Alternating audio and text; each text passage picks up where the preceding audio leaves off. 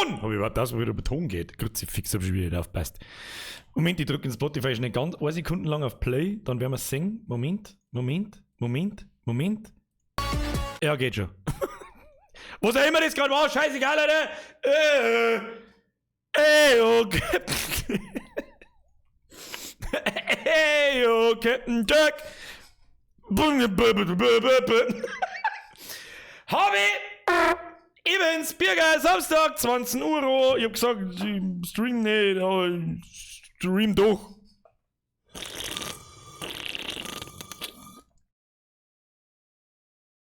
Was da denn sonst, Alter? Grantler! Habe ich ihre Biergebier? War exzellent. Der war exzellent.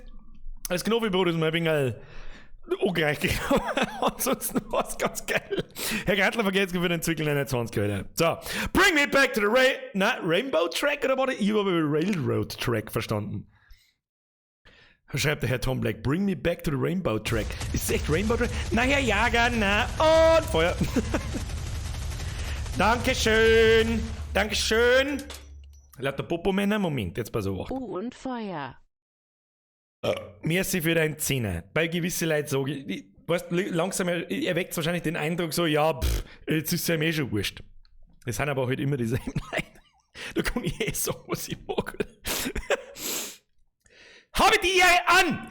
Den Herrn Volland, den Herrn Niklas, den Fitch-Musik, den Herrn Volland, nochmal, weil er zweimal geschrieben hat. Glück gehabt. Herr Jakob Film, dann den Smurf und alle Mods an dieser Stelle. Press F for Respect. An den Herrn Bärflow, an den Herrn Lindner, an den Herrn Sondermeier, an die Frau Lorenz, an den Herrn Review, an den Drogenlull. Drogonlull. Entschuldigung. Birka. Mr. Contracts.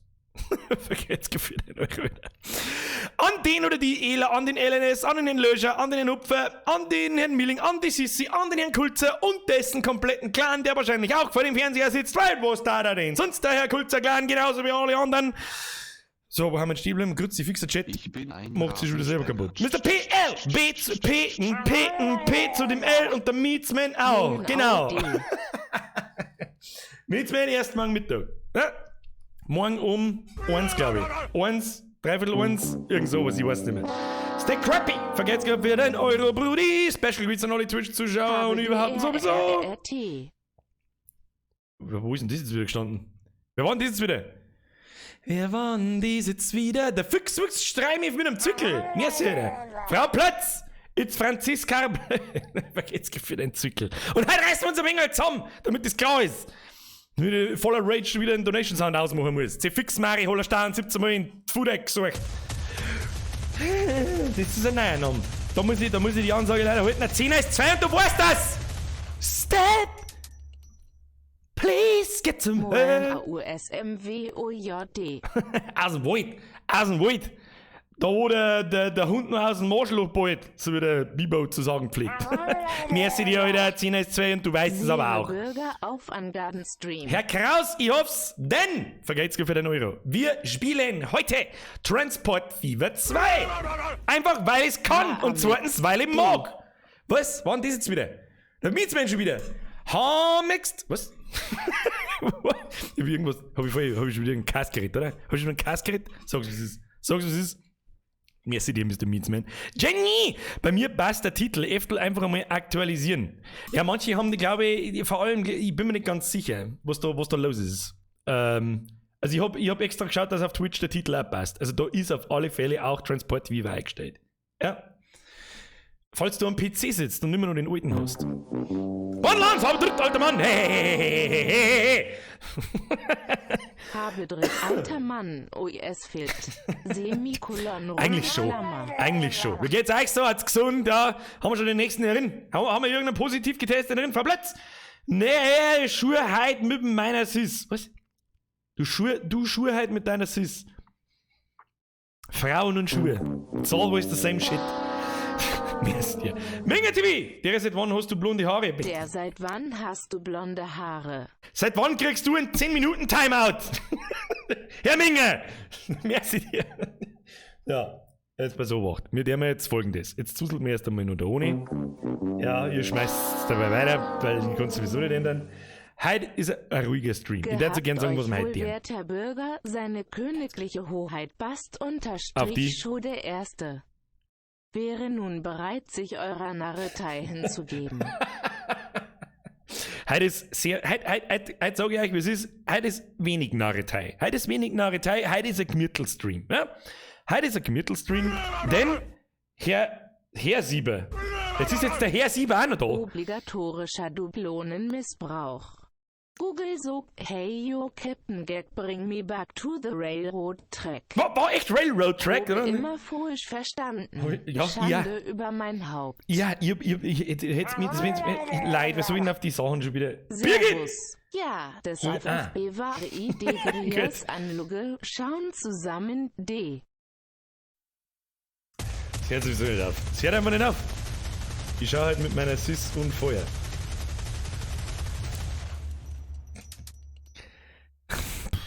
Ich schau halt MID meine Sis und Feuer. Ich habe irgendwas mit Schuhe gelesen, wahrscheinlich habe ich mich verlesen. Leider, jetzt Kings, reißen wir uns zusammen. Lass mal an 5er High sei. Hisei, wer ist sie? Wieder WIA immer. Sigebur, merci, Frau Plötz, merci. Herr Tombleck, merci, Birgit, merci. Passt schon, merci. Minga TV, merci. Und die auf YouTube auch, merci. Jetzt seid ihr mal in Ruhe ist. Freunde der Sonne, wir sprechen heute Transport Fever 2. Transport Fever 2 ist ein Aufbau-, Strategie-, Wirtschaftssimulationsspiel. Ähnlich wie Anno. Das heißt, die Action- und Gewaltdarstellung hält sich halt in Grenzen. Das ist immer das erste ganz wichtig. Wenn die Slider so finden, dann droppt der Zuschauer sowieso erst einmal um 300. Jetzt hört's halt endlich einmal auf mit 10er zum Schmeißen. Was? Weißt du, wie lange es mir von mir bekommen hast? Shockwave Chris. Weilst schon lang Das ist nichts kein mehr Grund. von mir bekommen hast. Hashtag tut, Motherfucker. Leider Zeit! So, also heute wird der Donation Sound, sobald wir das Spiel anfangen, in 2 Minuten wird ausgemacht, weil das irgendwie nur noch eskaliert seit wir in Quarantäne haben. Ich feier dei so dermaßen raute weiß-blaue Karos. Wer hat denn das jetzt geschrieben? Flo. Ich weiß nicht, ob das der gleiche Flo ist. Servus. Ich kann es nicht mehr lesen. Jetzt haben wir halt so weit, dass ich Donations nicht mehr lesen kann. Das ist halt wirklich Servus fragwürdig. Agloana Zuschuss für Anschener Kastenbier jetzt in der Corona-Zeit. Hashtag Niederwoandog. Den werde ich mal hineingönnen in mein Fressbrett. Merci dir Leute, merci. AF Hashtag sich sei Hashtag. Ja, ich gebe einfach auf. Ich gebe einfach auf. Ich sitze jetzt einfach nur noch da und schau zu. Das ist ja keine Ahnung. Life Goal reached, Alter. Dann hab ich das Leben durchgespielt. Dann hab ich's durchgespielt. Weißt du, dann hab ich Streamen durchgespielt. Ich sitze mir jetzt nur noch hier. Hilft schon nix mehr, OES, hi. Herr Schneider, vergeht's gut. Der Video habe ich in Discord gepostet. Übrigens, der Herr Schneider ist derjenige aus den USA, der das mit seinem fetten Dingsbums da, mit seinem Pigak, ich sage Pigak dazu, mit wahrscheinlich einer Tankstelle hinterm. Leider, Alter! Sehr Ja! Wie geht's? OES Squad. Ich glaube, wir haben den Start. Danke, Leute. Ohne Scheiß. Danke. Okay? Danke! Gibt's wieder einen Spur aus Corona? Das Bei dem SPUIAS Es gibt keine Katastrophen. Wirtschaftsverwertung. Dann hobe endlich mal gescheites Tutorial D. So. Hallo liebe Güsse aus der Schweiz und wann gibst du Merch von Radikal? Alter, wer kommst denn auf? Alter, der Radikal ist 100 Jahre, Alter, wer kommst denn jetzt auf den? Mr. Vollschott, erstens, 30 Euro sind 2. Ich hab doch gar nicht was. Zweitens, weil die Schweizer ist sehr wurscht, die haben so viel Geld. Drittens, danke dir, Alter. Greets an die Lieblingsnachbarn. An die zweiten. Schweiz, Österreich. Oh, da war der echte Florian mit seinem wahrscheinlich Zähne. So, Leid. So. Ich habe jetzt innerhalb. Da richtig. Ich hab Streaming durchgespielt. Ja, Hashtag ProGamer. Ja, haben wir es durchgespielt jetzt. Jetzt haben wir es soweit, jetzt habe ich es durchgespielt. Jetzt habe ich es durchgespielt, jetzt kann ich gar nichts mehr sagen. Jetzt wird bloß noch mit Geld geschmissen. Ununterbrochen.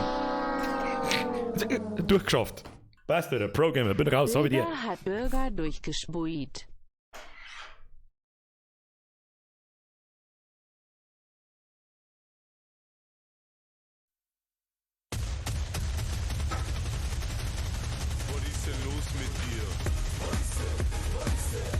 So.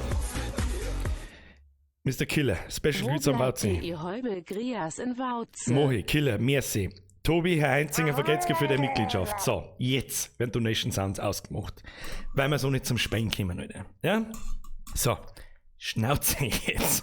Danke, Leute! Irgendjemand von euch, der sich das merkt, der merkt sich, irgendetwas ist wieder dabei, der sich so einen gestörten Scheiß merkt. Heute ist der 11.04.2020, das offizielle Datum, wo ich Streamen durchgespielt habe. Ja, so, jetzt haben wir es geschafft. Jetzt können wir jetzt endlich machen für das, was wir uns heute alle getroffen haben, nämlich Choo-Choo, Motherfucker! So, ich müsste jetzt mal das Spiel starten. Danke, Leute. Wirklich von in den Herzen drin. Wo ist das Spiel? Da ist das Spiel. So, wir starten das Spiel. Ich versuche halt, wie soll ich sagen, das ist ein bisschen ein ruhiges Spiel. Es ist einfach nur ein ruhiges Spiel, es ist ein Aufbauspiel. Ja? Für die Leute, die es nicht kennen, und das sind wahrscheinlich viel, Stefan, du hast gesagt, du sollst dich erinnern, dass auf Wien, ja stimmt, wir haben einen Stadtteil Wien nennen, okay? Entschuldigung. Wir schalten jetzt da um. So, jetzt Donation Ruhe, okay? Ich muss jetzt ziemlich viel schmerzen und erklären. Okay? So, jetzt passt's Obacht. Nein, das ist mein Privatspiel. Wir starten ein Spiel. Bevor wir mir ein Spiel starten, brauchen wir natürlich eine Karten. Für die Leute, die Anno kennen, die behalten sie jetzt einfach mal Anno im Kopf, okay? So, Herr Heinzinger, die alter Lanz, was für eine, nein, wir fangen jetzt keine Diskussion über Bulldogs an. So, ich versuche jetzt nicht mehr darauf aufzupassen. Wir basteln uns eine Karte. Das erste, was wir tun, wir machen mal keine riesengroße Karten. Die dauert bloß ewig zum Lohn und so weit kommen wir da sowieso nicht, weil theoretisch 2-3 Stunden in dem Spiel gar nichts sind. Wenn ich da normalerweise in der Früh anfange, macht es so und draußen pfeifen Vögel, weil die Sonne wieder aufgeht. Das hat auch noch so an sich. Zeitfresser. So, was ich gern hätte. Erstens, quadratische Karte. Auf der Karten sehen wir jetzt so kleine Symbole. Das sind Industrien, die gelben Dinge. Die weißen Dinge sind Städte.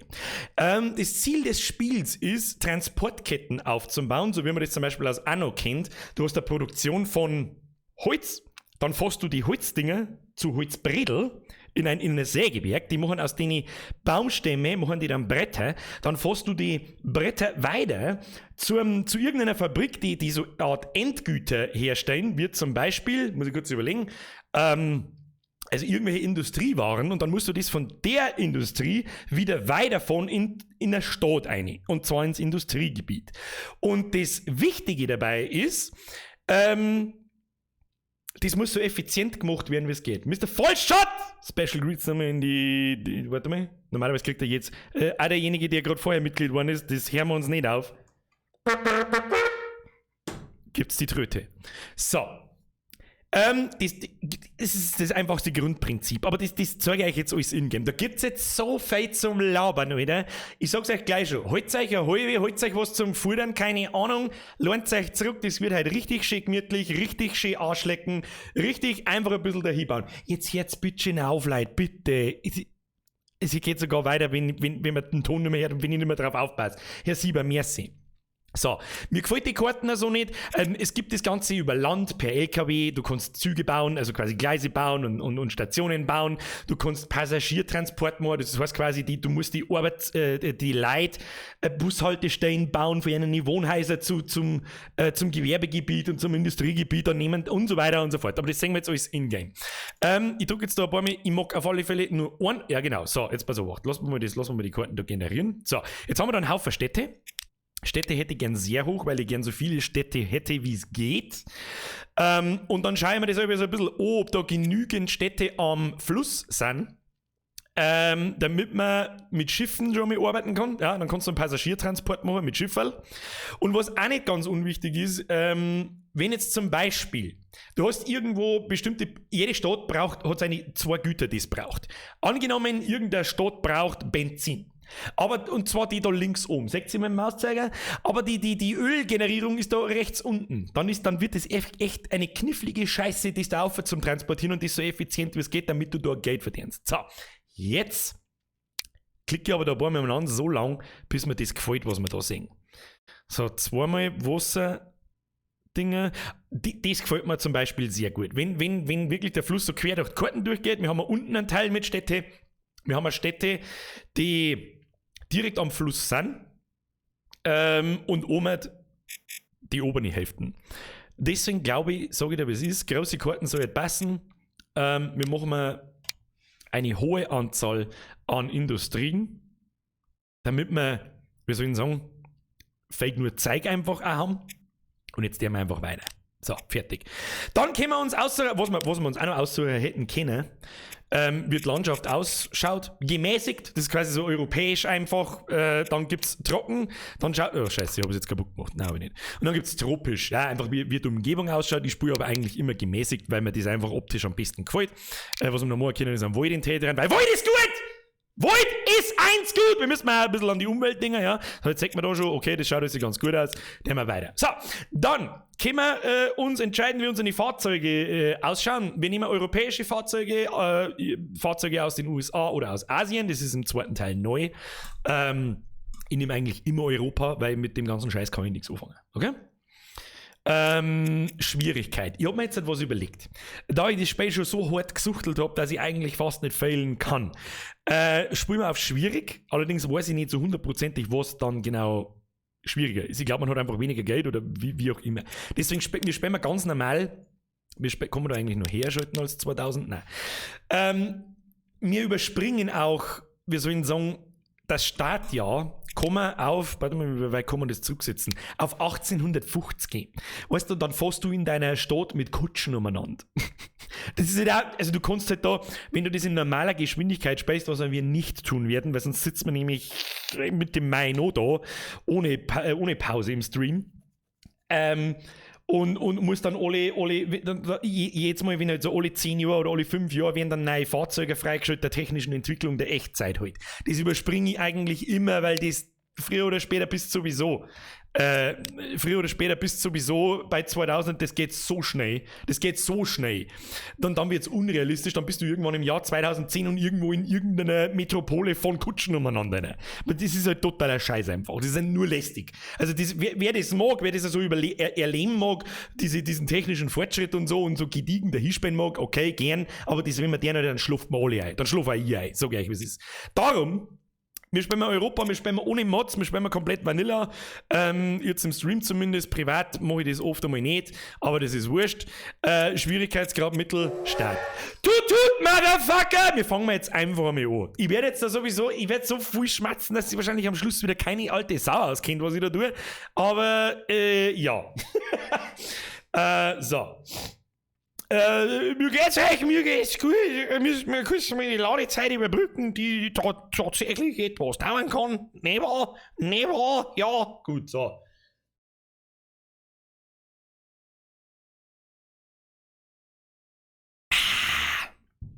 Was ist mit schwierig? Um ehrlich zu sein, kenne ich die Auswirkungen des Schwierigs nicht. Ich glaube, dass der einzige Unterschied ist, dass du einfach nur weniger Geld hast. Am Anfang. Später hast du aber so viel Geld. Also ich rede von Milliarden. Und du kannst nicht, keine Ahnung.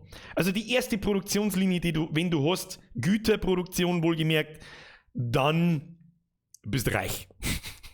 Also du baust einen Flughafen, der kostet mal schnell 100 Millionen. Das kann passieren, aber ja. Tja, aber wir stellen uns ein auf ein sehr gemütliches Zusammensein. Ich werde sehr viel erzählen, sehr viel schmatzen. Heute haben wir mal einen Series-Stream über ein Series-Spiel, das leider Gottes viel zu wenig Aufmerksamkeit hat, meines Erachtens, weil es einfach die moderne Version von Anno ist und im Prinzip eigentlich besser ist wie Anno. Hat er nicht gesagt, oder? So. Da sind wir. Seht ihr was? Ja. Also, so, das ist das Erste, was ich schon mal ganz cool finde, das ist, auf der Minimap hat das so ausgeschaut, als wären diese Industrien alle voll nah beieinander und so weiter, und wenn es dann noch mit Karten da ist, schaut das gar nicht mehr so schlimm aus. So, was ich jetzt cool finde, ist, du kannst zum Beispiel da voll reinzoomen, so, ja, und dann siehst du da sogar einzelne Leute umeinander gehen, und die verhalten sie ja richtig, also du kannst jetzt die verfolgen, klickst du den an, das ist der Gerd Roth, Gerd, bester Mann am Platz! Cycling, Verkehrsgefühl für 1 Euro wieder. So, und was ich auch cool finde ist, das kannst du übrigens auch mit allen Fahrzeugen machen. Du kannst dann da so auf bei Menschen Cockpitplatz einnehmen, ist ein bisschen dumm. Aber wenn ich da jetzt hergehe, dann kann man dem beim Gehen zuschauen. Und für das, dass du da so weit rauszoomen kannst, ist die Grafik vielleicht gar nicht schlecht. Das ist einmal das Erste. Leute, jetzt hört mir auf da hinten. Ich kann jetzt nicht mehr aufpassen auf scheiß Donations. Sie fix. Merci. So. Aber das ist auch gar nicht so wichtig im Spiel. So, zack, zack, bist du da herin, bist du draußen. Zack, zack, fährst du rein, bist du drin. Das ist schon mal ziemlich cool gemacht. Ja? Das geht bei Anno zum Beispiel schon mal nicht, dass du da so weit reinzoomst und so weiter und so fort. So, dann schauen wir uns einmal Folgendes an. Da ist unser Flusslauf mit 2 Armen. Arme. Ja, ich brauche keine Tipps, Alter. Ich habe, glaube ich, was weiß ich, wie viele 100 Stunden im Spiel gespielt. So, dann haben wir wieder verschiedene Städte. Das sind unsere Städte. Lalelu, wunderbar, super, toll. Und wenn wir uns jetzt die einmal ein bisschen genauer anschauen, dann haben wir da Stuppendorf. Wir haben ja da nicht bei den absoluten. Alter, das rauscht voll. Was rauscht voll? Spielsound sehr laut, echt? Gut, machen wir leiser. Verzeihung. Ich drehe es einmal auf -10. Was ist eigentlich mit der Muse? Da ist doch über Muse gelaufen, habe ich die ausgeschaltet wahrscheinlich. Warte mal. Der Gerd läuft da immer noch in der Weggeschichte umeinander. Jetzt passen wir auf. Einstellungen, Audio, wo ist denn Musik? Oder da ist Musik. Der mal Musik. Ah. Ist das okay so? Oder ist es laut? Ist es laut? Nenn Stuppendorf bitte Passau. Frau Lorenz, Ihr Wunsch ist mir Befehl. Ich mach nur ein bisschen lauter. Leiser. Machen wir -12. Das muss gelingen. Okay, ist das in Ordnung so? Ist das so? Mein Cam ist verzögert, das liegt aber nicht an mir. Lade meinen Stream rein. Zu leise? Was ist leise? Sexy Time? Lautstärke passt. Passt? Zu laut. Servus Bürger. Passt? Ja. Okay. Das ist doch schon mehr Epsi. So. Folgendermaßen. Stuppendorf, was wir natürlich mal erkennen, weil diese behinderten scheiß Namen, die nehmen wir natürlich nicht. Wir nehmen Stuppendorf, Passau passt da ganz gut. Weißt du, ist ja da am Wasser dort, ne? Passt ganz gut. Was ich dann zum Beispiel gern tue, ist, ich schreibe alles in Großbuchstaben, damit man das einfach schneller und besser lesen kann. Zack, so. Dann klickst du da mal auf Passau hin, dann schauen wir uns einmal an, was in Passau so los ist. Bewohner hat Passau derzeit 116. Es gibt 114 Einkaufsmöglichkeiten und 116 Arbeitsplätze. Hau ab mit deinen Tipps da unten, weil ich keine Tipps brauche. Wir drücken jetzt einmal auf Pause, das ist mir das Allerwichtigste, weil ich da links unten, scheiße, das seht ihr wieder nicht, gell? Ihr seht meinen Kontostand nicht, das ist ein bisschen dumm. Warte mal, da machen wir jetzt so. Ja, das ist doch gut. Das ist doch gut, oder? Da sitze ich mir jetzt einfach, wo sitze ich denn da hin? Da sitze ich mir jetzt einfach da so auf und dann passt das schon. Machen wir so. Alter, tippitoppi, Brudi. Tippitoppi. Ja, wenn das nicht tippitoppi ist, dann weiß ich es auch nicht. So, also, und 116 Arbeitsplätze. Was bedeutet das?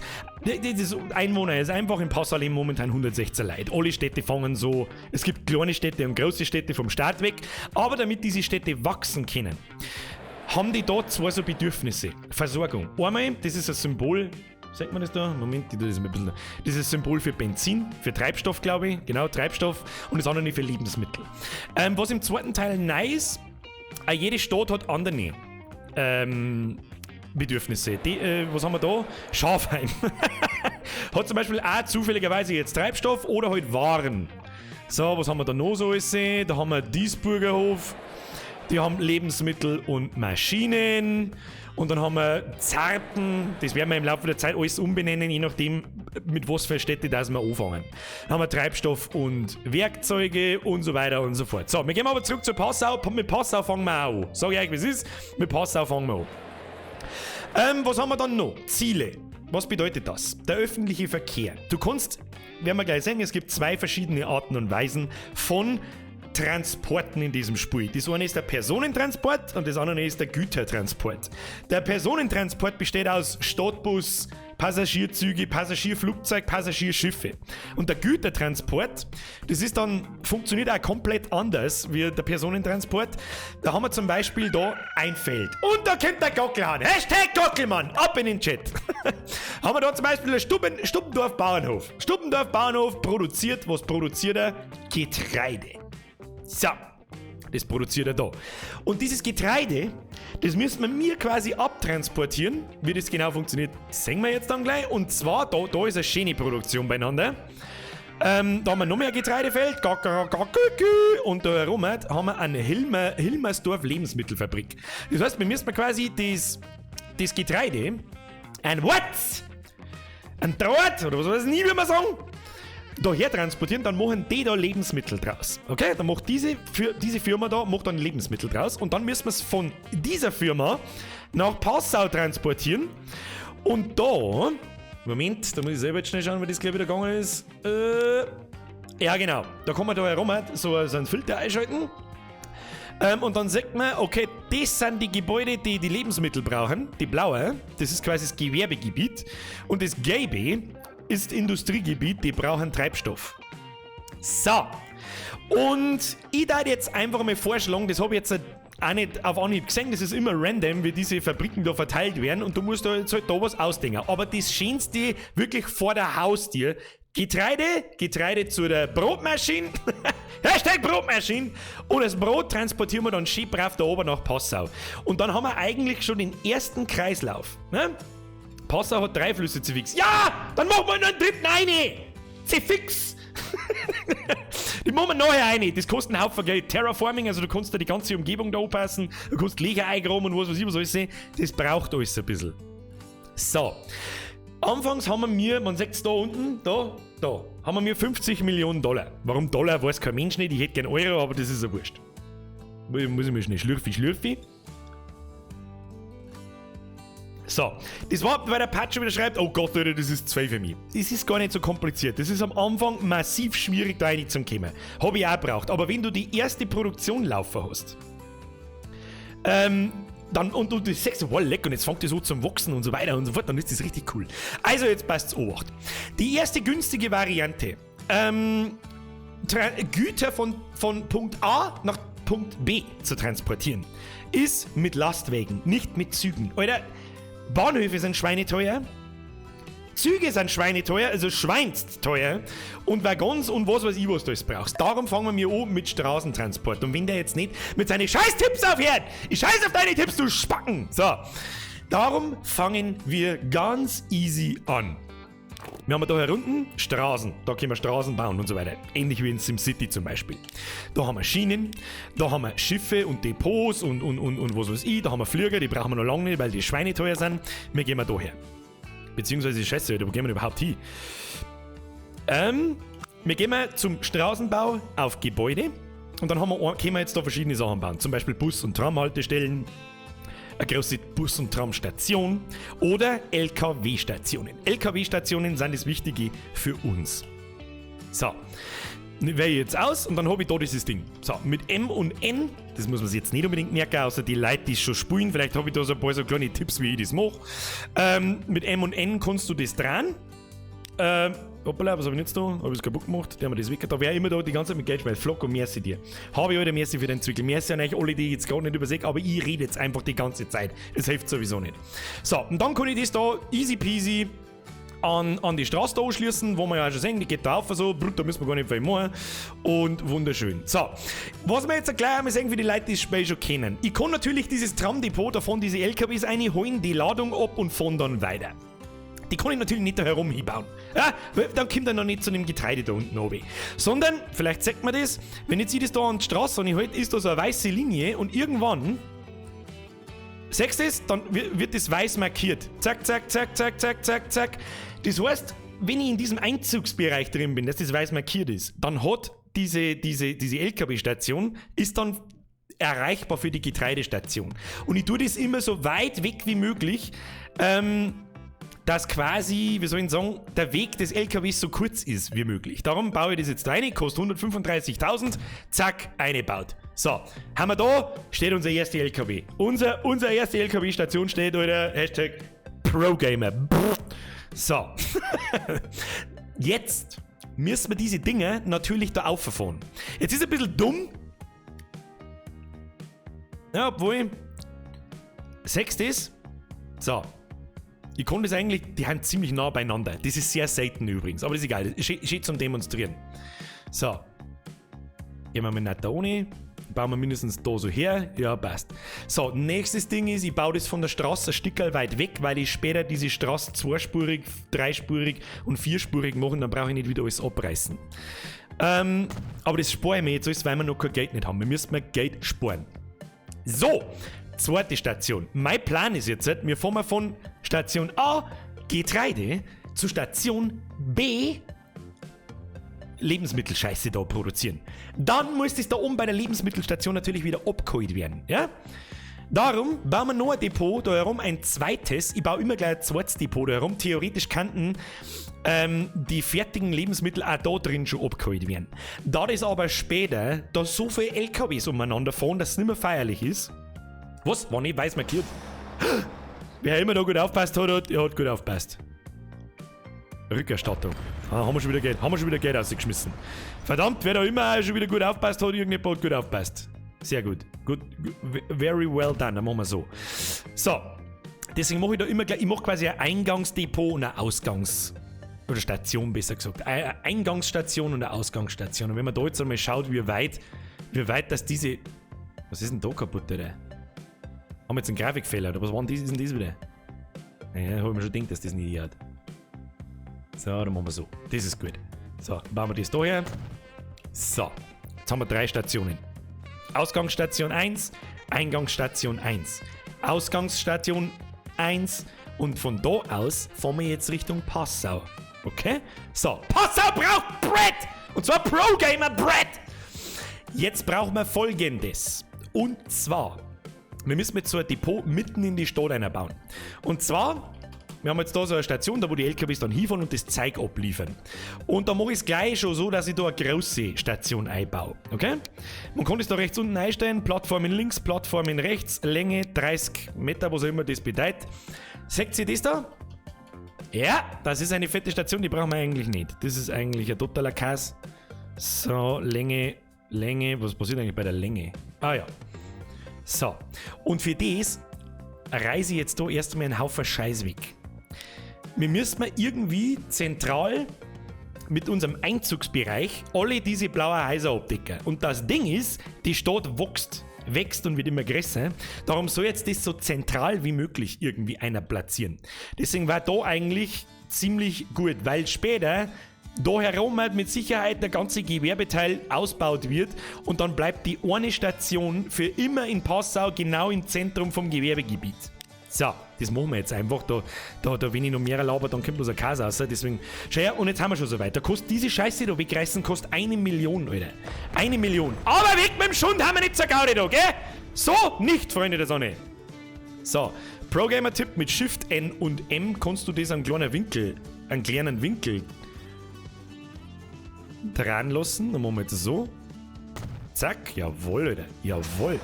Und was ich ganz cool finde, ist, im zweiten Teil kannst du mittlerweile die Station so konfigurieren, dass du da einzelne Plattformen dazu tust, dass du da links und rechts Straßen dazu tust und so weiter. Das ist ziemlich cool gemacht, das ist im Morgen so noch nicht gegangen.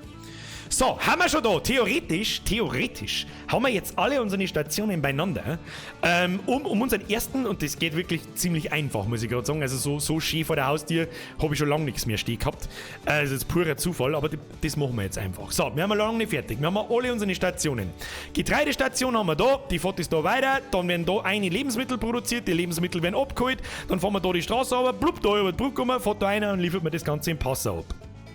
Nice. So. Jetzt brauchen wir folgendermaßen. Und zwar müssen wir irgendwo dem Spur sagen, fuck, Alter, wo soll ich hinfahren? Schau aus, als wissen, das ist einfach von selber. Das glaube ich nicht. Darum müssen wir Linien einrichten. Und zwar im Linienmanager. Der ist da herunten, da klickst du drauf und dann hast du, der ist auch viel übersichtlicher wie der alte und viel einfacher zum Bedienen wie früher. So, gehen wir jetzt einfach mal her, drück mal neue Linie. Bam, neue Linie. Dann generiert uns da eine neue Linie, die kann man farbig kennzeichnen, wie wir das wollen. Ich mache das meistens so, dass je nachdem, was für Produktion das ich da habe, die einigermaßen passende Farbe auswähle, damit ich später alles später habe ich nicht bloß eine Linie, sondern ungefähr 400. Ja, darum nehme ich gelb. Wir nehmen erst einmal gelb. Dann das allerfucking Wichtigste ist, dass du deine Linien benennst. Wenn du später 250 Linien hast und die heißen alle Linie 1, Linie 2, Linie 3, Linie 4, Linie 288, dann kennst du überhaupt nicht mehr aus. Darum nenne ich die eigentlich immer gleich. Und zwar, was haben wir gerade? Getreide, ich nehme die erste Station, wo die Linie quasi beginnen soll, mache einen Pfeil, so meistens oder einfach nur so, Getreide zu Lebensmittel. Und dann gebe ich dem Ding nur eine Nummer, und zwar 1. Enter. Nice. Wichtigste Vorkehrungen getroffen. So, jetzt jetzt können wir eigentlich schon anfangen. Wir haben einen Stationenpicker. Per Klick hinzufügen. Haltestelle hinzufügen. Nice. Und jetzt können wir da direkt in-game quasi die Haltestellen anklicken, wo die Linie stattfinden soll. Und zwar, wir mengen mal von unserem Getreidesepter hier unten. Station 1, dann nimmt er das automatisch da. Passau Nord. Finde ich übrigens ziemlich cool, dass diese Tramstationen und LKW-Stationen und so weiter gleich so benannt werden, wie die Stadt, die du da umbenannt hast. Finde ich ganz lustig. So, das ist unser Startpunkt 1 und da gehen wir her, der soll da oben fahren. So, dann wird automatisch fängt das Waypoint-System an zum Schauen, okay, diese Linie geht von A, Passau Nord, zu Passau Anbau. So, dann kann man da noch einen Haufen Details einstellen, was auf der Linie basieren soll. Da haben wir aber noch lange nicht, das brauchen wir jetzt nicht. Braucht man auch generell, das nehme ich fast nie her, mit der Art und Weise, wie ich spiele zumindest. So, unsere erste Linie läuft. Jetzt machen wir mal Folgendes, weil es ja vorerst einmal noch wurscht ist. Wir brauchen jetzt Fahrzeuge. Das letzte, was jetzt noch abgeht, sind Fahrzeuge. Dazu brauchen wir nochmal ein Gebäude und dann gibt es ein Straßenfahrzeugdepot und ein Tramdepot. Ein Tram fährt auf Schienen, ist erst ein bisschen später im Spiel, kostet einen Haufen Geld, musst du alle Straßennetze elektrifizieren und lauter so einen Scheiß. Wir nehmen ein ganz normales Straßenfahrzeugdepot, das bauen wir irgendwo hin. Es braucht natürlich eine Straßenverbindung, ich baue das meistens, wie soll ich sagen, in der Naht von meiner Linie, die ich gerade aufstehe, weil ich später einfach viel, also weiß ich nicht, wahrscheinlich 110 Fahrzeugdepots habe, weil es theoretisch auch einfach wurscht ist. Deswegen bauen wir das jetzt direkt daher so, ein bisschen daneben, zack, hinbaut. So, in diesem Ding. Sprichst du das wirklich Passau aus oder sagst du Passau? Umgangssprache sage ich wahrscheinlich, aber eigentlich Passau. Das ist eine gute Frage. Wir hatten das jetzt gefragt eigentlich. Der Melli. Der Melli oder die Melli? Weiß ich nicht, aber ich glaube die Melli. Ich glaube, also wenn ich so mit mir nicht unterhalte, sage ich Passau. Jetzt weiß ich nicht, ich versuche mich gerade zu konzentrieren. Also das ist echt Transport Tycoon auf 3D, oder nicht? Ja, Gentleman, korrekt. Im Prinzip ja. Also in komplex halt einfach. So, weiter im Programm. Wir haben unser super tolles Fahrzeugdepot gebaut und jetzt klicken wir da einfach einmal drauf und dann schauen wir, was wir da überhaupt durchkennen. Dann geht da unten wieder so ein Fahrzeugmanager auf, ähnlich wie der Linienmanager und dann drücken wir da mal auf Fahrzeuge kaufen. So, und jetzt wird's interessant. Jetzt können wir uns nämlich allerhand geilen Scheiß kaufen. Das sind originalgetreue Fahrzeuge. Die gingen von den 50er Jahren, da, was haben wir da? Ein MAN 19304 Kipper LKW. Der ist seit 100 Jahren alt, was weiß ich nie, der ist Baujahr 1965 bis 2010. Den sparen wir uns, aber mit dem fangen wir gar nicht erst an. Wir nehmen gleich die fetten Laster da herunter. Später im Spiel kriegen wir noch größere Laster und dann gibt es verschiedene Laster für verschiedene Arten von Gütern und so weiter. Wir haben da einen 40-Tonner, dann schauen wir uns einfach mal an, was das Fahrzeug so kann. Da steht dann dabei, Höchstgeschwindigkeit 100 km/h, Antriebstyp Diesel, Leistung 560 Kilowatt, ist das Kilowatt, die kenne ich nicht aus, Entschuldigung mit Autos. Kapazität 30, das ist ganz wichtig. Dann kann der folgende Gütertypen transportieren, nämlich Baum, Stahl, Bretter und Baumaterial. Also in unserem Fall schon gar nicht zu brauchen, wir müssen Getreide transportieren. Die Ladegeschwindigkeit ist mal 5. Kommen wir später dazu, was das bedeutet. Emission ist seit Teil 2 auch ganz wichtig, die Umweltverschmutzung. Finde ich sogar ziemlich toll. Der Tommy Bolt, wie begeistert das er ist. Was ich euch gesagt habe, ich liebe dieses Spiel. Das ist sauber zu unbekanntes Spiel. Verstehe ich nicht. Da spielen sie alle auch noch und haben keine Ahnung. Ja, ist ja wurscht. Weiter im Programm. Gewicht 15 Tonnen, Baujahr ab 1990. Lebensdauer, auch ganz wichtig, 35 Jahre. Denn Zeit läuft natürlich dahin und irgendwann sind deine Autos dann abgenutzt und so weiter und so fort. Franzinator Josh. Begeistert für die Mitgliedschaft. Yeah. Ab in den Chat, habe ich dort Josh. So. Was? Ein Kilowatt ist ungefähr 1,5 PS, okay? Dann hat er aber ziemlich viel PS, das Ding. Egal. Dann haben wir da unten noch einen Tank-LKW, der transportiert hauptsächlich Treibstoff, Öl und raffiniertes Öl. Und später, glaube ich, kriegen wir sogar noch so E-Lastwagen. Die nehme ich im Late-Game dann meistens nur noch her. Die haben nur Fassungsvermögen, ja, die können fake nur Güter transportieren und so weiter. Aber scheißegal, wir kaufen uns jetzt einmal unseren ersten LKW. Okay, unseren ersten 40-Tonner, den kaufen wir jetzt einfach. Bam, gekauft. Katsching! So, Pro-Gamer. Dann haben wir da herunten, quasi in unserem Depot jetzt da herunten ein Fahrzeug. Und was haben wir da? Einen 40-Tonner Planen-LKW. toller LKW. So, den markiere ich jetzt. Dann gebe ich ihm erst einmal gleich das gleiche wieder, dieselbe Farbe wie unsere Linie, nämlich gelb, denn er wird Getreide transportieren. Diese kleinen LKWs können übrigens alle Typen von Gütern transportieren. Was aber wurscht ist momentan. So, dann habe ich jetzt dieses eine Straßenfahrzeug und dem Ding können wir jetzt eine Linie zuweisen. Und zwar da herum, wir markieren das Straßenfahrzeug 1, die benenne ich nicht um, weil sonst tue ich wahnsinnig, ich habe später ungefähr 4000 sehende LKWs umeinander fahren. Linie zuweisen und dann wird uns gleich angezeigt, Getreide, Lebensmittel, Linie 1, die wo wir vorher gemacht haben. Und jetzt pass auf, das schauen wir uns von Anfang bis Ende an, das ist nice. Zack.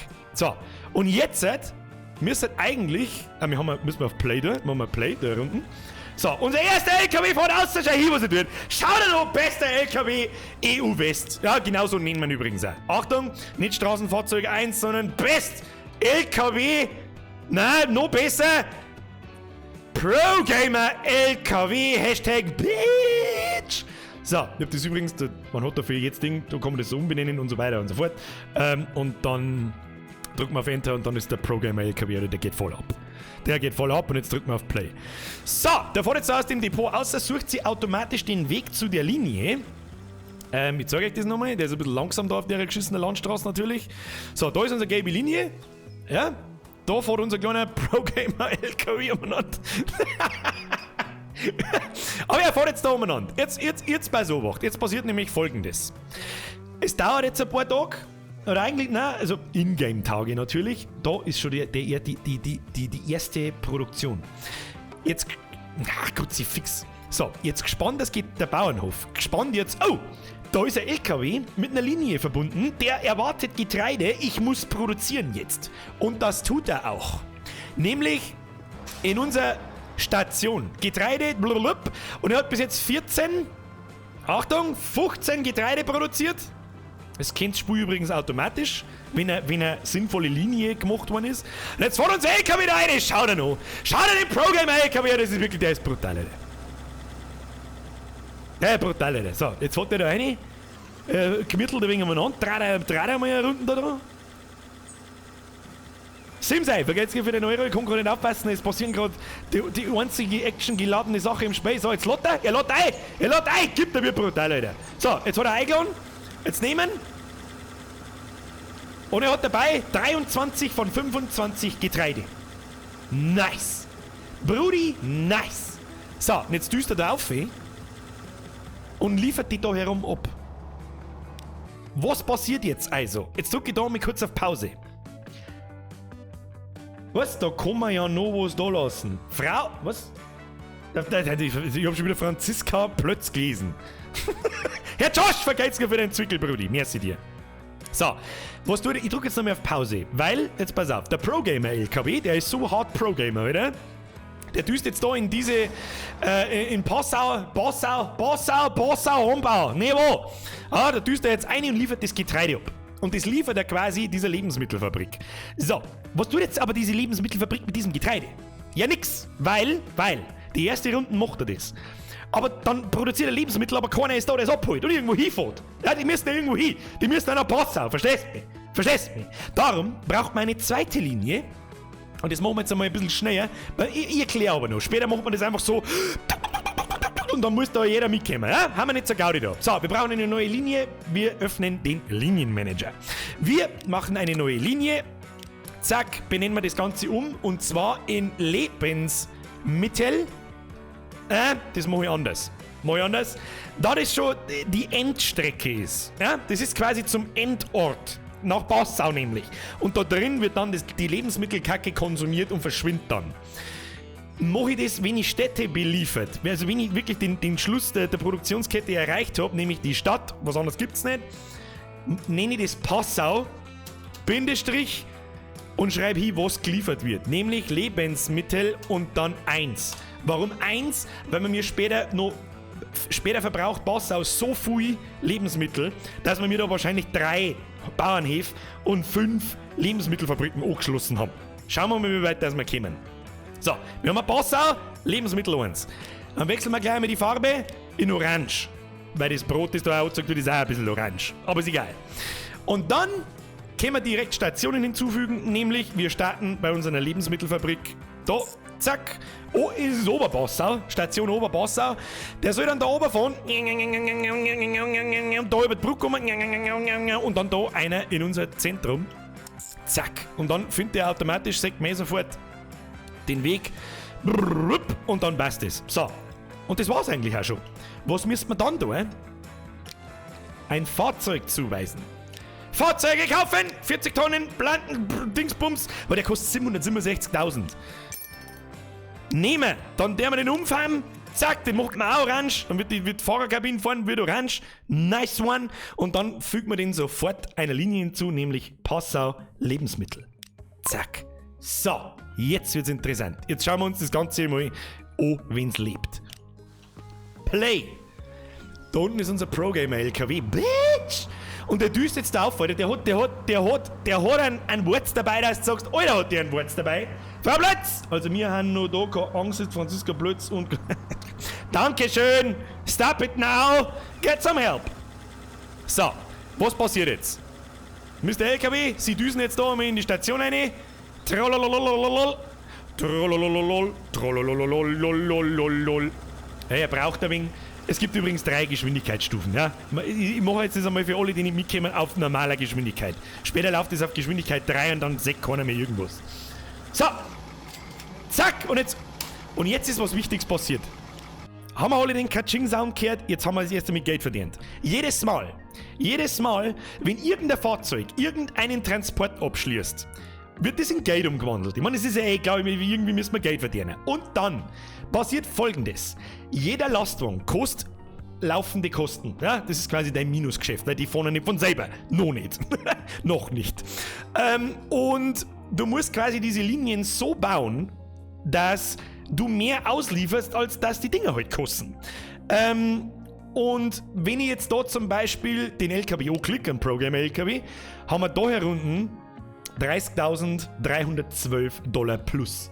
Das ist quasi, man kann da auch auf Details gehen und auf Finanzen gehen und dann sieht man das sogar ein bisschen detaillierter. Der rote Strich sind unsere Ausgaben bis jetzt für diesen LKW und die blaue die Einnahmen. Also haben wir im Plus, im grünen Bereich, nice Scheiße.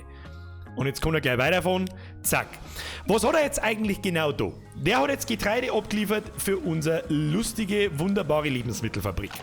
Da klickt man mal drauf und dann sehen wir mir, oh, die Hilmersdorfer Lebensmittelfabrik, die hat Getreide im Lager 17 und produziert jetzt lustig Lebensmittel.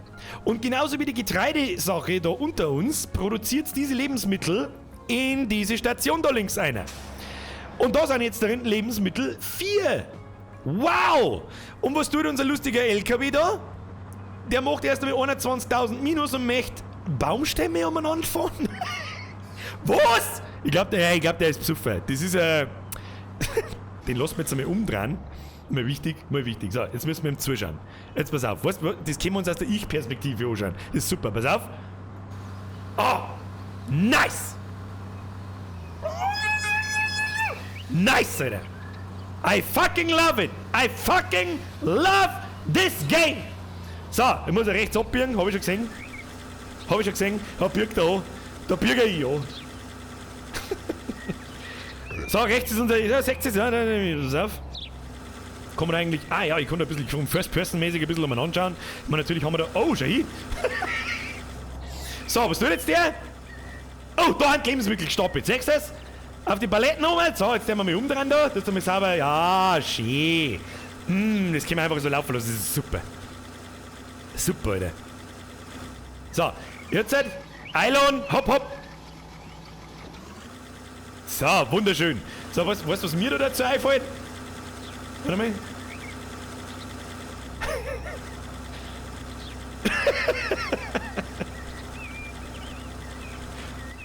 Oh nein!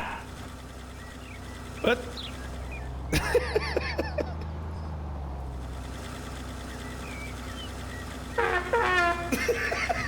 Vorzeit, du Huren!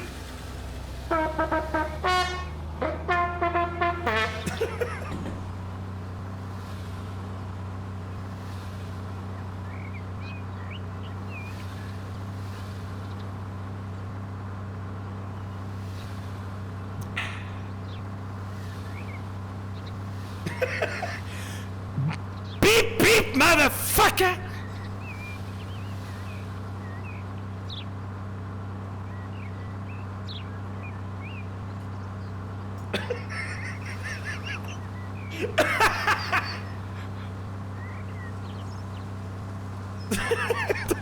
Sehr schön, Kinder! Sehr schön! So. Jetzt muss ich da nochmal schnell außertappen, muss mir wieder normal hinmachen, weil sonst passiert da nur Scheiße. So, wo sind wir? Wir fahren jetzt so umeinander. So, wunderschön, wir fahren Richtung Passau. Alter, wir haben unterwegs nach Passau, Alter, dass du dich gar nicht mehr auskennst. Haben wir gleich da. Man, jetzt, was jetzt auch da? Rechts unten steht übrigens unsere Maximalgeschwindigkeit, das sind jetzt 60 km/h. Die ganz Gescheiten, die jetzt aufpasst haben, das Ding geht ja eigentlich 100. Ja, Mr. Fire, Mr. Vergesst für die Mitgliedschaft im Vollby Squad. Ab in den Chat, habitiere, Mr. Fire. So, aber jetzt fahren wir über die nächste Brücke. Merci dir, Mr. Spitfire. Merci übrigens auch an alle anderen, die ganze Zeit donaten und ich kann nicht aufpassen, weil ich so viel schmatzen muss. So. Das ist mein Pro-Gamer-LKW, verpisst euch! Das ist meine Straße!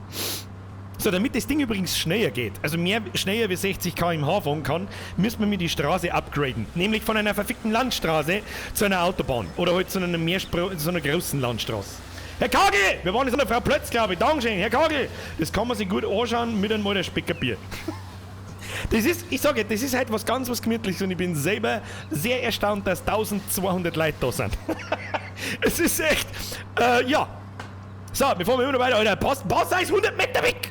Also gefühlt 100 Meter, aber ich war jetzt Fuß unterwegs und das ist für mich echt weit. Ja, für mich ist es schon weit. So, Düsen ein wenig, Düsen, Kinder. Da müssen wir 10, da unter mir steht jetzt wir haben 10 Lebensmittel dabei. Nice Scheiße, Brudi. So, aber jetzt haben wir bei der Stadteinfahrt, ja. Jetzt haben wir gleich im Wohngebiet. Da dürfen wir bloß so 30 fahren. Warum das, Alter? Warum das? So, normalerweise müssen wir jetzt, glaube ich, rechts abbiegen oder einfach geradeaus reinfahren, da ist unser Depot. Ist das unser Depot? Jawohl! Brudi, liefer den Shit ab! Ich hab den fetten Döner dabei! Küss dein Auge, Brudi! Ja, Zucker, der wegen aneinander, wie lange dauert denn das? Schau dir noch. LKW Driver is serious. Fucking serious business, Alter. Katsching! So. Ja, nice Scheiße, Alter. Was da jetzt... Sagen wir mal ein Plus von 5300. Ist jetzt nicht der Teufel, aber Büklorfi macht auch einen Scheißdreck. Ja. Was, der Spranger ist nicht da und ich hab keinen Gustl. Das sind zwei schlechte Nachrichten in einer. I can't handle this shit, Alter. So, Pro-Gamer. Was jetzt natürlich... Wir haben ja theoretisch unsere erste Linie fertig. Getreide zu Lebensmittel, Lebensmittel zur Stadt. Ende. Und Stadt konsumiert dann aus. So, was passiert jetzt da eigentlich in der Stadt? Wir haben ja unsere Station im Gewerbegebiet platziert, sodass seht's auch dann, warte mal, wenn ich das anklicke, dann werden die rundherum liegenden Gebäude weiß. Das ist genauso wie vorher die Station zu dieser Fabrik, das ist im Einzugsbereich und da werden Lebensmittel verteilt. Andere Häuser brauchen die Lebensmittel nicht, wie zum Beispiel, jetzt klicken wir mal da, Geschäftsgebäude. Klicken wir mal das Geschäft an, du kannst da drinnen jetzt einzelne Gebäude anklicken, das finde ich eigentlich ziemlich geil gemacht. Dann steht dabei Baujahr 2000, Einkaufsmöglichkeiten 8 Stück, eins davon ist frei und der Güterbedarf ist Brot. Nachschubbewertung 0%. Das ist der 12-Monats-Durchschnitt. Das heißt, es dauert ein bisschen, bis sich das quasi bemerkbar macht, dass du in diese Stadt Lebensmittel transportierst. Dazu können wir mal die Stadt anklicken. Schauen wir uns das einmal an. Versorgung, Lebensmittel, 4 von 57. Das bedeutet einen Wachstum von 10 Einwohnern.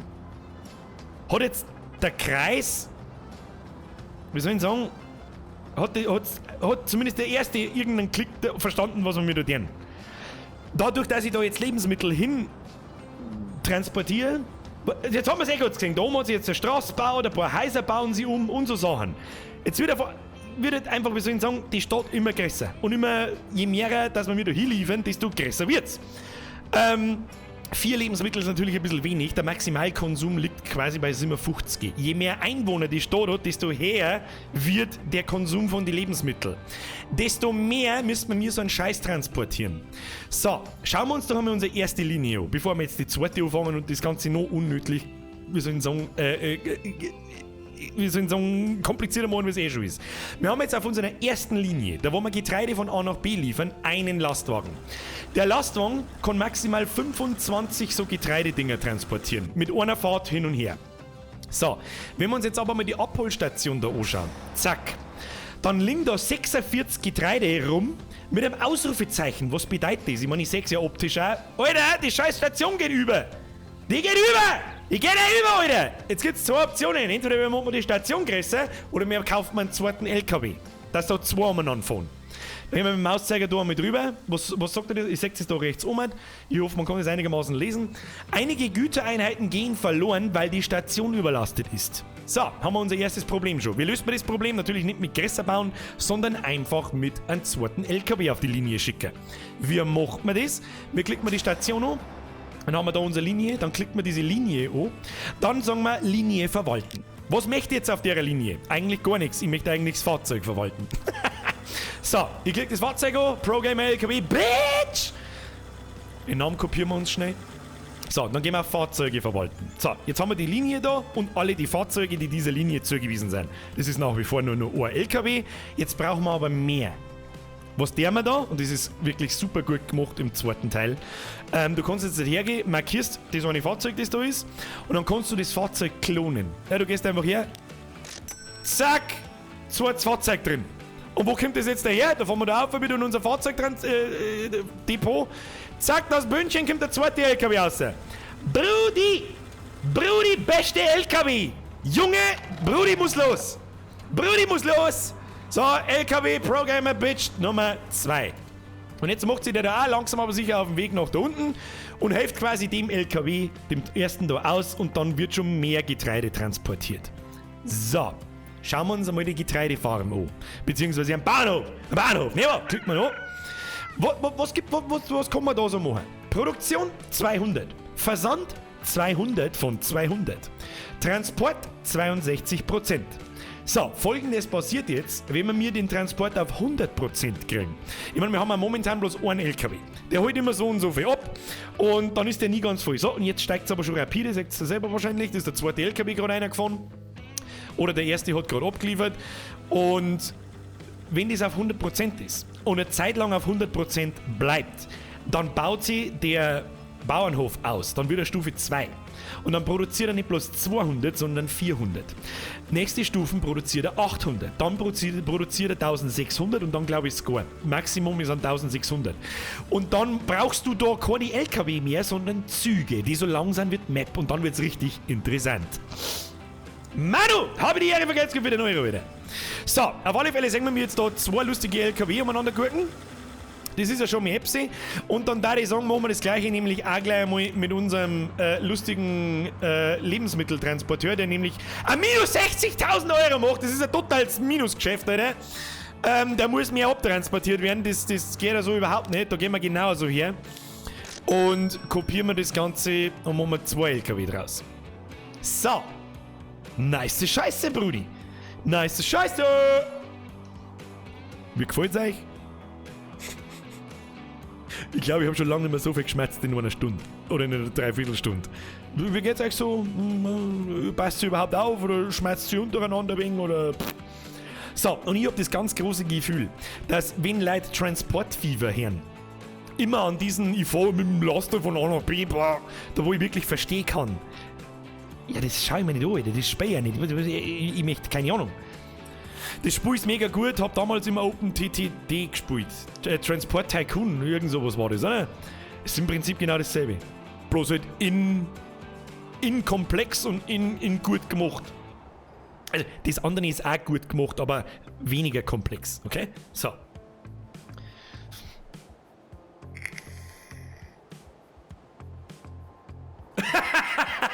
Mr. Spitfire, schön zu sehen, dass du ein Spiel spielst, wo du dich von Anfang an auskennst. Muss einmal sein. Ich kann mir nicht so gar nicht aufs Hirn Hashtag Programmer draufschreiben, wenn ich nicht wenigstens ein Spiel vorher schon kann einmal. Ausnahmsweise. Urgeniales Spiel, hahaha, wir feiern es. Bebsen, die Bebsen, der Bebsen, weiß ich nicht, aber ist wurscht. Das gefällt mir. Ich glaube, das ist auf Dauer, weil das ziemlich langweilig, aber heute hab ich einfach Bock drauf. Ja? Rollgamer ist super, aber ich hab auch ein Anliegen. Was aber ich hab ein Anliegen. Dann schreib's in den Chat ein. Nicht Petronation. Stop it. War geile Meile, glaubt, das muss ich mir zulegen, merci. So, ganz wichtig, ganz wichtig. Ich werde weder gesponsert von diesen Typen noch sonst irgendwas. Ich hab mir schon gedacht, dass sie wahrscheinlich aufgrund meiner Begeisterung für dieses Spiel der eine oder andere das Spiel kaufen wird. Wahrscheinlich wird das passieren. Dann machen wir es wenigstens so weit. Ich habe in der Beschreibung unten einen MMOGA-Link, da kostet das Spiel weniger als auf Steam. Herzlichen Dank, davon habe ich was. Das ist ein sogenannter Affiliate-Link. Da gingen 10% von dem Preis an mich. Ganz wichtig aber, deswegen kostet das Spiel nicht mehr. Okay? Das ist mir das Allerwichtigste. Würde mir helfen, Dankeschön. Ich bin einfach nur sau begeistert von dem Spiel und habe selber schon, was weiß ich, x Stunden da reingeballert. Und ich hoffe, das merkt man. So, genug gebrabbelt. Kinder, wir haben jetzt genug gebrabbelt. Schauen wir uns das einmal an. Der andere hat 23 von 25 dabei, das ist schon mehr absehen. Da fährt der andere gerade wieder heim. Was ich euch jetzt gleich schon mal sagen kann, Straßen sind nicht so schweineteuer, als könnte man diese nicht upgraden. Dann fahren nämlich diese scheiß Laster da Gurken nicht mit 60 umeinander, sondern mit 100.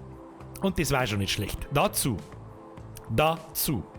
Drück mal, die Startnummer herzeigen. Währenddessen ist er weitergelaufen. Sagen wir die Startnummer noch mehr.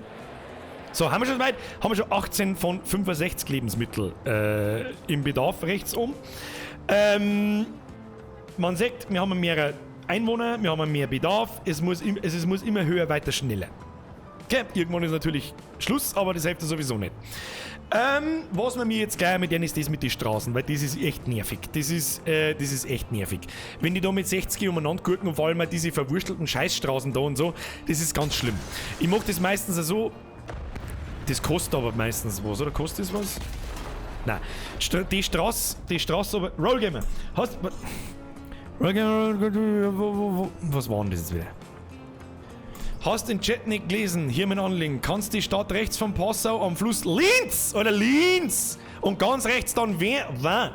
Ja, das macht sogar Sinn, geografisch gesehen.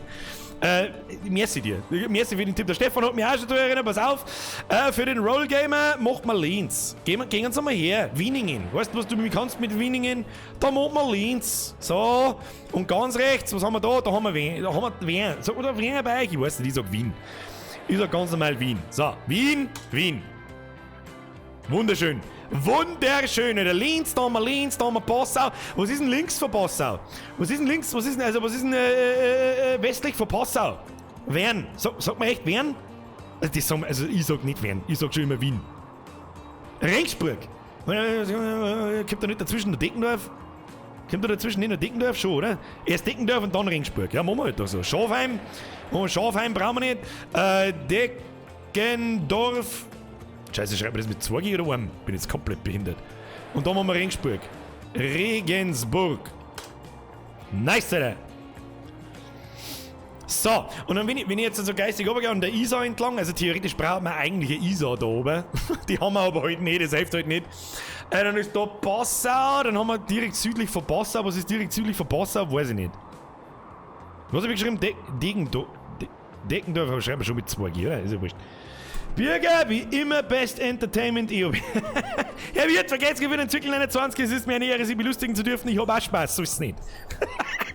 So, irgendwo brauchen wir ein Landau. Ich brauche ein Landau. Landau müsste eigentlich so gesehen irgendwo da sein. Da tun wir Landau her. So, Landau, da wohne ich. So, südlich von Passau ist Kamm. Das kennt Sie hier, oder? Ist da Kamm? Kamm. Da haben wir Kamm. Oder? Passau, Kamm, Deckendorf, Regensburg. Theoretisch war eigentlich das da ein Minger irgendwo. Vielleicht ist das. Sollen wir da herunten Minger machen? Müssen wir Minger machen. Wir brauchen Minger, Alter. Ich mag Minger zwar nicht, aber irgendwie brauchen wir es. Ich weiß es auch nicht. Schreiben wir jetzt da mal München rein. So. München. Ist ein Preisnah. Was kaum ist nördlich? Echt? Was ist denn dann südlich? Minger TV, du Depp. Kaum ist im Nordwesten von Passau, Alter. Da! Wo ursprünglich Tanzen Heid ist. Da müssen wir kurz überlegen, Kaum ist tatsächlich nördlich von Passau. Weißt du nicht?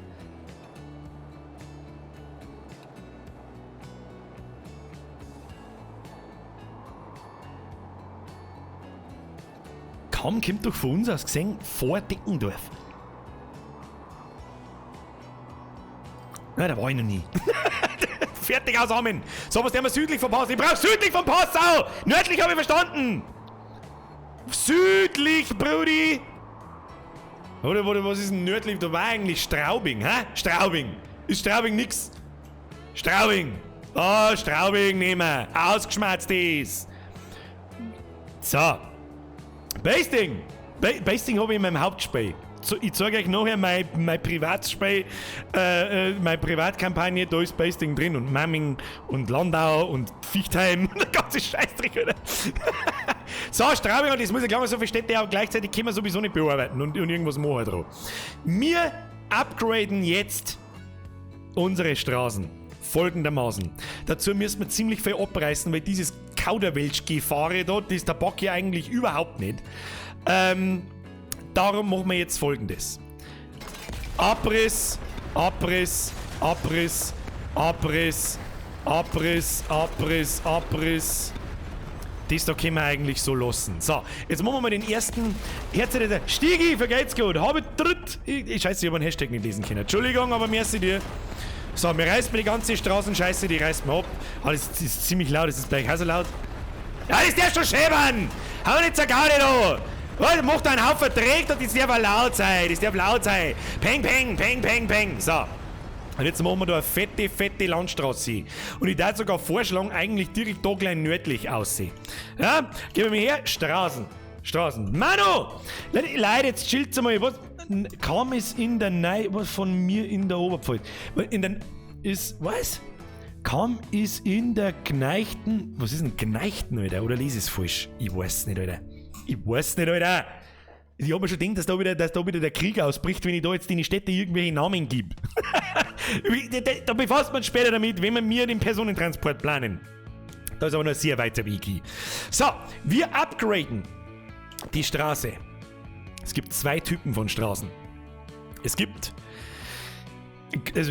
mehrere Typen von Straßen natürlich, aber zwei grundlegende. Einmal innerorts und einmal außerorts. Wir brauchen eine Außerortsstraße. Die kommen erst ein bisschen weiter rechts. Zack, zack, zack, zack. Und da gibt es jetzt eine extra große Landstraße. Also, da hat es auch Autobahnen geben. Die brauchen wir aber nicht. Wir machen mal lauter Landstraßen. Mache ich zumindest immer. Große Landstraße. So. Und dann setzen wir die da. Und dann machen wir so. So, das kann man dann natürlich auch drehen. So, wunderschön. So, was sehen wir da jetzt?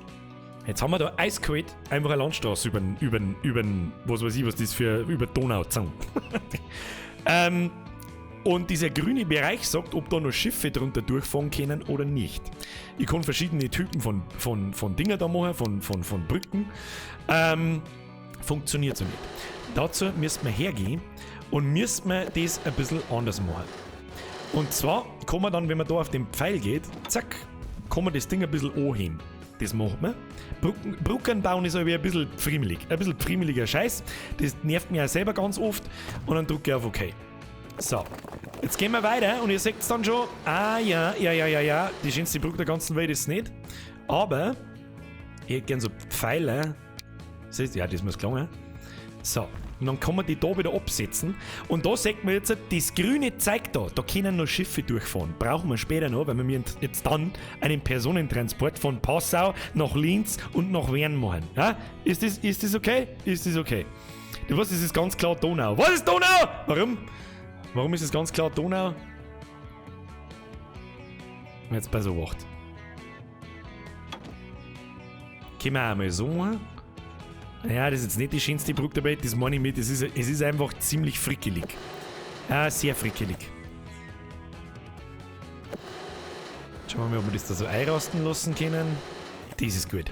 So, zack. Und dann lassen wir die wieder runtergehen und zwar machen wir es wieder flach und dann schaut das einigermaßen brauchbar aus. So. Und was wir jetzt natürlich auch machen können, wir müssen da nicht einen riesengroßen Bogen rundherum außen fahren, sondern wir machen straight eine Straße da so oben und lassen wir das dann da so hergehen. Und dazu mache ich es meistens so, dass ich nicht direkt da in die Straße reingehe und das da einfach rausziehe, weil der Straßenbau sich dann so ein bisschen komisch anfühlt, sondern ich mache meistens so. Da machen wir jetzt so, weil warum nicht? So, das Ganze flach. So, und dann verbinde ich bloß. Wieso macht denn das keine Kurven?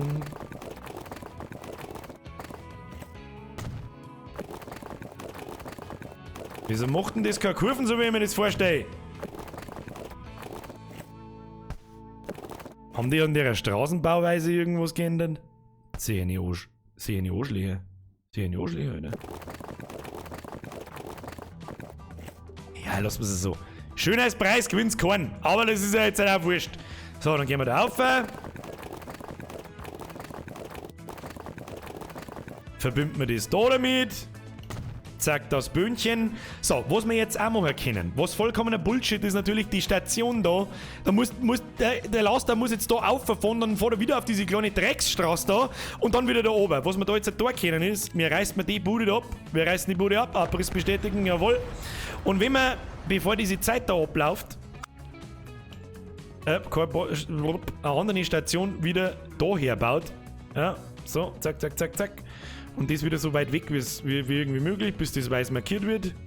Zack, zack, zack. Dann wird das automatisch ersetzt. Und jetzt, wenn man sich unsere Linie anschaut, Passau Lebensmittel, dann ist die automatisch sofort mit der abgerissenen und neu bauten. Dann haben sie das geändert. Das ist neu, seitdem ich das letzte Mal gespielt habe. Ein Kurvenmodus, seit wann gibt's denn den, oder? Was ist das?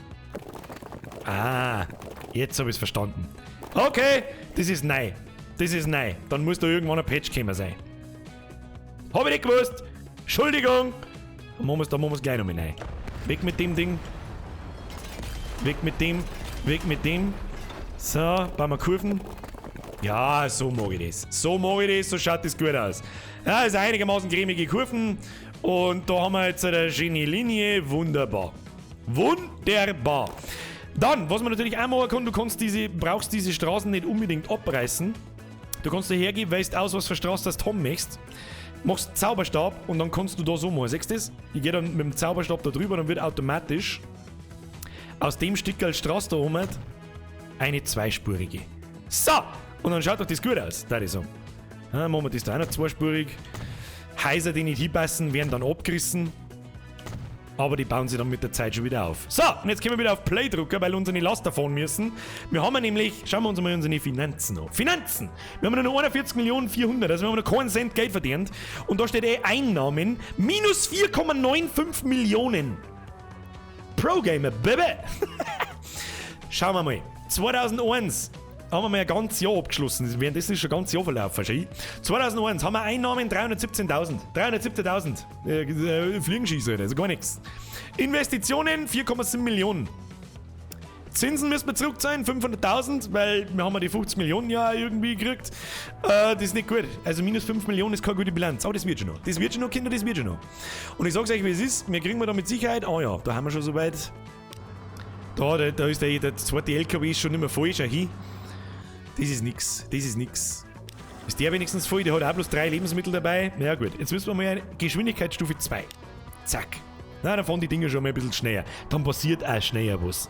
Ja? So. Das lassen wir jetzt einmal fahren. Und dann schauen wir mal, wie unsere Linien beschaffen sind. Diagramme. Was haben wir da? Ertrag. Oh, der Ertrag wieder war über weniger als anstatt mehr. Was haben wir da? Deckendorf kam. Wie Deckendorf kam? Da haben wir eine Straße abgerissen.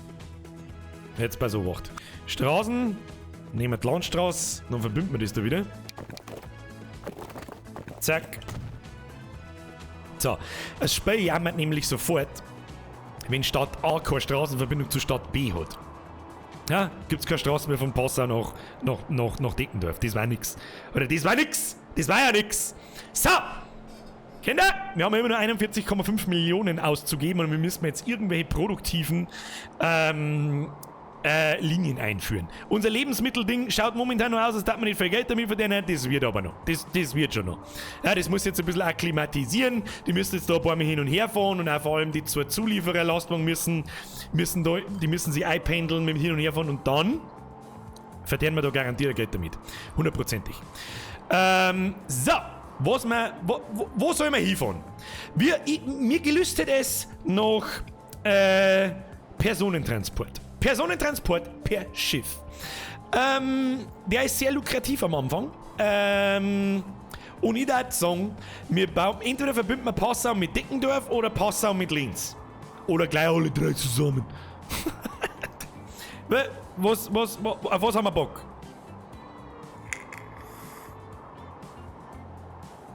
Donaukreuzfahrt von Regensburg bis Wien.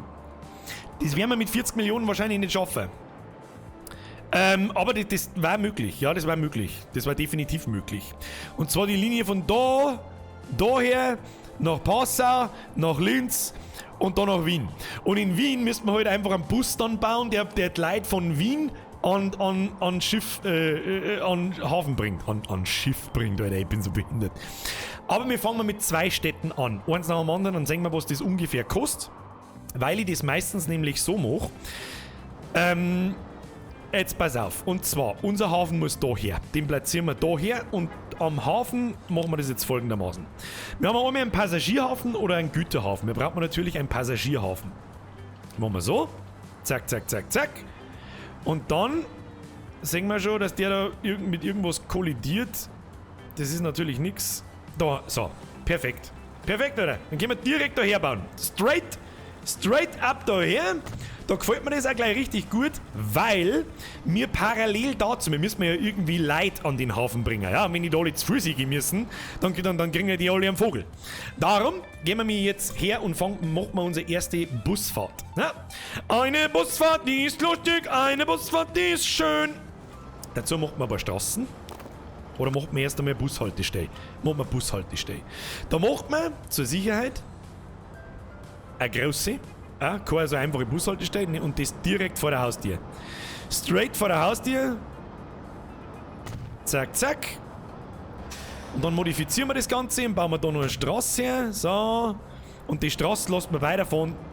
Da so oben an die Kreuzung irgendwie. Keine Ahnung. Ist auch gar nicht so wichtig, weil das verbaut sich von selber dann sowieso. Also geht das wieder nicht. Ja, geht schon. So, da werden jetzt ein Haufen Gebäude abgerissen, das ist aber wurscht. Das ist wurscht. Baut sich sofort ein Nice. So, jetzt haben wir da unsere super tolle Busstation.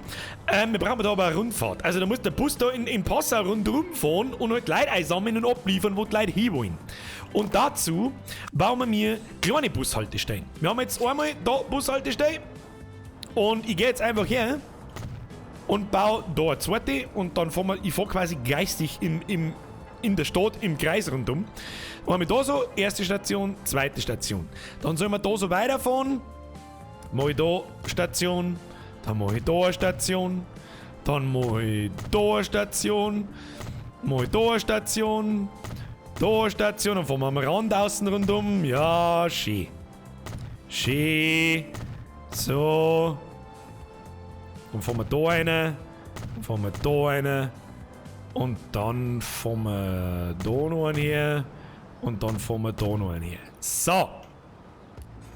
Jetzt ist einmal sauber schön verteilt im Kreis rundum die Buslinie. Genau wie mit den anderen Stationen.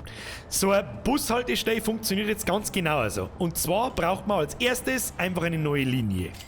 Neue Linie, Buslinien mache ich meistens rot. Lass ich so.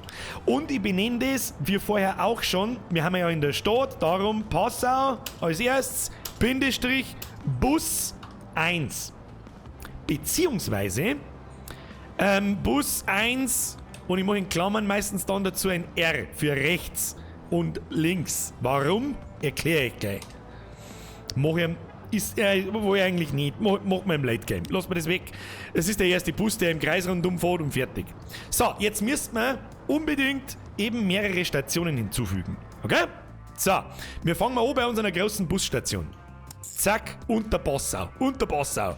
Dann gehen wir da rechts weiter. Da hier, da hier, da hier, da hier, da hier, da hier. Da hier, vielleicht hätte man da irgendwo dazwischen auch noch durchfahren sollen, aber die Bushaltestellen ändern sich sowieso noch 100 Mal, wenn die Stadt größer wird.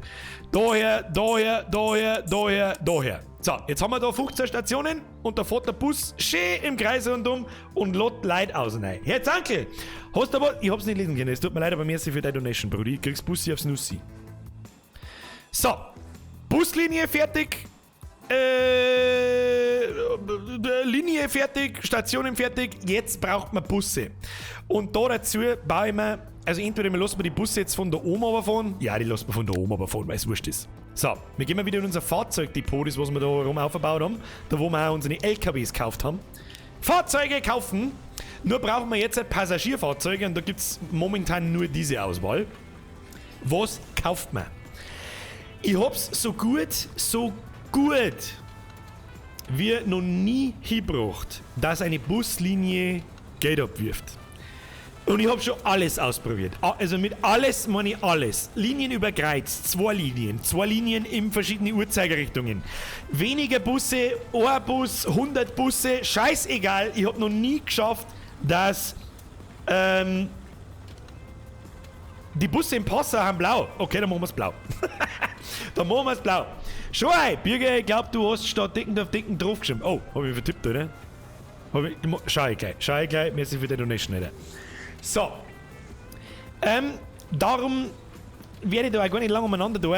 Mir kauft man Volvo 5 und den kaufe ich immer. Mir kauft man davon 2 Stück. Die kosten 500.000.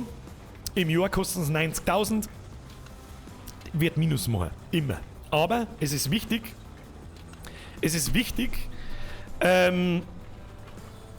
Da geht es mir eigentlich gar nicht so darum, dass ich mit der Linie lukrativ bin, sondern dass innerhalb dieser Stadt Leute transportiert werden. Die dann zu Linien eben zum Schiff gefahren werden, das lukrativ ist. Okay? So. Liebe Bürger, du brauchst deine Stationen mit Tramgleis. Ja, noch nicht. Weil mit Trams, die kosten noch viel mehr und bringen noch viel weniger. Erst wenn die Stadt über 1000 Einwohner hat, dann komme ich irgendwann mit Tramgleisen. So, kaufen für 500.000. Haben wir es schon drin. Da, Busse sind blau, die lassen wir blau. Die Linie lasse ich rot, sonst kenne ich mich selber nicht mehr aus. Herr Steiger, Hashtag Baumeister. Hashtag Progamer. So, und jetzt hat der mal Folgendes. Oh, wieso ist jetzt da die... Ich möchte jetzt die 2 Busse der Buslinie zuweisen. Warum ist jetzt die nicht da? Weil sie das Spiel tatsächlich was denkt hat, das zeigt nur Linien an, die da quasi in meinem Sichtfenster sind. Wenn ich jetzt halt runterfahre, Moment, fahren wir da mal runter, sehen wir da schon mal Getreide und Lebensmittel, dann zeigt es mir auch da bloß die 2 Linien an, wo ich die Busse hinzufügen kann. Wenn ich jetzt aber da oben gehe, zack, dann haben wir da unsere rote Buslinie. Nehme ich Passau Bus 1. Bling! Was passiert? Achtung, Achtung, was passiert? Da kommt der Bus! Rennen, Motherfucker!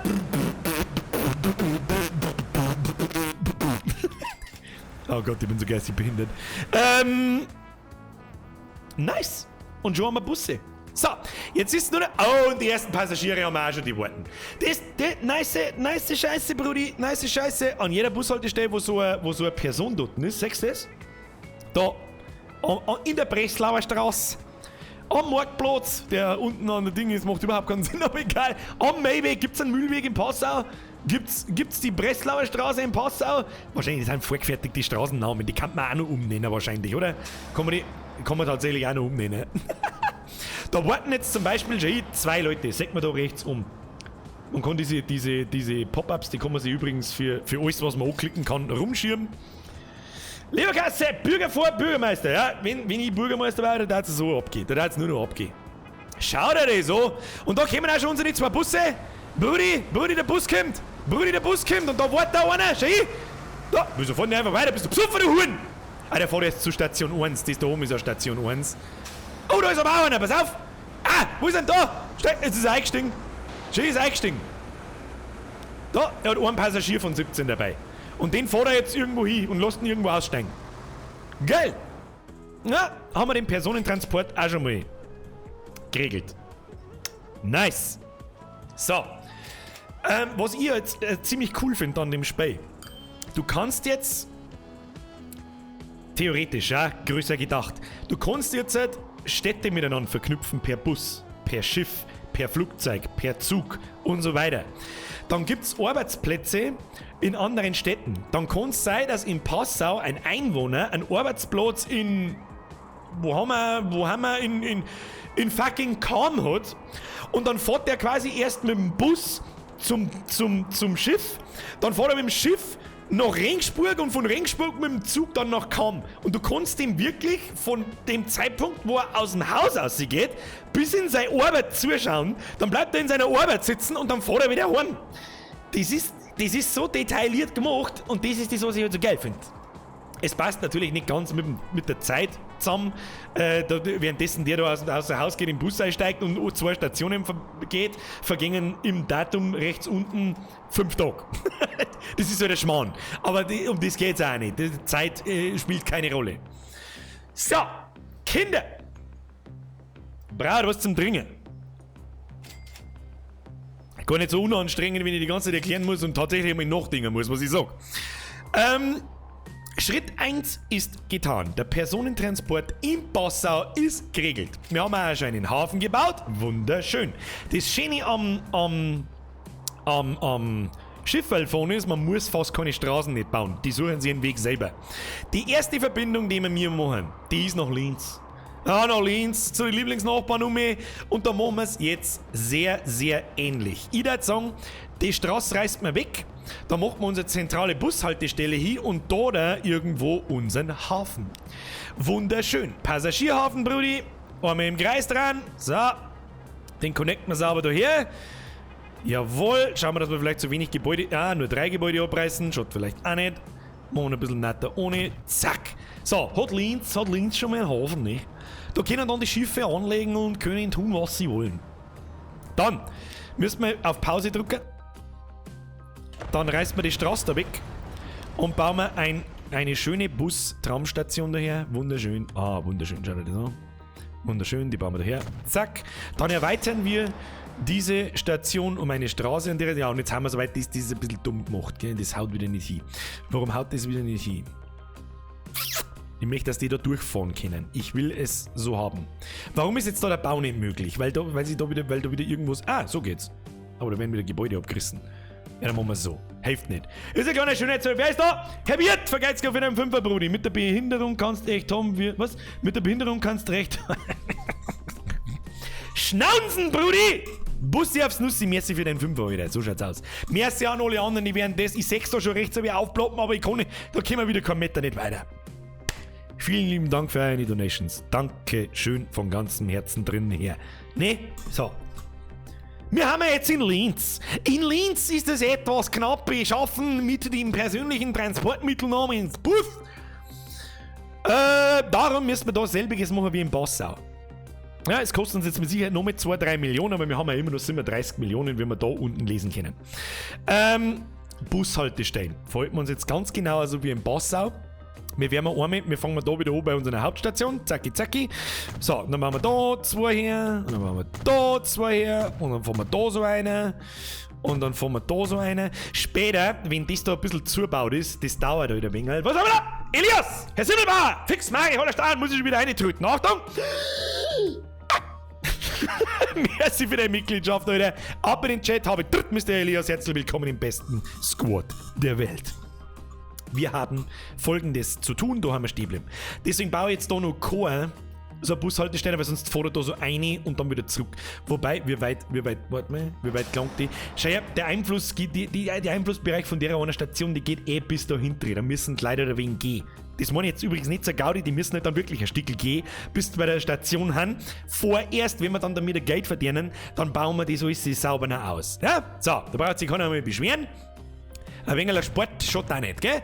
Der schaut gar nicht. Dann fahren wir da her, fahren wir da her, fahren wir da her, dann fahren wir da her, dann fahren wir da her, dann fahren wir da gleich ums Eck aus. Fahren wir da gleich ums Eck aus irgendwie so. Ja, sehr schön. Und da her, dann können wir da schön im Kreis fahren.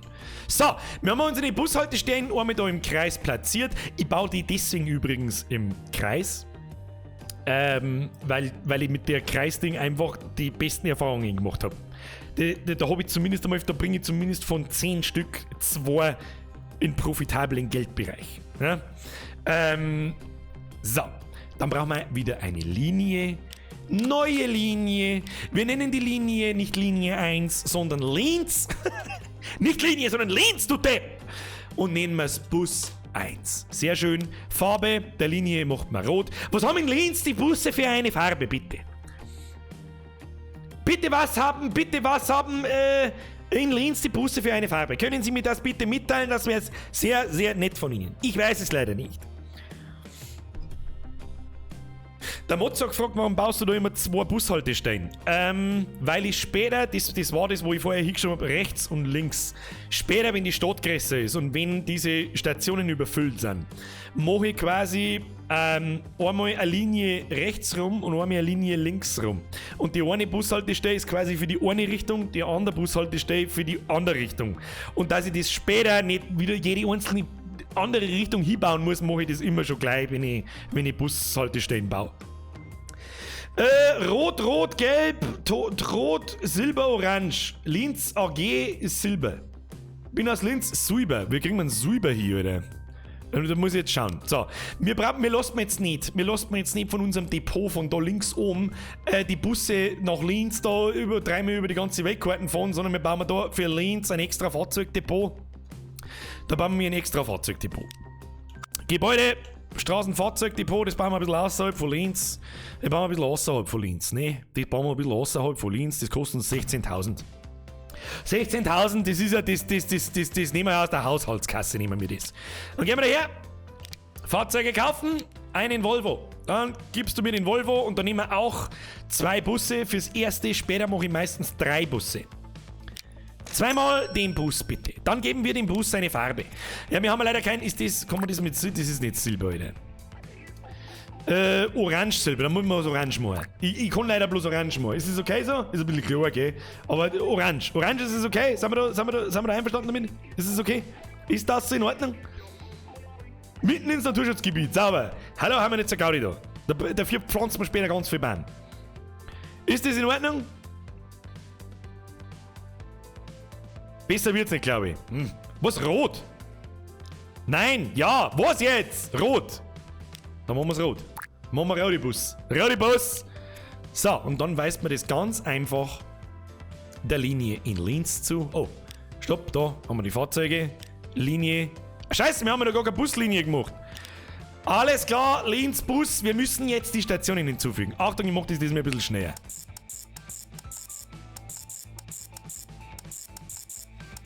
Checkt. Fahrt jetzt da rechts rum quasi. Nice Scheiße.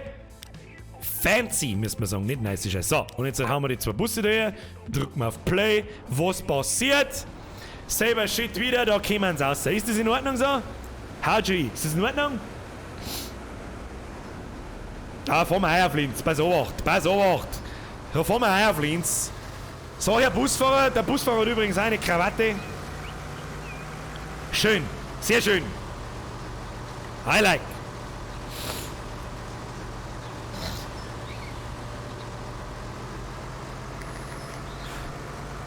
Das finde ich übrigens auch geil. Da steht sogar Linz Bus 1 steht vorne oben. Da steht der Linienname oben, wie du das nennst. Das ist schon cool. Ist schon cool gemacht. So. Und wir fahren an unsere erste Bushaltestelle, aber es ist niemand da. Stell dir vor, du möchtest Bus fahren und es ist keiner da. Jetzt versuchen wir mal wieder ein bisschen raus, weil die Gaudi ist wirklich unerträglich, aber schauen wir da rundum. Schaut euch das so an, jeder Bushaltestelle steht schon mindestens eine Person. Eine Person, sieht man da rechts oben, in der Hauptstraße am Mittelweg 2. An unserer großen Busstation, die wir später jetzt dann mit dem Schiff verknüpfen und dann wird es erst richtig interessant, wie viele Leute das da dann auf einmal miteinander wuseln. Da steht einer und ihr sagt in der Linie, habe ich eine Station vergessen. Tatsache. Ich bin ein Depp. Alle entfernen, möchtest du fortfahren? Pause, ja. Haltestelle hinzufügen. 1, 2, 3, 4, 5, 6, 7, 8, 9, 10, 11, 12, 13. So, jetzt aber. So, Play. Jetzt sind natürlich diese wartenden Personen auch gerade weg, ist aber nicht so schlimm. Na, ist nicht so schlimm, ist nicht so schlimm. Jetzt steht der Erste schon wieder tot. Steht schon wieder der Erste Toten. Die kleine Symbole, da sieht man das schon. Da steht einer, da steht einer, da steht einer, da steht einer. Aber das klangt halt nicht. Ja, wir müssen diese beiden Städte, wir haben halt eigentlich ein relativ funktionierendes Personentransportsystem in Linz und einmal in Passau. So, jetzt war's aber ganz geil, wenn wir Passau und Linz miteinander verbinden können. Und dann werden auf einmal in beiden Städten so viele Einwohner daran interessiert, nach Linz zu kommen, also von Passau nach Linz zu kommen und umdreht, dass alle an den Hafen wollen. Und wir machen das über den Bus. Und dann passiert meistens, dass, wir sollen sagen, der eine Hafen den anderen Hafen mit Passagieren füttert und der Hafen die Bushaltestelle füttert und dann die Busse voll sind und die auf die Bushaltestellen verteilen. Und dann sind die Fahrzeuge immer voll und quasi immer am Geld verdienen. Verstehst? Soweit der Plan. Jetzt müssen wir aber erst einmal Schiffe von Passau nach Linz bitte fahren lassen. Dazu brauchen wir genauso wie bei den Fahrzeugdepots ein Schiffsdepot. Quasi eine Werft. Und diese Werft, die bauen wir da irgendwo an den Rand. Muss ich da schon? Ja, passt schon. So, die bauen wir da irgendwo am Rand, ein bisschen weg von der Stadt, weil nicht, dass sie die Stadt ausbreiten, dann ist ja da gerade kein Platz nicht. So, Werft gebaut. Kostet 80.000, ist nicht der Teufel, aber ja. So, dann brauchen wir genau wie auf der Straße, brauchen wir eine Linie. Eine Linie, Brudi. Neue Linie. So, ich nehme die Wasserlinien. Meistens einfach tatsächlich Wasser und dann von wo nach wo es geht. Passau / Linz. Die Wasserlinie mache ich typischerweise blau. Station 1, der Hafen in Passau. Station 2, Station in Linz. So, und jetzt sieht man schon, wie er da so eine Linie zeichnet im Wasser herin, wo die zwei Häfen miteinander verbunden werden. Sehr schön, Linie besteht. Jetzt braucht man aber Schiffe.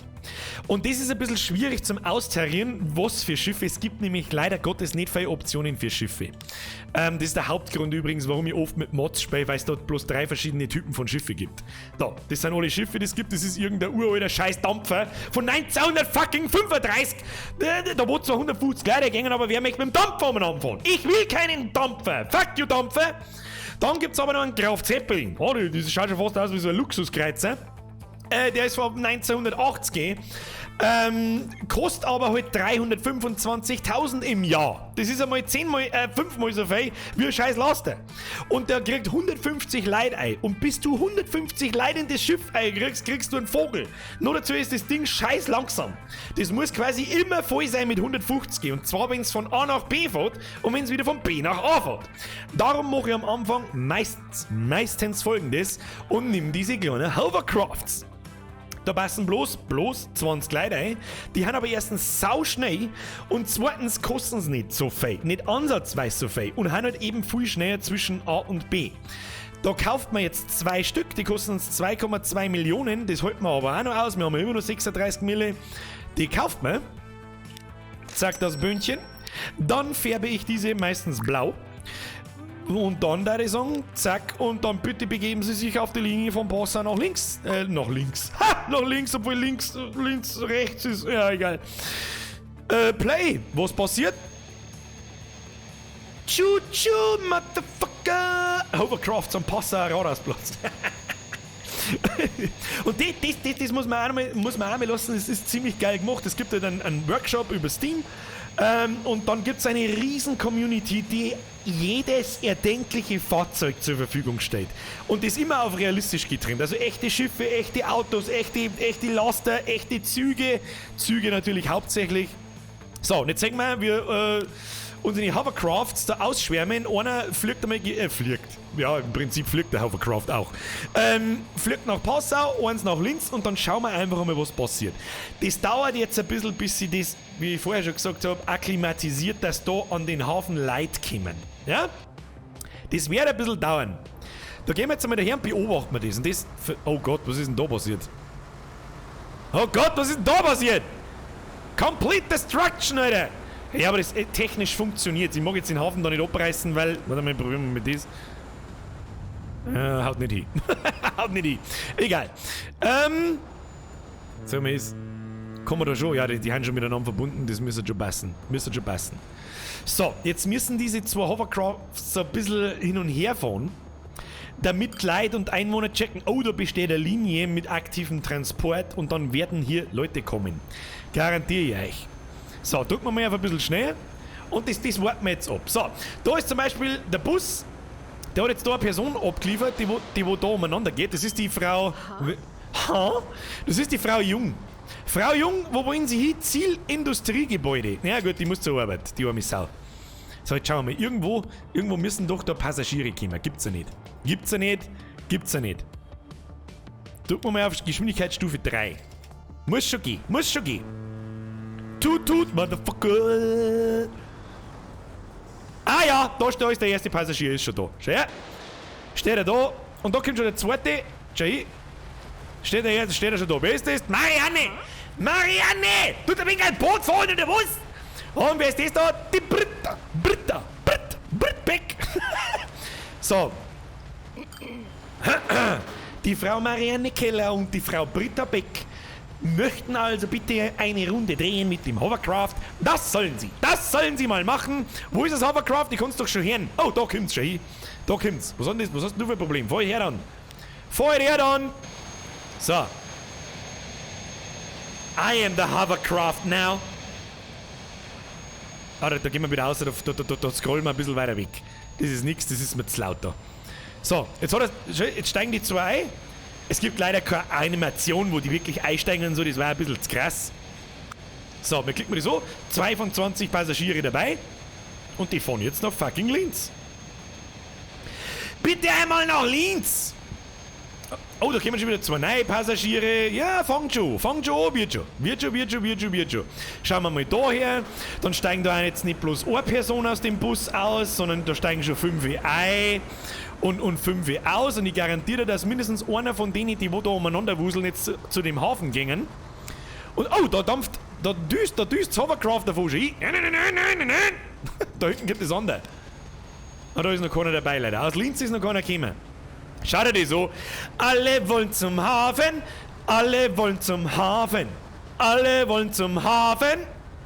Was? Wie nennt man das Schiff? Schiff 2. Nennen wir Pro Gamer Craft. Number 1. Bitch! Wie nennen wir das andere? Das nennen wir Crafthover. Ship! Ja, ich glaube, den versteht keiner. So, schauen wir mal daher. Da treffen sich schon Hiebe vielleicht. Haben sie es jetzt endlich geschnallt, dass bitte, da geht der Hovercraft von Passau nach Linz, bist du deppert? Passau Transfer steht sogar auf die Schädel schon hin.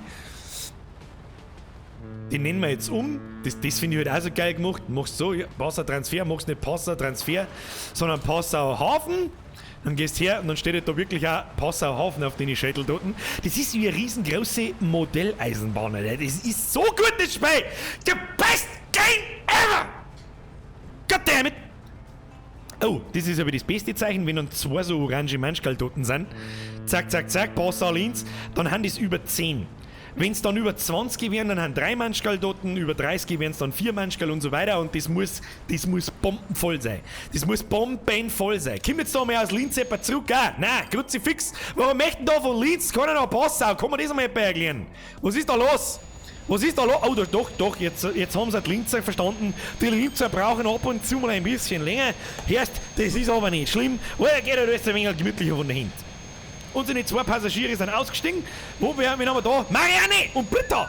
Marianne! Was macht jetzt die Marianne? Schauen wir mal die Marianne an. Die Marianne, Moment. Schauen wir uns das einmal an. Marianne, wo gehst du denn hin? Wie verhält sich jetzt die Marianne, die jetzt da von Passau nach Linz gefahren ist? Marianne, haben Sie etwa einen Arbeitsplatz? Da unten steht es Ziel Industriegebiet via Linz Bus 1. Und jetzt geht's einmal da ganz gemütlich, weil sie hat ja offensichtlich nicht eilig. Sie ist ja schon 2 Stunden zu früh aufgestanden, wenn du mich fragst. Marianne, was machst du? Marianne. Ist das Marianne? Nein, ich bin Marianne. Oh, ein bisschen Grafik, glitchy Grafik-Shit. Oh, da ist Marianne, schau hin. Marianne, wo gehst denn du hin? Du sollst zum Bus gehen. Da vor dir ist die Station. Wo rennst du umeinander? Schon wieder gesoffen macht in der Früh, oder was? So, jetzt schauen wir mal, was die Marianne da so macht. Ich zoome ein bisschen aus, damit der Ton nicht so fotzengrob laut ist. Ich glaube, wenn die Marianne laufen will, checkst du was? Da rennt der Bus neben dir her. Du blinde Kuh. Schneller, weil er davon fährt. Oh, haben wir schon drin im Bus? Ich glaube, wir haben schon drin im Bus. Ja, da schau hin. Haben wir schon im Bus drin. Machen wir so. So, da fährt er allerhand mit. Oder? Nice. Ja, einladen, ausladen. Oh, schon wieder ausgestiegen. Du faule Sau. Eine Station gefahren. Wer bist denn du? Der Heribert mit der schwarzen Levis, Alter. Oh, shit, Britta ist einer da. Ist es immer noch Britta? Oder bin das ich? Ich check's nicht ganz. Ich weiß nicht, wo es hin möchte. Schi, wo geht's denn hin? Marianne! Wie vom Maps in Abfalleimer? Ist das Abfalleimer, Alter? Was ist denn das da? Was ist das? Ich glaube, es ist Abfalleimer. Bin mir nicht sicher.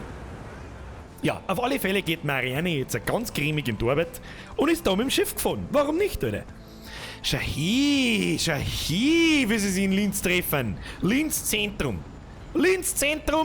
Und da, meine ich, kommt da schon das nächste Boot. Da haben wir schon wieder ein Boot. Oh, da haben schon 17 von 20 drin. Und wir sehen, der Plan geht auf. Der bringt jetzt 17 Leute an den Hafen her. Die steigen jetzt da alle auf und er nimmt gleich wieder 20 mit. Das heißt, jedes Mal, wenn der am Hafen ankommt, ja, zack, kriegt das Ding Geld. Und wir machen da einen Plus von 50.000. 50.000, Brudi? Ich hab schon Zugstrecken gehabt, die machen, glaube ich, im Jahr 100 Millionen. Da geht's anders. Also da geht's dann ganz an. Ich zeige euch jetzt dann, oder später, wenn wir irgendwann aufhören mal.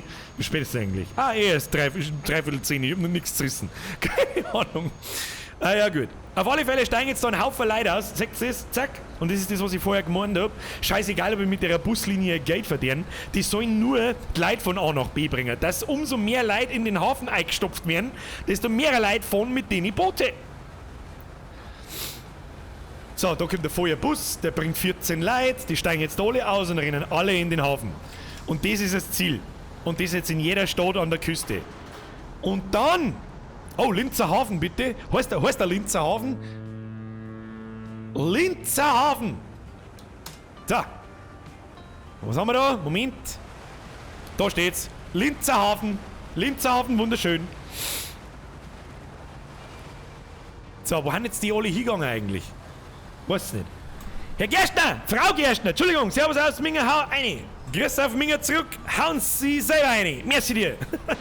So, der Bus bringt haufenweise Leute, jawohl, und die rennen alle schön brav in den Hafen hinein. Ich glaube, das ist ja schon die zweite Busladung, die wo da reingepumpt wird, oder? So mache ich das.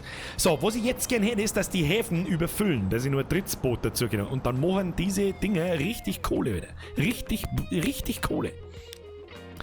Das kann man übrigens auch irgendwie nachschauen. Ich weiß bloß nicht mehr hundertprozentig genau wie. Wahrscheinlich da irgendwo. Hauptquartier, Finanzen, irgendwo kann man auch da. Übersicht. Achtung! Herr Rollgamer, stop it now! Ich wollte eigentlich Minecraft spielen gehen, aber das Spiel ist so fesselnd, dass ich nicht weggekommen bin. Welcome to my world. Was hast du jetzt da noch geschrieben? Moment. Nein, dass ich nicht weggekommen bin. Daher wünsche ich dir nur einen angenehmen weiteren Stream. Herr Rollgamer, vielen lieben Dank für deinen 10er. Das ist 2. Du weißt, dass ich sage nichts mehr. Viel Spaß mit Minecraft und es freut mich sehr, dass dir das Speck gefällt. So. Folgendes. Das sind bis jetzt alle unsere Linien. Ja? Alle, die wir bis jetzt gemacht haben. Sagen wir, unsere Getreidelinie, unser Bus in Linz, unser Bus in Passau, unsere Linie mit den Lebensmitteln nach Passau und unsere Wasserlinie mit den Booten. Jetzt kann man da sortieren. Das mache ich dann meistens nach Ertrag, von kleinstem Betrag zu größten. Und dann sehen wir eine Linie, und zwar der Bus in Passau macht minus 14.000 im Jahr. Aktuell, das schwankt ziemlich krass, oder kann auch noch viel krasser schwanken. Aber alle anderen machen Plus, Alter. Und zwar da herunten haben wir mal Passau Lebensmittel machen plus 300.000. Also der Wassertransport macht nach 5 Minuten schon 250.000 fast. Unsere Lebensmittel machen Plus, alles macht Plus, bloß bis auf der geschissene Passauer Bus. Was haben wir da? Schnitzelputzelchen. Ich hab's nicht gelesen. Moment, ich schau noch. Ausnahmsweise. Habe ich dir, ich hab's jetzt auch geschafft, was Job ich verpasst. Mit Schnitzelputzelchen, wir dem Boot fahren und zusammenbauen. Alles hast du versammelt. Alles hast du versammelt. Ist nicht so schlimm. Ist nicht so schlimm. So. Wir schauen mal aus. Da warten Simlight. Ja, keine Ahnung. Dann verbindet man halt noch eine dritte Stadt. Oder wie schaut's aus? Wo fahren wir hin? Auf Wern. Fahren wir auf Wern, bitte. Oh, Deckendorf müssen wir immer noch ändern. Kruzifix, Alter. Deckendorf habe ich geschrieben. Entschuldigung. Herr Apfel, Servus Birger, Vollgas. Vergesst für den Zirkel, Alter. Heute ist ein wenig weniger Vollgas. Heute ist wirklich ein gemütlich. Heute ist gemütlich, Alter. Heute ist wirklich ein gemütlicher Stream. Das gefällt mir wirklich sehr gut. Sehr, sehr gut. Jetzt pass auf. Deckendorf. So, jetzt ist aber besser. Besser so, oder? Deckendorf. Besser. Viel besser. Viel besser. Noch mehr. Nach Wien. Dann fahren wir nach Wien. Wien ist eine lange Strecke. So, wie kriegen wir mir jetzt maximal viel Leid in unsere, wie soll ich sagen, in unsere Busse und in unsere Schiffe. Und bringen wir die Leute, die von A nach B wollen, maximal oft zum Umsteigen. Warum? Weil pro Einlohn und pro Auslohn kriegen wir mir immer Geld. Und das ist das Allerwichtigste. Damit diese Linien profitabel werden. Sylvanas! Oh, Sylvanas, ich verneige mich. For the Lord! Sylvanas, danke für den Zwickel. Der Schützengraben vom Linzer Hafen ist richtig gut. Der ist für die Leute, die von Wien rumkommen. Ich weiß schon, ihr merkt es euch nicht recht. Das ist wie bei uns, wie bei den Niederbayern und bei den Mingerer. Das ist bei uns genau dasselbe. Wir sagen, Mingerer haben alles offen. Das sind alles Zugereste. Das ist alles, also da in die Stadt, wenn du reingehst, da möchtest du noch 2 Meter die Kugel geben, Alter. Ich weiß, ich habe Zuschauer aus München. Ich weiß es sind nicht alle so. Nicht alle, aber es ist schon ein massiv großer Anteil in Mingen, da wo ich sage, jetzt halt mal du dein Fotzen, Alter. Und dann hat er mich wahrscheinlich nicht einmal verstanden, wenn ich das gesagt habe. Ich bin auch kein Dorfkind nicht, ja, also ich bin nicht im kleinsten Dorf, aber auch nicht in der größten Stadt groß, Mann. So, schauen wir uns mal Wien an. Ja? Der mir erst einmal die Infrastruktur in Wien aufbessern. Ich erkläre jetzt nicht mehr ganz so viel. Ja, okay, das gelungen. So, wir bauen mal als erstes ein Straßennetz aus.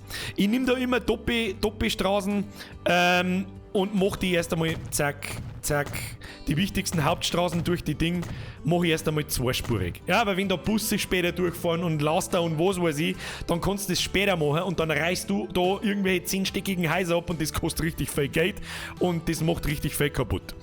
Dann nehme ich die kleine Straße, so, und zieh das da gerade aus. Vernetzt das da alles ein bisschen, damit wir da eine schöne Rundfahrt machen können. Zack. Da scheiße ich jetzt auch eiskalt. Was haben wir da? Äpfel! Für die Allianz, Alter.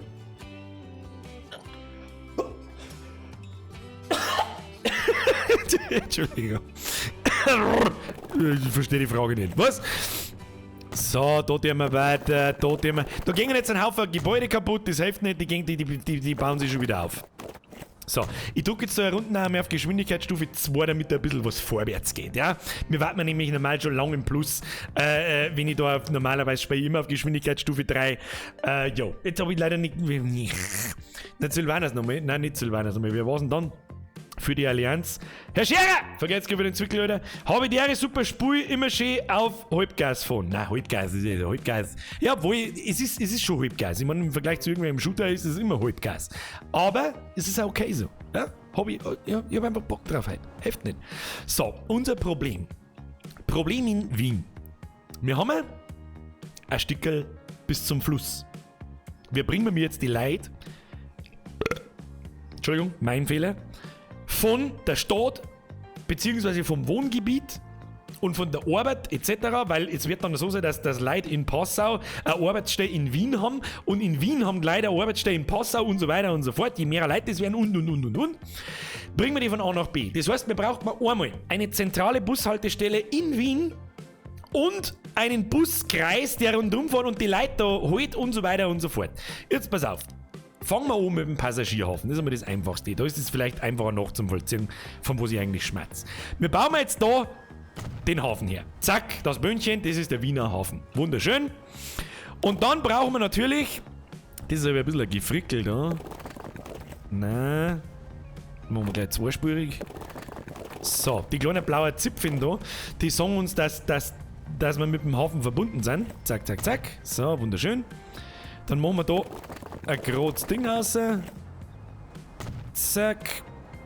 Das da verbrennt man noch, weil dort hauptsächlich Busse fahren werden. Machen wir so auch noch. So, ich stelle mir jetzt quasi gerade vor, wie der Bus da rundherum fährt.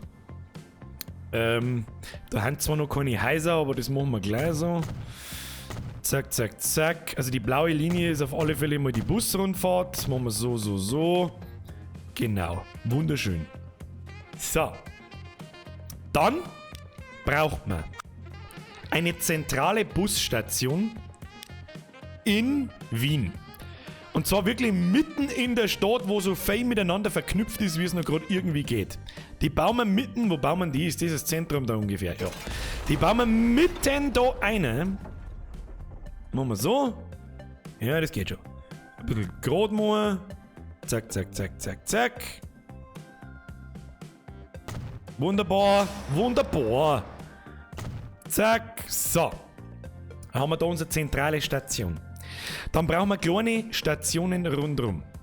Wir fangen mal an, wieder rechts rum im Kreis, zack, zack, zack, zack, zack, zack. Wir bauen auch gleich da schon Bushaltestellen hin, obwohl da nicht recht viele Menschen und Häuser sind, die bauen sie da dann schon hin. Ja?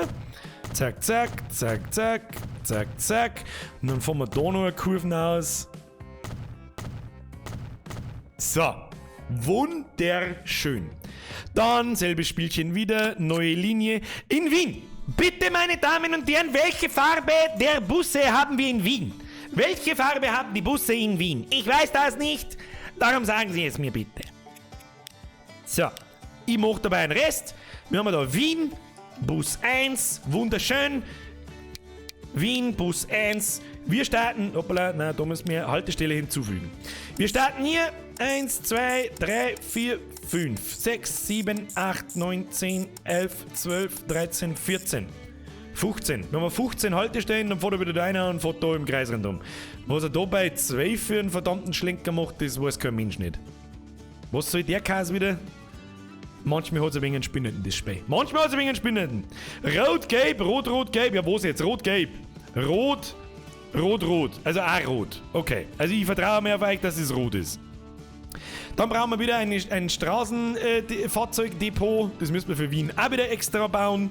Weil ich die jetzt nicht von Linz bis den Bus bis da rumfahren los. Weißt du das schon?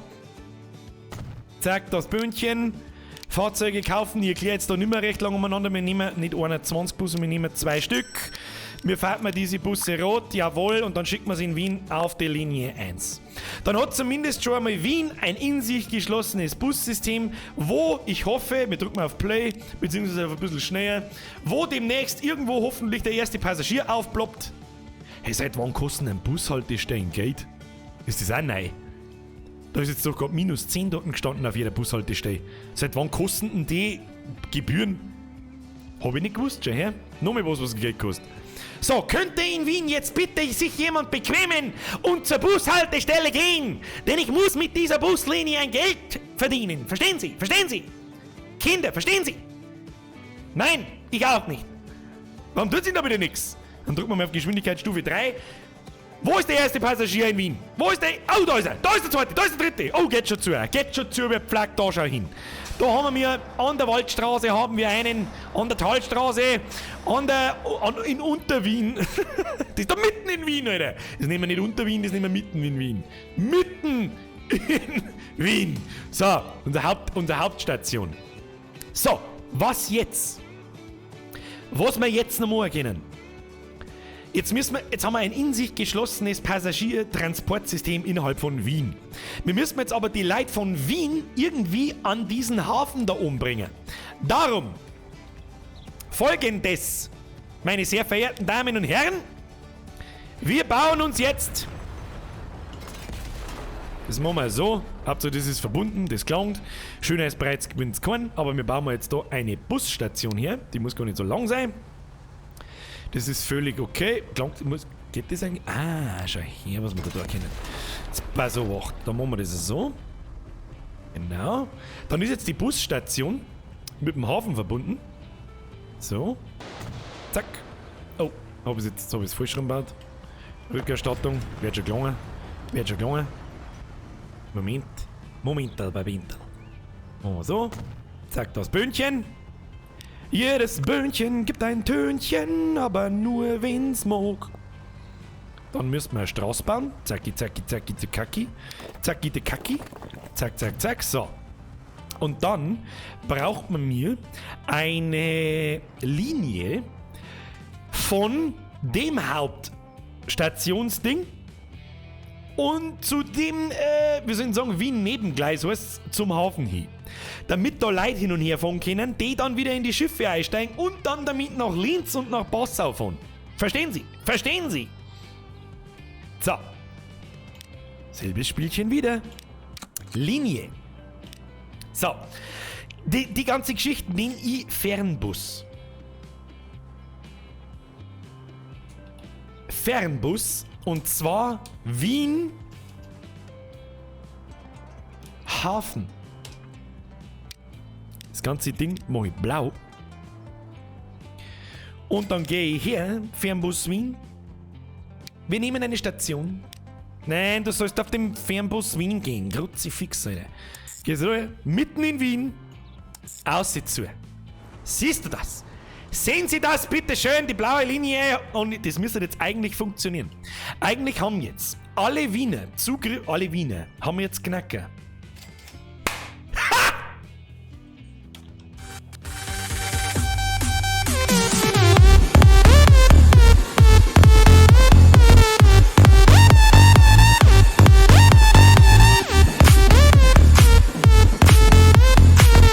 Wenn der Witz so schlecht ist, dass du innerlich stirbst. Wo waren wir stehen geblieben? Ja, wir haben jetzt die Linie vom Zentrum von Wien zum Hafen. Und bevor wir jetzt die Fahrzeuge dafür... bevor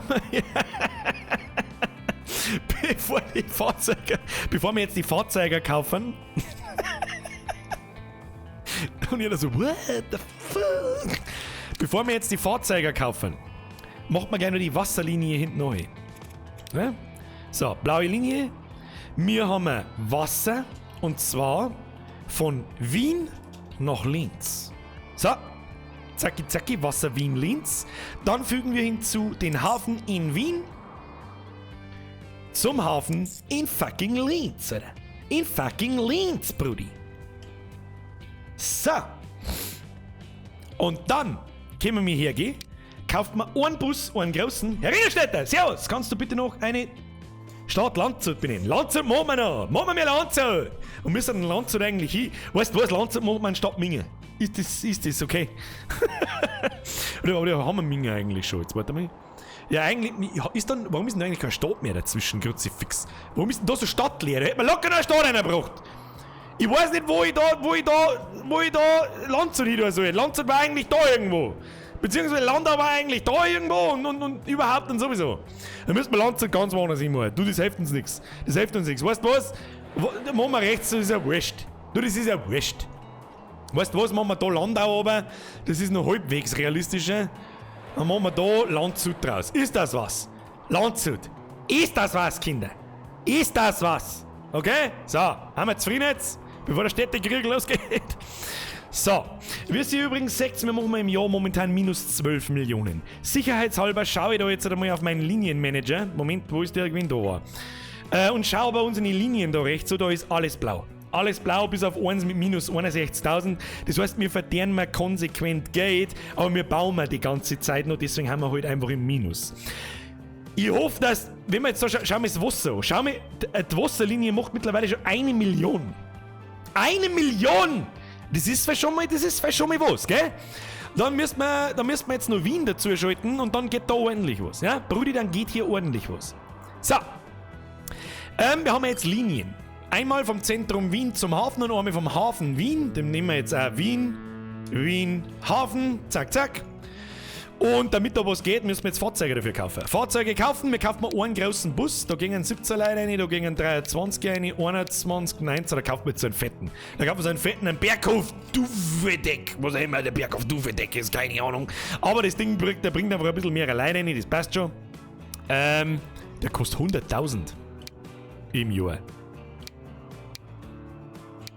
Nein, dann nehmen wir lieber den guten neuen Volvo. Nein! Nehmen wir den Volvo. Den macht man rot. Und fügen ihn... Nein, machen wir blau. Entschuldigung. Ja, weil es ist nicht ein Wasserfernbus. Was ist da los? Ringelstädter! Aber bei Landshut teilt sich die Isar ja dann auch in zwei, also. Ja, das stimmt tatsächlich. Wir können später schon Flüsse machen, aber mit 22 Millionen, da baust du in echt auch keine Isar. Da brauchen wir ein bisschen mehr. Aber wir arbeiten dran, okay? Das wird unser Lebensprojekt bis Ende 2019. Haben wir eh den ganzen Tag daheim. Was darf man sonst? So, wir haben jetzt so ein Straßenfahrzeug, Fernbus Wien, Abflug. So, Abflug.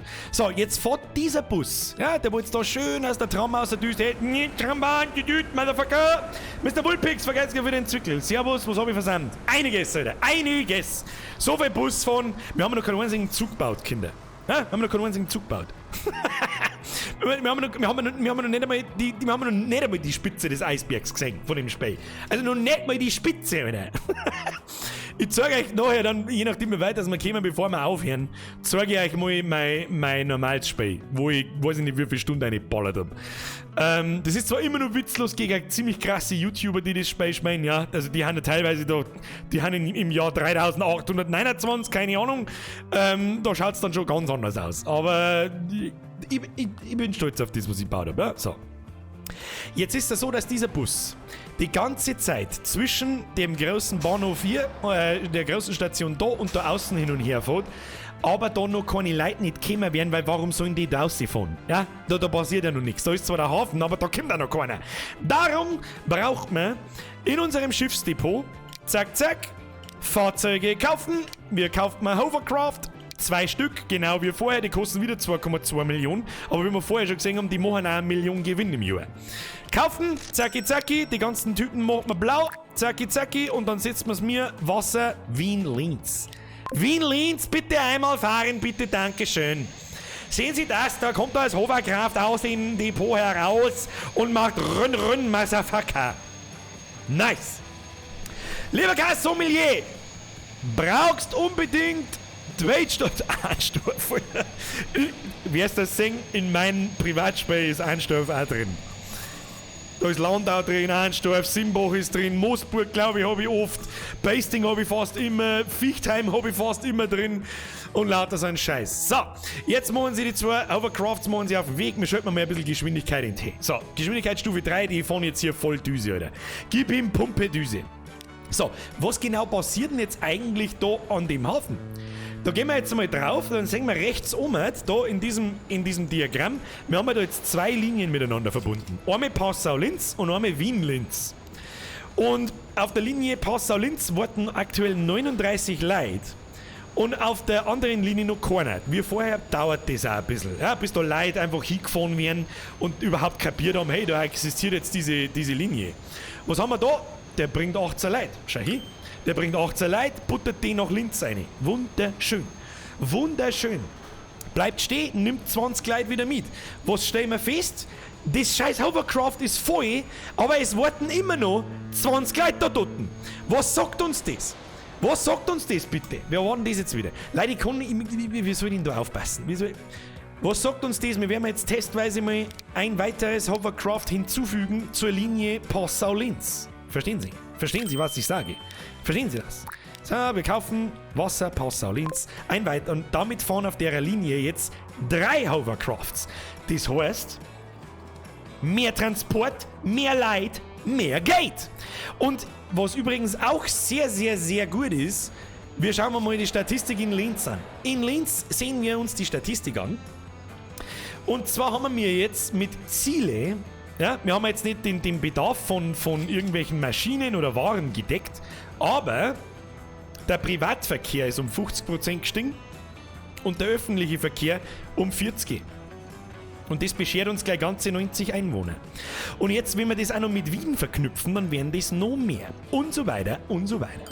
Herr Leonwolf! Wegen dem Video mit dem Sarg war das gerade so laut, dass meine Nachbarn rüberkommen. Es tut mir so leid, Alter. Und du so, machst Haustier auf und denkst dir so...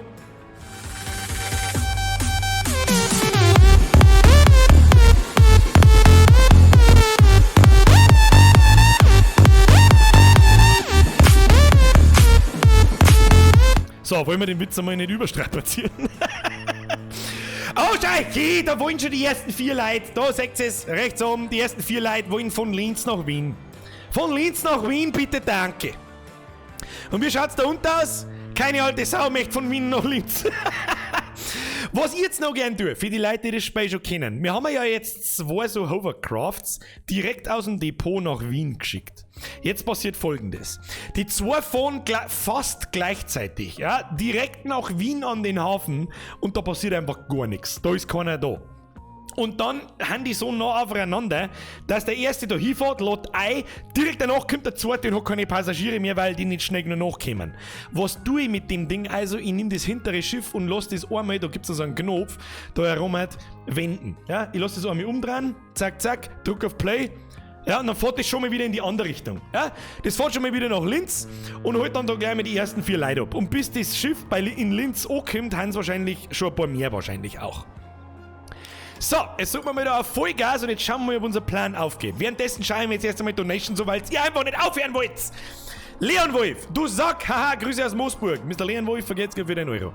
Noch mehr 1 Euro, wegen dem Video mit dem Sack, das haben wir gerade... Entschuldigung, wie ich deine Nachbarn... Der Icy Sniper schreibt, bitte in der Stadt, was Laakirche? Merci für deinen 5er. Ich weiß nicht, was Laakirchen ist, aber weißt du was, wer zahlt schon oft macht man. Wo haben wir noch was frei? Das machen wir jetzt aber nicht geografisch richtig, da haben wir Börnsen. Börnsen! Ich sag da aber auch ganz ehrlich, die Stadt Börnsen gefällt mir so gut, dass wir die erst mal drin lassen. Stendel, was auch immer Stendel ist, scheiß drauf. Wie war das? Laakirchen. So, passt. So, ich möchte jetzt keine weiteren Donations für Namensnennungen, ich nenne nichts mehr jetzt. Noch Donations, nur noch, was ich im Chat lese. Ansage. Wen haben wir noch? Der Wulpix. Servus, habe ich was versammelt? Nein, dann habe ich alles gelesen. Wer hat denn da schon wieder? Spitfire, du Matz! Das habe ich nicht gesehen, das tut mir leid. Das habe ich nicht gesehen. Erstens, merci für dein 20er. Was soll das? Kruzifix. Mr. Spitfire. Anstands, was? Pass auf, da muss ich außerkopieren, weil ich das nicht gescheit lesen kann. Das ist aber der YouTube-Superchat, den kann ich nicht. Anstandsrund, danke für die super Belustigung. Schaut euch echt gerne zu. 8 PS, frohe Ostern und gesund, kleinen Hashtag BroGamer. Mr. Spitfire, das geht auch über Butter. Das ist sogar noch einigermaßen anständiger Text. Dann beschwere ich mich mal nicht drüber. Merci für deinen 20, der ist zu viel und du weißt es. Und das vorher war auch schon zu viel und du weißt es. Vielen lieben Dank. Ich hoffe, du bist auch gesund. Ich hoffe, ihr habt's alle gesund. Ich hoffe, euch geht's gut. Es ist mir eine Ehre, sie belustigen zu dürfen. Ich bin so hart überrascht, dass ihr Bock auf das Spiel habt. Ohne Scheiß. Ich bin so hart überrascht. Es sind permanent über 1200 Leute da. Und es werden nicht weniger. Es werden einfach nicht weniger. Eher nur mehr, langsam, aber sicher. Freut mich sehr. Ich habe Spaß an dem Spiel. Ihr habt Spaß an dem Spiel. Oder was möchtest du mehr? Oh, was ist jetzt passiert? Düt hat's gemacht. Wir haben was gekriegt. Schau hier. A Right Streetcar. Wir haben jetzt quasi 2008 erreicht. Ja, 2008 erreicht. Und dann schalten sie immer, je nach Jahr, also neue Fahrzeuge frei. Ich bin mir nicht ganz sicher, was das ist. Ich glaube, es ist so ein Bus oder ein Tram. Bin mir nicht sicher. So, wir checken aus. Achtung, wir checken Folgendes aus. Ich sehe es nämlich schon, dass es schon funktioniert auch. Jetzt schau her. Wir haben da einmal die Rundfahrt. Ja, die Rundfahrt mit dem Bus, da werden die Leute einfach innerhalb von Wien verteilt bzw. eingesammelt und dann ins Zentrum gebracht, von mitten in Wien. Dann drücken wir da einmal drauf und dann schauen wir, da sind 2 Linien damit verbunden, einmal die blaue und einmal die rote. Die rote ist die innerortschaftliche Kreisrundfahrt, ja, mit 2 Bussen, da warten 4 Leute, die quasi verteilt werden wollen. Aber gleichzeitig werden da Leute hergeliefert, die mit dem Schiff fahren wollen. Und da warten aktuell 2. Und der Fernbus bringt die dann daher und es funktioniert auch schon, wie wir sehen. Da warten schon Leute an der Station und zwar 6 Stück. Und die haben mit dem Schiff gerade hergefahren und gleichzeitig, wo ist der Bus? Da kommt der Bus, schau hier, da sitzen 8 Leute drin. 8 Leute sitzen drin, lassen sie zum Hafen, weil mehr andere Ziele gibt es da nicht. Und die warten dann brav da, warten 10 Leute und fahren nach Linz. Und von Linz fahren sie vielleicht dann weiter nach Passau oder wo auch immer hin. Leute, jetzt hört mir auf, ich kann doch nicht, wieso. Herr Mach! Da das keinen Sinn macht, dass jetzt Schiff jeden Hafen anfährt, quasi wie die Ringbusse, ich erkläre dir gleich, warum ich das nicht so mache. Sauber, der Bürger, du Haumdarer, hab ich was versandt. Merci für deine 3 Euro. Ja, du hast die letzten 2 Stunden versandt. Mit der wir da fleißig Schifferl und Bus fahren. Merci dir wieder. Merci, Leute. Merci. So. Also wie wir sehen, unser Plan geht auf alle Fälle schon einmal auf. Ja, schau hier, aus Linz kommen 11 Leute. Das macht immer noch Minus, das Schiff, aber das wird schon noch. Ja, wenn sie das akklimatisiert und ständig voll ist beim Hin- und Herfahren, dann bringt die Linie garantiert auch Gewinn. So, und übrigens, schaut mal da oben. Wir machen mal 1,6 Millionen plus im Jahr. Pro Gamer, Brudi. Brudi. Passt. Also man muss auch für alle, die neu dabei sind, man muss auch mal wissen, dass die Kurzform von passt ist. Verstehst? Ja. Birger, du bist ein Spast. Vielleicht ist es aber auch die Kurzform. Birger, du Spast. So. Freunde der Sonne, ein Blick. Dann machen wir mal wieder doppelte Geschwindigkeit. Very nice. Wir schauen mal in die Linienstatistik. Und es ist alles grün. Brudi, es ist alles grün. Außer der scheiß Bus in Wien. Warum ist der Bus in Wern? Was weiß ich nie? Im Minus. Wir haben es mittlerweile sogar schon geschafft, dass in Passau und in Linz. In Passau und in Linz der Bus wirklich on point ist. Der macht der Plus.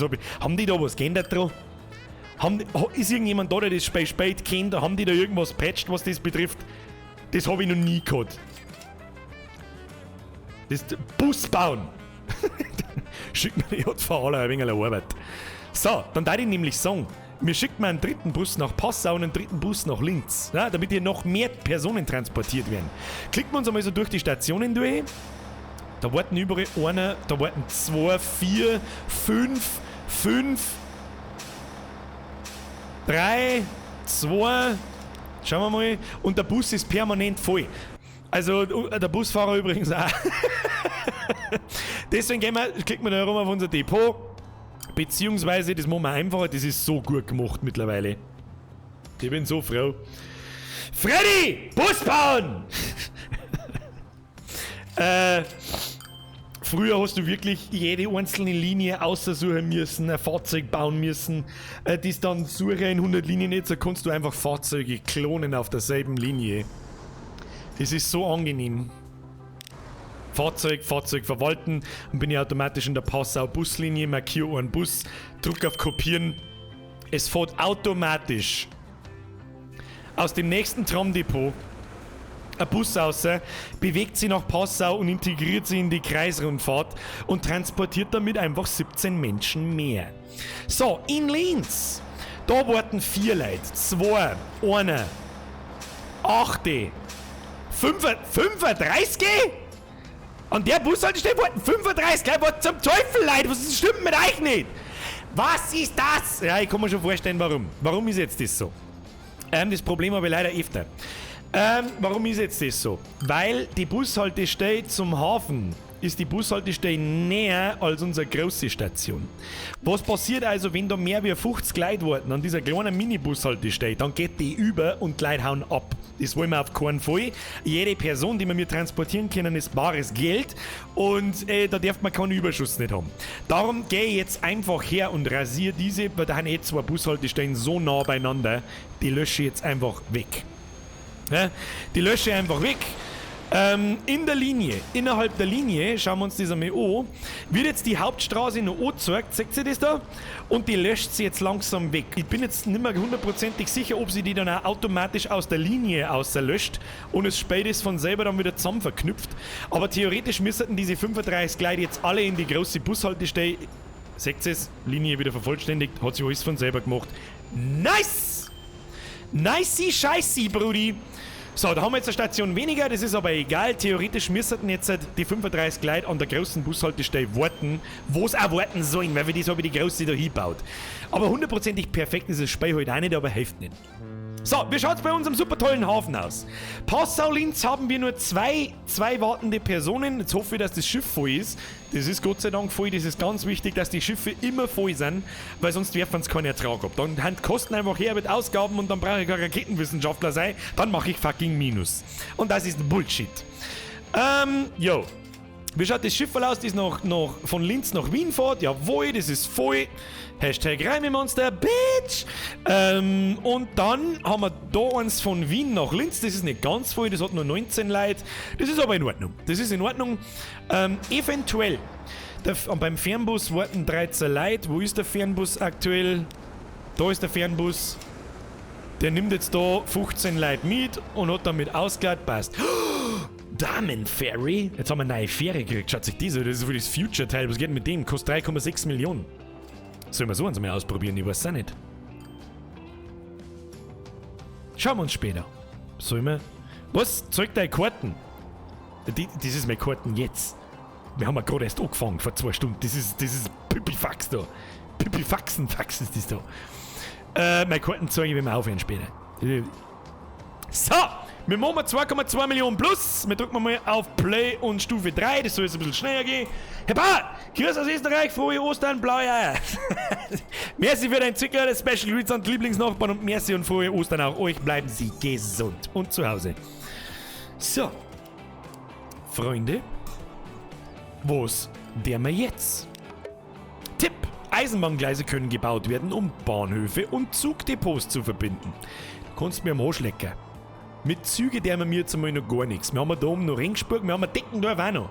Deckendorf haben wir auch noch. Oder Treibstoff für Passau. Sollen wir mal Treibstoff produzieren? Sollen wir mal einen Treibstoff für Passau produzieren? Sollen wir Passau mal aufblasen ein wenig, damit da mal mehr geht? Wie weit haben wir da eigentlich?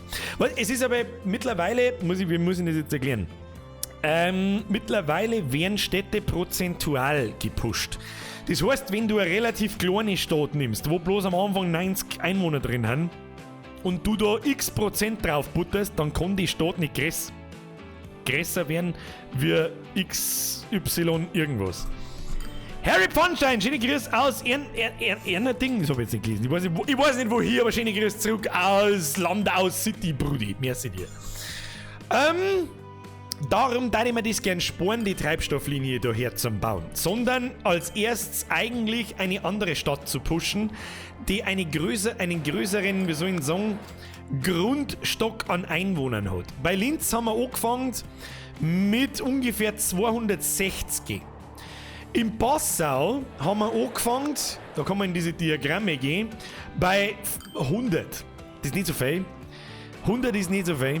Wir schauen Deckendorf aus. Deckendorf hat 340 Einwohner und das von Stadt weg. Das ist echt viel. Das ist echt nicht... Gibt es noch größere Städte? 134. Es gibt also eine Stadtübersicht, das ist da herunten. Ja. Da siehst du da alle Städte, die es gibt auf der ganzen Karte. Da kannst du auch sortieren und dann sortieren wir einfach mal nach Größe. Hilmersdorf. Hilmersdorf hat 435 Bewohner. Wo zur Hölle ist fucking Hilmersdorf, Alter? Wo ist Hilmersdorf? Mitten da im Zentrum. Hilmersdorf ist fett. In Hilmersdorf können wir das allermeiste ausholen. Nördlich von Passau. Was ist denn nördlich von Passau? Kaum. Was ist denn da rechts daneben? Sagt mir irgendeinen Stadtnamen. Den ersten Stadtnamen, den ich lese.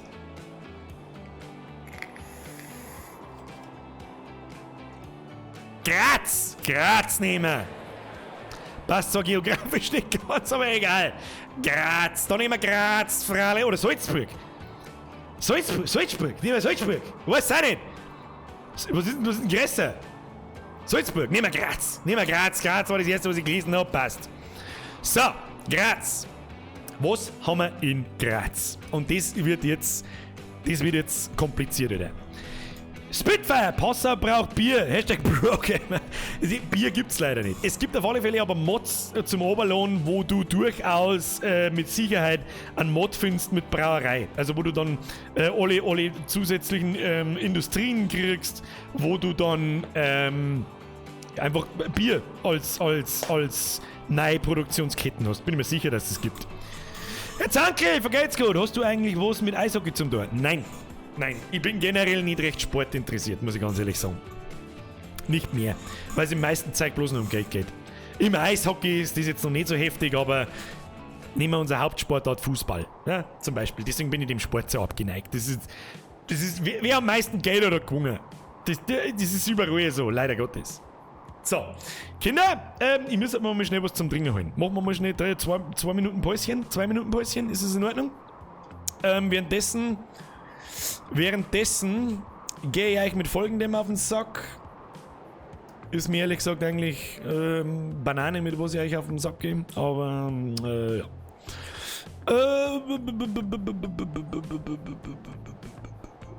Das machen wir jetzt so. Ja, das ist gut. Das ist gut. So, wer es noch nicht kennt. Wer es noch nicht kennt, der hat Pech gehabt. Das ist mir jetzt wurscht. Alle anderen. Moment. Wie machen wir das? Machen wir jetzt dabei so. Machen wir so. Einstellungen. Audio. Musik. Aus. Ja, das brauchen wir gar nicht ausmachen. Brauchen wir nicht ausmachen, Brudi. Doch, müssen wir schon ausmachen, weil im scheiß Menü diese Kacke trotzdem da bleibt. Okay, dann machen wir so. So, Kinder, wir haben mal kurz eine 3 Minuten 28 Sekunden Pause. Ich hol mir schnell was zum Trinken, gehe mit Pippin und dann der wir ein bisschen weiter. Der wir noch ein wenig weiter? Wer hat Bock? Keine Ahnung, aber der wir einfach weiter. Ich würde sagen, ich komme gleich wieder, währenddessen hört euch die so. Wenn es interessiert, das gibt es auch auf Spotify und so. Einfach da noch so. Steht jetzt riesengroß dort, wie es heißt. So, bin gleich wieder da. Viel Spaß dabei. Bin gleich wieder da. Alter, wir spielen den besten Fußball, bauen wir die besten Autos, nirgendwo geht's da besser, nirgendwo ist es schöner, wir brauchen das beste Bier, machen wir die größten Volksfestel. Alter, ich kapier nicht, warum sie die Leute den ganzen Tag die Wadel ausscheißen. So schaut's nicht mehr aus. Ich bin ein bayerisches Kind, weil das Beste einmal aus Bayern kommt. Die Preisen sind uns neidig drauf, jupp, und sie wissen, das stimmt. Wo sich der Scheiß noch weit ins gute Tradel und von unserem weiß-blauer Himmel ringt bloß Bier und manchmal weiß-blaue Karos. Immer am Bierglücken Tee, zum Himmel auf. Bei uns ist Corona, hallo, aber Tobi, trinken wir's aus. Auf jetzt steigen wir auf Bierbing und dann trinken wir drauf. Heute ist ja jeder von uns gleich ein Ding weiß und ein bisschen blau. Schaut doch das an mich an und denk mal drüber nach. Manchmal glaube ich, dass wir vergessen haben, wie gut das jeder bei uns da hat. Sag mal bloß einen Platz, denn halb so schön ist wie der da. Bei uns gibt's alles heute im Maul, nix geht da. In unserer Welt, nach der sich jeder preisen Depp, Twix, Griffi schlägt. Bis die Flickerl erden die besten Leute mit besten Dialekt. Dort da und da dieren. Und bis keiner von uns da und kannst den Satz gar nicht kapieren. Und wenn's nicht weißt, was ich mein, aber der Bock ist gar nicht dazu. Ich bin stolz drauf, da wo ich herkomme, Alter, das haben wir heute daheim.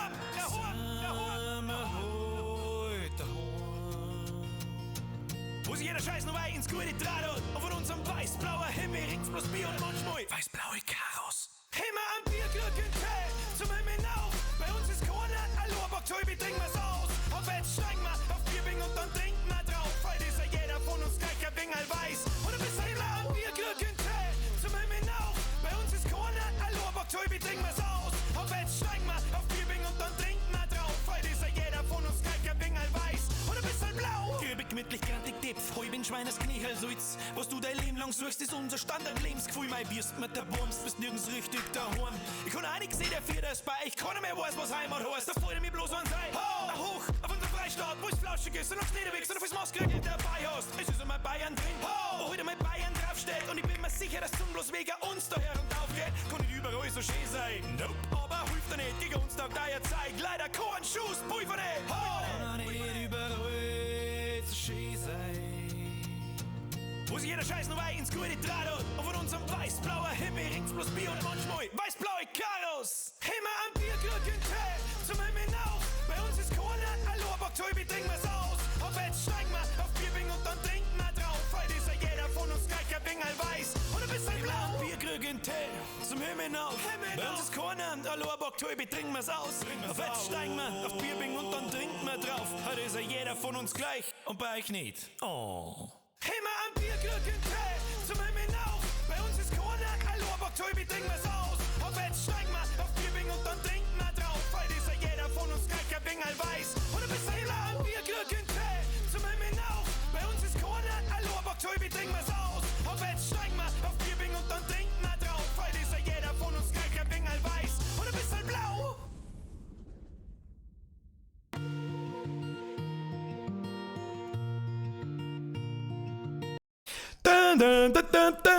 Bin wieder da.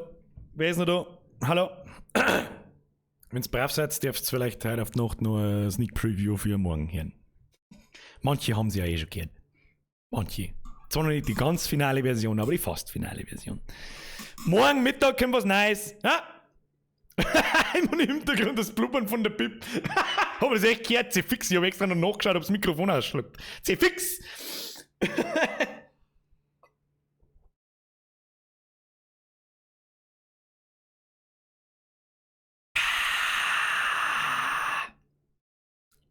Entschuldigung, war schon so. So, jetzt muss ich das mal wieder zumachen. Und dann, da ich mir vorschlagen, was ich wieder leiser machen. Das hab ich sogar auch noch vergessen, dass ich die Musik wieder lauter drehe. Warte mal. Nochmal so. Passt, oder? Lautstärke okay so? Ja. Das schon sagen, ne? Schaut gut aus. Bubis, Mädis, das schaut gut aus. Leave a like if you like. Smash the like button. Dab the like button. So, Kinder, was bauen wir als nächstes? Sollen wir mehr Eisenbahnen? Ja, aber das Problem ist, dass man mit 24 Millionen, das wird knapp, Alter. Eisenbahn ist teuer. Schwer teuer. Sehr schwer teuer. Was man vorstellen könnte.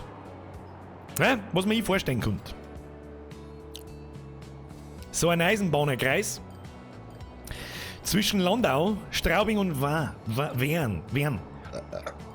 Boy, merci für den Fünfer, Brudi. Erstmal auf ganz entspannt eine halbe Augustina aufzapfen. Let it schmeck you. Merci für den Fünfer, Alter. Herr Heimzinger, grüße mal bitte die Patricia Teich. Das mache ich jetzt das erste und das einzige Mal per Donation. Patricia, schöne Grüße, Alter. OID. Was weiß ich, Alter. Merci dir. So. Versorgen wir die Städte oder bauen wir, ich weiß es auch nicht. Ich weiß nicht, was wir da sind. Push Graz oder Wien. Eigentlich war es das Schlauste, wenn wir Graz pushen mit Waren. Ja? Und die haben nämlich dann auch gleich einen ordentlichen Konsum. Vor allem, weil die beiden Güter, die haben, Maschinen und Waren, ziemlich komplizierter sind wie scheiß Getreide zu Nahrung, Nahrung zu Stadt, fertig. Das wird jetzt ein bisschen mehr. Und zwar, ich glaube, das ist eigentlich Kupft wie gesprungen, glaube ich.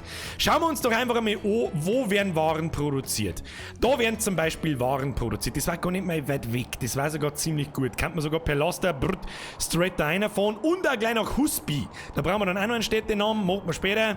Also da hätten wir auf alle Fälle schon mal einen fetten Konsum von den Waren. Nämlich in Graz und in Husby.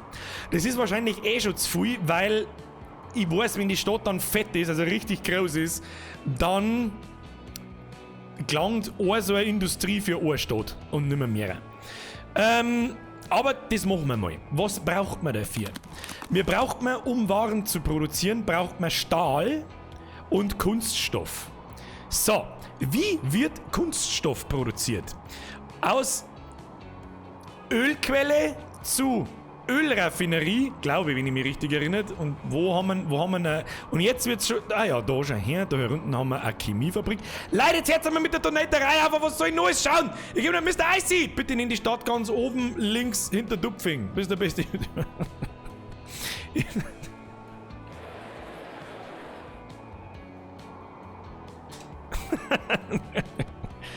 Sollst deinen Wein kriegen, merci dir. Wer war der andere?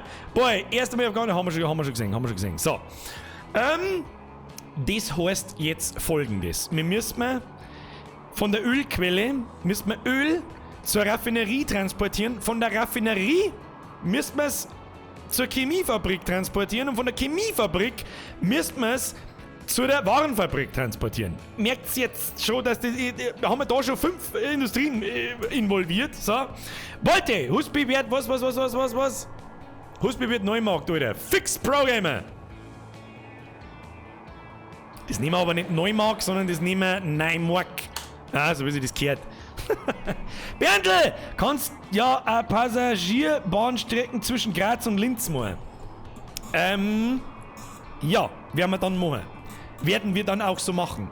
Ich mache es normalerweise dann auch, das zeige ich euch später in meiner Privatmap, dass ich in alle 4 Ecken einen zentralen Flughafen habe, wo ich 3 Städte mit dem Flughafen verbinde und dann quasi Rundflüge von den Flughäfen mache.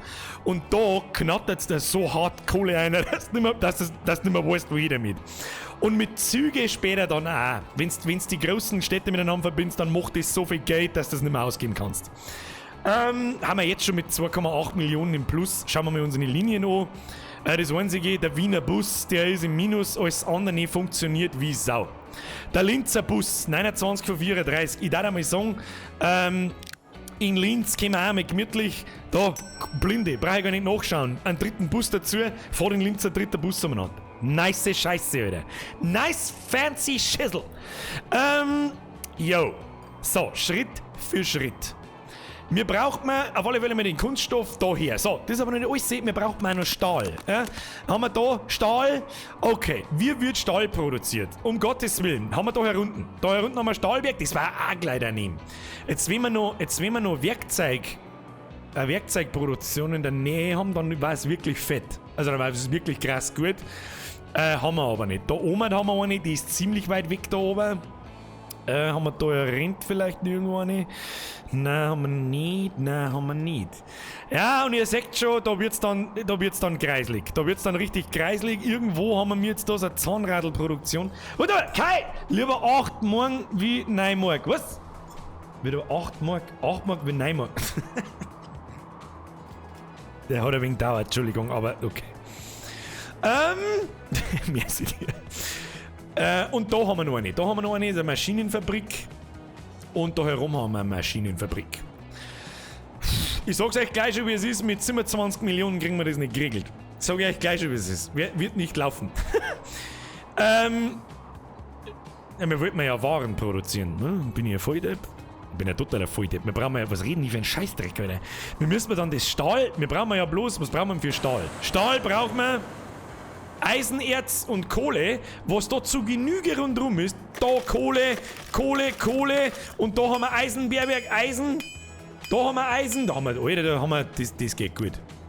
Da können wir quasi zweimal Kohle, zweimal Eisen mit dem Stahlwerk da verbinden. Anfangs natürlich nur eins, das klang dabei. Das produziert Stahl und fährt das da auf wie zu die Waren.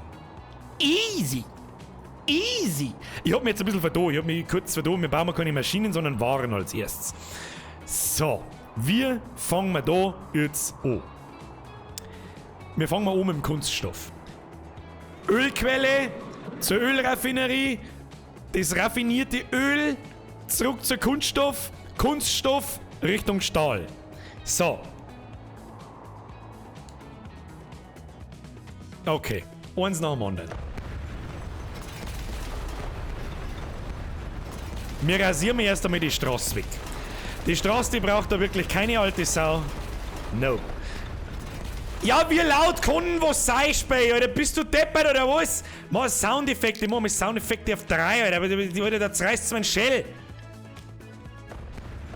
Ja, besser. Viel besser. So. Jetzt mal das erste. So, wir müssen von da nach da. Das heißt, wir haben unsere Landstraße. Das käme fürs Erste. Außerdem braucht man so und so eine Straßenverbindung. Glaubt nicht. So. Straßenverbindung 1. Straßenverbindung 2. Und die ganze Geschichte verbinden wir jetzt so. Zack, das Böhnchen. Zack, das Böhnchen. So. Miteinander verbunden. So, lass mir da gleich einen Zug fahren. Lass mir da echt gleich einen Zug fahren. Das ist so eine kurze Strecke. Da kann man eigentlich auch einen Öltanker hernehmen, also einen Tanklastwagen. Aber ihr wollt einen Zug sehen, sagt es, wie es ist. Sagt es, wie es ist, ihr wollt einen Zug sehen. Zug, ab in den Chat, Hashtag Zug oder Hashtag Laster. Los geht's. Zug.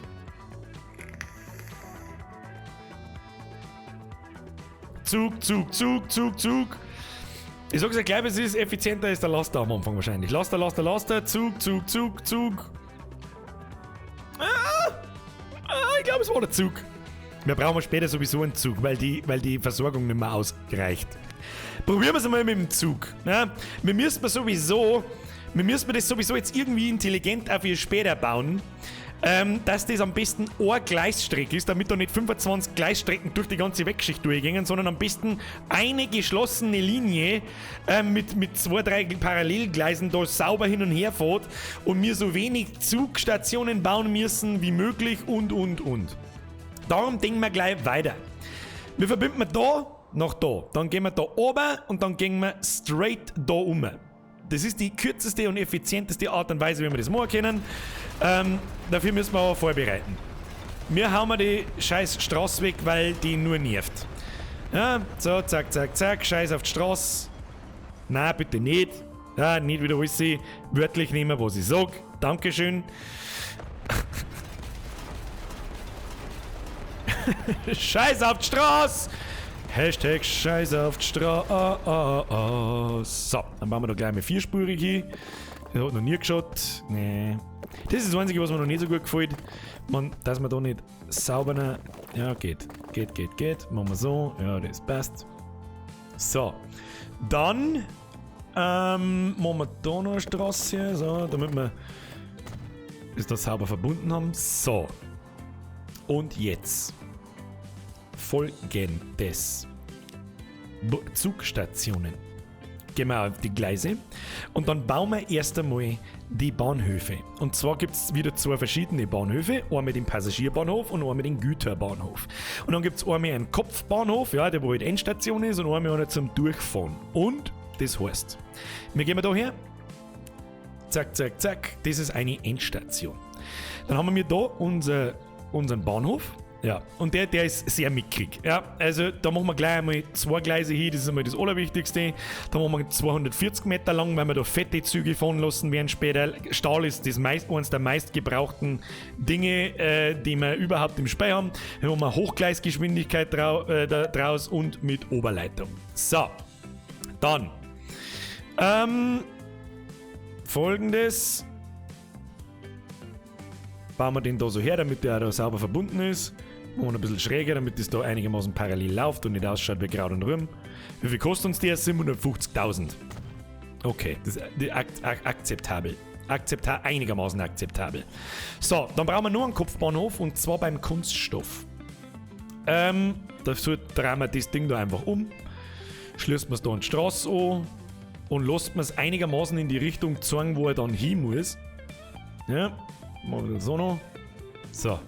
Wer hat da schon wieder mit Geld geschmissen? Ich hab's genau gesehen. Kai! Nein, war nicht der Kai. Wer war's denn dann? Oder hab ich mich gerade vertan? Ich weiß es auch nicht. So, Kopfbahnhof hier, Kopfbahnhof da. Kredite können vollständig oder teilweise zurückbezahlt werden, falls genug Geld vorhanden ist. Ja, das ist mir jetzt aber scheißegal. Außerdem hat der Staat gesagt, Kredite sind umsonst. So, dann nehmen wir diesen Durchfahrtsbahnhof und machen wir da gleich mal, den platzieren wir ähnlich. Jetzt pass 8. Die Musik ist aber so geil. Weißt du, wenn du mal 14 Stunden am Stück diese Musik hörst, dann wirst du richtig geil behindert im Kopf. Und ja, ich hab die Musik schon einmal 14 Stunden am Stück gehört, bin nicht sogar länger. So, da machen wir einen Durchfahrtsbahnhof hier. Ich hoffe, ihr seht es auch. Ich zoome mal ein bisschen rein, damit das ein bisschen schöner ausschaut da. Oh, sexy. Oh, fancy shit. So, wunderschön, Alter. Wunderschön. So, jetzt kommt der da so ziemlich gerade. Ich versuche ja immer, dass die geradeste Strecke in Richtung zum nächsten Bahnhof passieren kann, weil in Kurven der Zug langsamer wird und. Ja. So, die Frage ist jetzt, wie wir das da machen. Da glaube ich, machen wir zwei. Machen wir da zwei Naschmari. Der muss dann da her, der fährt dann da durch und fährt dann da oben. Der da gefällt mir noch nicht so ganz. Da jetzt warte mal, da machen wir jetzt mal so. Eigentlich brauchen wir noch gar keine Straße. Brauchen wir da eine Straße? Ich weiß es nicht. Brauchen wir hier eine Straße? Ich weiß das nicht. Leider, jetzt schütze mal. Äpfel! Vergesst für den Euro. Jetzt pass auf. Den setzen wir jetzt mal parallel mit ihm da unten. Okay, und zielen wir da so auf. Machen wir so. Was natürlich vollkommener Bullshit ist. Das heißt, wir werden da nicht dran kommen, dass wir da ein bisschen Kurven einbauen. Aber einigermaßen. So, jetzt bauen wir den bauen wir jetzt da her. So, zack. Und dann haben wir eigentlich alle unsere Bahnhöfe für die komplette Produktion von Kunststoff. So, jetzt Obacht. Was jetzt ganz cool ist, ich habe jetzt da einen Bahnhof gebaut mit 2 Gleise. Und jetzt fällt mir ein so, fuck, Brudi. Ich brauche eigentlich 4 Gleise. Und das ist jetzt das Geile. Seit Teil 2 haben diese Bahnhöfe und Stationen modular änderbar. Und zwar gehe ich jetzt da auf Konfigurieren. Dann sehe ich da einen Haufen so Anschlusspunkte und so weiter. Und dann kann ich jetzt meinen Bahnhof zusammenbauen, wie ich lustig bin. Und zwar, einmal kann ich da zusätzliche Gleise machen. Ja, machen wir da mal zack, zack, zack, zack, zack, zack. Und schon hat dieser Bahnhof 3 Gleise anstatt 4. Tja, vielleicht, anstatt 2. Vielleicht brauche ich aber auch 4. Zack, zack, zack, zack, zack, zack. Und schon habe ich 4. Ja, auf einer Seite müssen ja Züge durchfahren und uns Zeit zurückbringen und so weiter und so fort. Und weißt das wie es ist. Und am allereffizientesten fällt mir jetzt gerade so ein, kann man es eigentlich ja so machen, dass dann später der Zug, das machen wir dann im Detail, wenn wir die Gleise jetzt verlegt haben. So, jetzt, wir haben auch alle Stationen und alle Industrien miteinander verbunden und jetzt gehen wir einfach schlicht wirklich von A nach B durch, was von wo nach wo transportiert werden muss.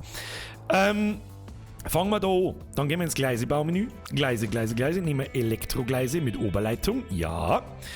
Und dann mache ich es eigentlich immer so, dass man aus dem Bahnhof erst einmal ein Stück geradeaus fährt. Zack, zack. Zack, zack. Dann gehe ich ein bisschen in die Vogelperspektive. Und dann da so eine geschmeidige Kurven wie möglich da einer kriegt. So, und dann kommen wir da, zack, zack, zack, zack, zack. Und das ist jetzt das Geile, das finde ich einfach, weil Anno ist im Prinzip eigentlich dasselbe Spiel. Wie Transport Tycoon oder wie heißt es denn? Bloß, dass es da kein Raster nicht gibt. Du kannst völlig frei umeinander bauen, wie du willst, was du willst und überhaupt und sowieso. Ja. So, also die haben wir schon mal verbunden. So, jetzt war es ganz nett, wenn man, da wird es jetzt wichtig zum Aufpassen. Wir haben jetzt da 2 Gleise und jetzt muss ich überlegen, von wo aus fährt welcher Zug durch und wer muss von A nach B und was für Gleis wird benutzt und was von uns bleibt frei zum Durchfahren, bei was von bleibt der stehen und. Ich nehme jetzt für die oberen Hälften, nehme ich die oberen 2 Gleise von dem Ding da. Ich nehme jetzt das äußerste Gleis, fahre mal da erst einmal ein ganz Stück geradeaus, jawohl, und dann fahre ich da mal ein Stück geradeaus, das war vielleicht schon zweit und dann schauen wir mal, ob wir das da irgendwie... Ja, genau. So. Das ist gut. Zack, zack, zack. So, und jetzt können wir da einfache Kurven einbauen, die einigermaßen passabel ist. Man sieht dann übrigens auf die Gleise, dann so schwarze Kastel, da steht jetzt 228, 111, 86. Das ist quasi die Maximalgeschwindigkeit, die der Zug da fahren kann. Und 88 ist schon gescheit wegen. Das heißt, je kleiner der Radius von dem Gleis ist, desto langsamer wird der Zug. Das ist wirklich Nörgeln auf extrem hohem Niveau, wenn du mich fragst. Weil ob der jetzt da kurz 88 fährt und die Scheiße da 10 Sekunden später liefert oder nicht, ist eigentlich wurscht. Ja, wir haben einen Pro-Gamer, der Pro-Gamer! Darum mache ich das jetzt so, dass wir da den Weg ein wenig kürzer machen und da ein wenig länger. Und dann darf man eigentlich... Ja, sechst es. Jetzt ist die Kurven viel weiter. Schaut nicht so schön aus, ja, nicht so schön gerade geordnet, wie ich das normalerweise mache, aber der Zug kann minimal 129 in den Bahnhof einfahren. Was schon mal 50, 60 schneller ist wie vorher ungefähr. Darum, wir bauen das und dann, das Schöne ist, wenn das eine Gleis einmal verlegt ist, dann kann das andere rastet dann automatisch an dem anderen Gleis da so ein, zack, miteinander verbunden. Und schon haben wir die erste Gleisverbindung da auf, daher, passt. So, jetzt müssen wir aber noch kreuz und quer da oben fahren. Jetzt machen wir das folgendermaßen. Jetzt nehmen wir die inneren Gleise. Ja, wir nehmen die inneren, oder? Muss ich kurz überlegen. Entschuldigung, wir müssen ja von da einmal von ganz oben fahren und dann müssen wir von da wieder halb auffahren. So, jetzt pass auf. Jetzt kommt, eigentlich glaube ich, hätten wir die 4 Gleise gar nicht braucht. Jetzt passen so was. Jetzt kommt der Pro-Gamer-Move. Das der wir jetzt mal da so herbauen. Was kosten die Scheiße? 200.000. Ist das schon gerade? Ist das gerade eingerast? Sag ich das richtig? Eingerastet? Nicey.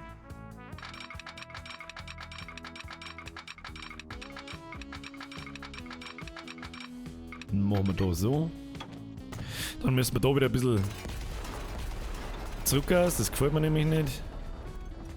Und dann machen wir so, wunderschön, wieder richtig schön so Schleifen, ohne scharfe Kurven und so, maximal oder minimal kann der Zug 237 fahren. 3 neue Fahrzeuge sind verfügbar, der Virgo Tanker Schubboot, Ein Schubboot, Alter. Ja, bodeln der wir noch nicht. Bodeln kommt noch. Ja, bodeln kommt noch. Aber jetzt müssen wir erst unser Gleis da fertig bauen. So, zack, Programmer-Gleis gesetzt. Theoretisch ist jetzt alles miteinander verbunden. Wir können das jetzt folgendermaßen machen. Und zwar, ein Zug fährt ständig nur von da nach da und liefert Rohöl an die Ölraffinerie. Die Ölraffinerie macht aus dem Fassel normales Öl. Dann braucht man einen Tanker, der das von ganz oben da durchgetuckert und das da oben bringt zum Kunststoff. Dann wird aus dem Kunststoff, also aus dem Öl wird Kunststoff und den Kunststoff müsste man da auftransportieren. Und aus diesem Kunststoff werden dann Waren produziert. Folgendes Problem, ich wollte eigentlich jetzt programmermäßig da sagen, weißt du, wo wir das jetzt am effizientesten machen, Alter? Da holen wir mir das Öl ab. Mit alles mit einem Zug. Fahren wir da oben, komplett oben. Zack, liefert man das Öl ab, kriegen wir das erste Mal Geld. Dann bleiben wir stehen, laden wir die bis dahin produzierten Kunststoffteile auf, fahren wir auf halberten Weg zurück zu der Station, wo das Kunststoff hingeht, kriegen wir schon wieder ein Geld. Damit fahren wir die Strecke zurück aus nicht umsonst quasi. Fahren wir weiter, holen wir wieder das Öl und fahren wir wieder oben. Das heißt, ich habe eigentlich auf einer Strecke zweimal Einladung. Beziehungsweise Entladung und kriege einen Haufen Geld dafür. Problem ist jetzt aber folgendes: Öl kann man nicht mit normalen Waggons transportieren, sondern du brauchst so Tanker. Und in diese Tanker passt der Kunststoff nicht rein. Das heißt, ich brauche zwei unterschiedliche Züge. Das heißt, ich brauche zwei unterschiedliche Gleise. Das heißt jetzt, wir machen das zweite Gleis einfach da oben. Zack, zack, zack, zack. Weil wir sowieso nicht auskennen. Ultra kompliziert kann man das jetzt machen. Mit Weichen und mit Signalen, dass der eine Zug dem anderen Vorfahrt gibt und so weiter, dass wir bloß ein Gleis legen müssen. Ich mache das aber immer mit zwei, weil es einfach schneller geht. So. Fertig. Unsere Gleise sind verlegt. Was braucht man jetzt? Jetzt braucht man Linien. Linie 1. So. Die nenne ich nicht Zug, da habe ich mir jetzt von da. Und zwar, was ist das erste, was wir machen? Die erste Station ist Rohöl zu Öl. Macht man dunkel. Wo ist jetzt das hin? Da ist. Nein, machen wir nicht braun, machen wir dunkelbraun. So, das ist die erste Linie. Fügen wir Stationen hinzu. Das ist da, unser Öl, Station 1. Nein, Mark! Abzeigung, daher. Und mehr tut der Zug schon nicht. Ja, der fährt von A nach fucking B und liefert Öl von A nach B. Und das schaut gar nicht, dass die Strecke so kurz ist, weil das wird hart benötigt. So, das ist unsere erste Linie. Wir machen erst alle Linien geistig durchgespielt. Und dann schauen wir weiter. So, jetzt brauchen wir das zweite Gleis. Das glaube ich funktioniert eh schon nicht. Da oben, zweites Gleis oben. Nein, funktioniert eh schon nicht. So, wir müssen mal ganz durchfahren. Das zweite außerne Gleis ist ein totes Gleis. Das können wir eigentlich wieder weglöschen.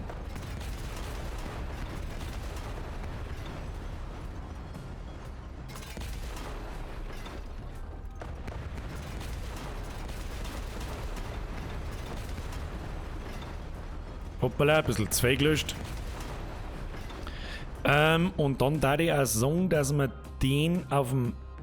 Wo kommt denn der? Der kommt da hier und fährt ganz oben auf. Na, das passt auch nicht. Passt auch nicht, passt auch nicht, passt auch nicht. So. Ich muss jetzt einfach mal schnell ohne Rechtfeld zu mir erklären. Machen wir so, so, so. So. Der nutzt das äußerste Gleis. Und mit dem Gleis fahren wir da quasi auf der Innenspur komplett durch bis auf zum Ölseppen. Ja? Und das wird unsere Linie 2.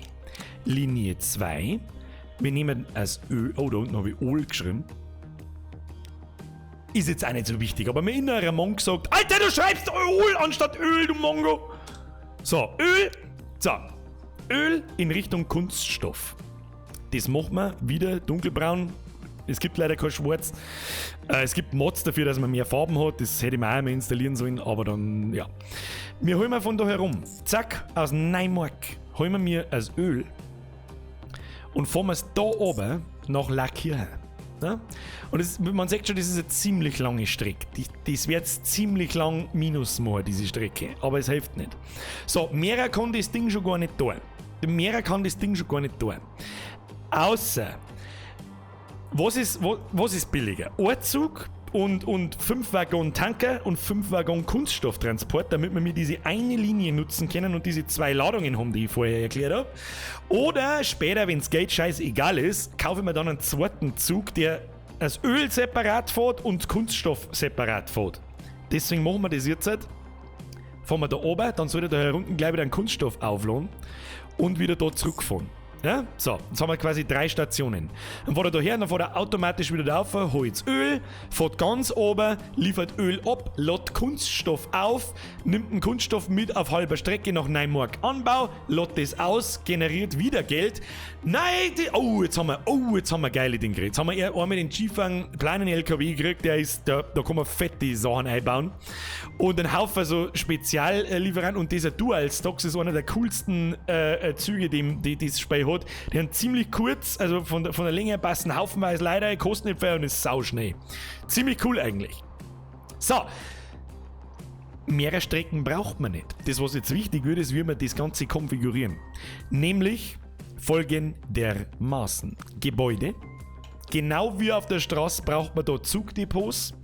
Oder wie man auf der Straße das Straßendepot braucht, braucht man da ein Zugdepot. Das bauen wir jetzt mal da her. Da bauen wir das erste her. Gleise. So, dann verbinden wir das mit der Innenseite. Ja, machen wir die Kurven ein bisschen weniger steil. So, wunderschön. So, dann bauen wir jetzt mal den ersten Zug mit Tanker hinten drauf. Machen wir genauso. Was rennt denn da eigentlich umeinander? Schau, was da rennt. Ein Bär! Warum rennt denn da Bär umeinander? Bär, nicht aufs Kreis, bist du deppert! Und da hinten ist ein Fuchs. Das haben's doch. Entweder habe ich noch nie so genau geschaut oder Fuchs. Fuchs! Sitting down! Wandering! Fuchs! Du lebst auf gefährlichem Fuß, oder?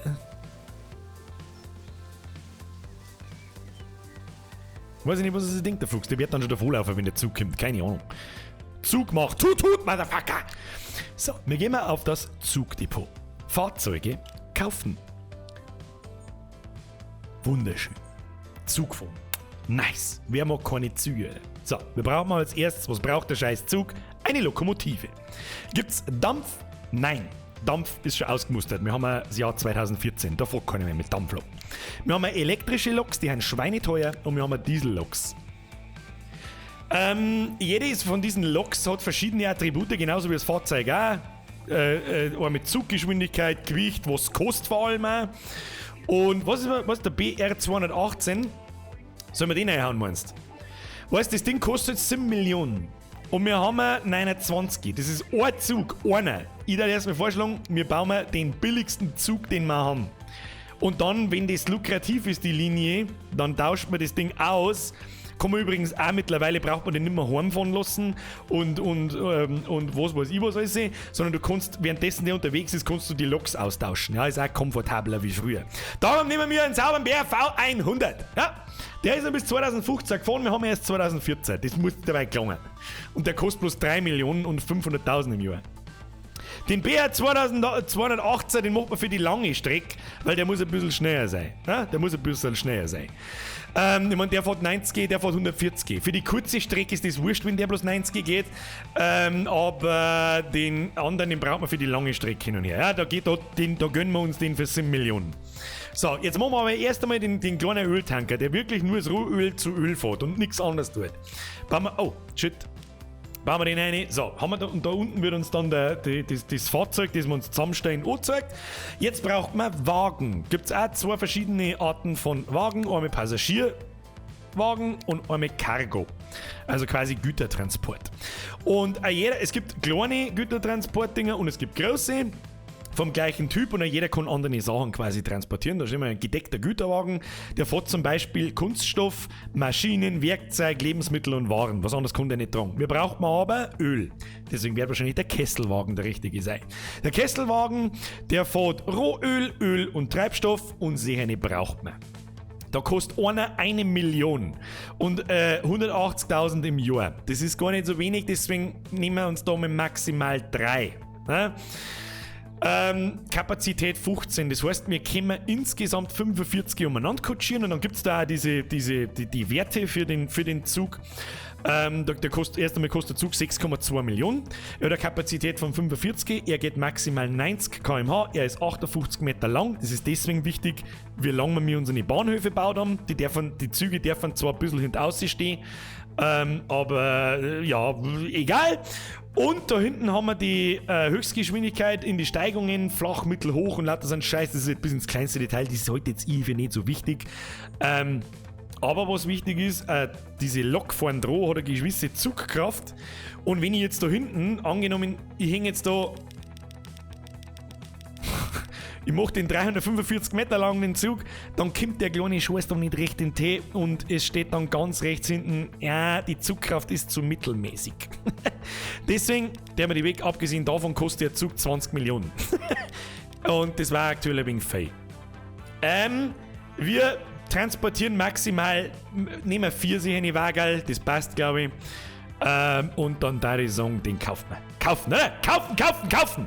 Wir kaufen 7,3 Millionen, jawohl, eingekauft. Nice. Dann fährt man das ganze Ding wieder ein. Ich mache das einfach gern und zwar in dunkelbraun. Und dann können wir eigentlich auch schon sagen, neue Linie, Rohöl zu Öl. Ja? Rohöl zu Öl. Zack, das Böhnchen.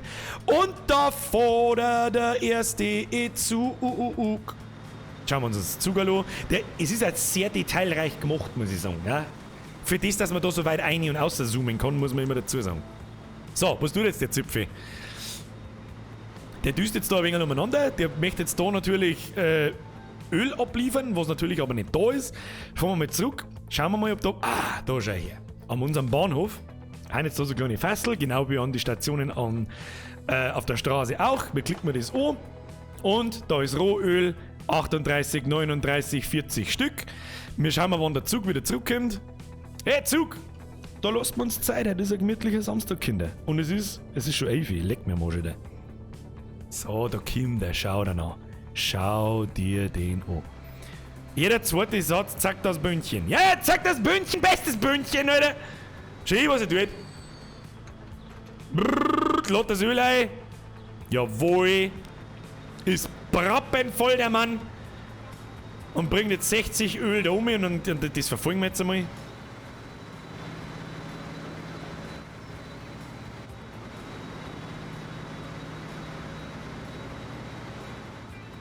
Schauen wir uns das an. Ja. Und man muss ja mit zurücklassen, ein bisschen Chili Vanille, oder? So, momentan machen wir mit dem Zug nur minus 200.000. Und wenn er jetzt aber das Öl abliefert, boom, plus 115.000.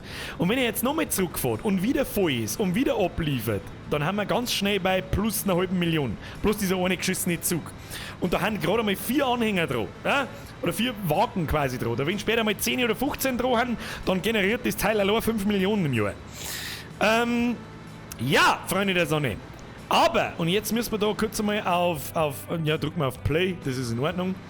Jetzt müssen wir aber weitermachen, weil uns das nichts hilft, wenn wir da oben bloß das Öl abliefern, weil der produziert jetzt, ja, aber irgendwann ist er voll. Und dann produziert er nimmer. Und dann holt er der kein Öl mehr. Und dann ist alles im Minus. Das heißt, die Dinge wollen verwertet werden. Was brauchen wir dazu? Richtig, ein zweites Züglein. Und das mache ich auch immer so. Ich mache für jeden Zug sein eigenes Depot, weil mir das einfach nervt mit dieser Gleis-umeinander-Scheißerei. Da machen wir jetzt so. Was ist da los? Äpfel! Wenn nicht ruhst, hat's keine Leistung. Das stimmt. Und vor allem, wenn es keine Gaudi macht. Warte mal, das bauen wir jetzt da her. Zack, zack, zack. So, nehmen wir ein Gleisel. Da nehmen wir ein wenig ein Gleisel. So, freilich, ja, wunderschön. Du, das ist wunderschön. Das ist wirklich wunderschön.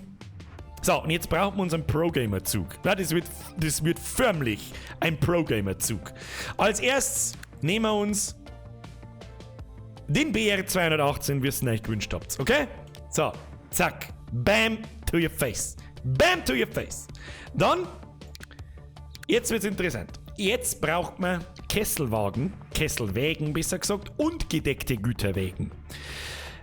Ich würde fast vorschlagen, dass wir jetzt die große Variante davon nehmen. Ja, da gingen nämlich gleich mal 20 eine anstatt 15. Kostet 2 Millionen, der kostet 1.180.000, 300.000. Das heißt quasi, der ist ein bisschen billiger im Jahr, kostet aber in der Anschaffung mehr. Das werden wir uns jetzt aber leisten, weil das jetzt dann ziemlich viel Geld produzieren wird, dieses Ding. Ja, das können wir uns aber nicht leisten, weil wir müssen diese produzierten Waren auch noch nach Graz und nach sonst wo fahren. Ja, man muss immer vorausdenken, Kinder. Man muss immer vorausdenken. In der Zwischenzeit wünsche ich Prost. Übrigens ist der BA 128 auch ein wunderschöner Zug, auch in echt. Allok, Entschuldigung.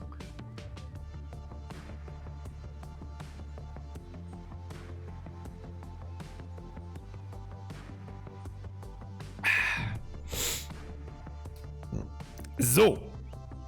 Kesselwagen. Wie viel nehmen da mit? Keine Ahnung. Arme 4. Kostet uns der scheiß Zug schon 11,5 Millionen. Wohlgemerkt, wir haben nur 24. Wir müssen ein bisschen aufpassen.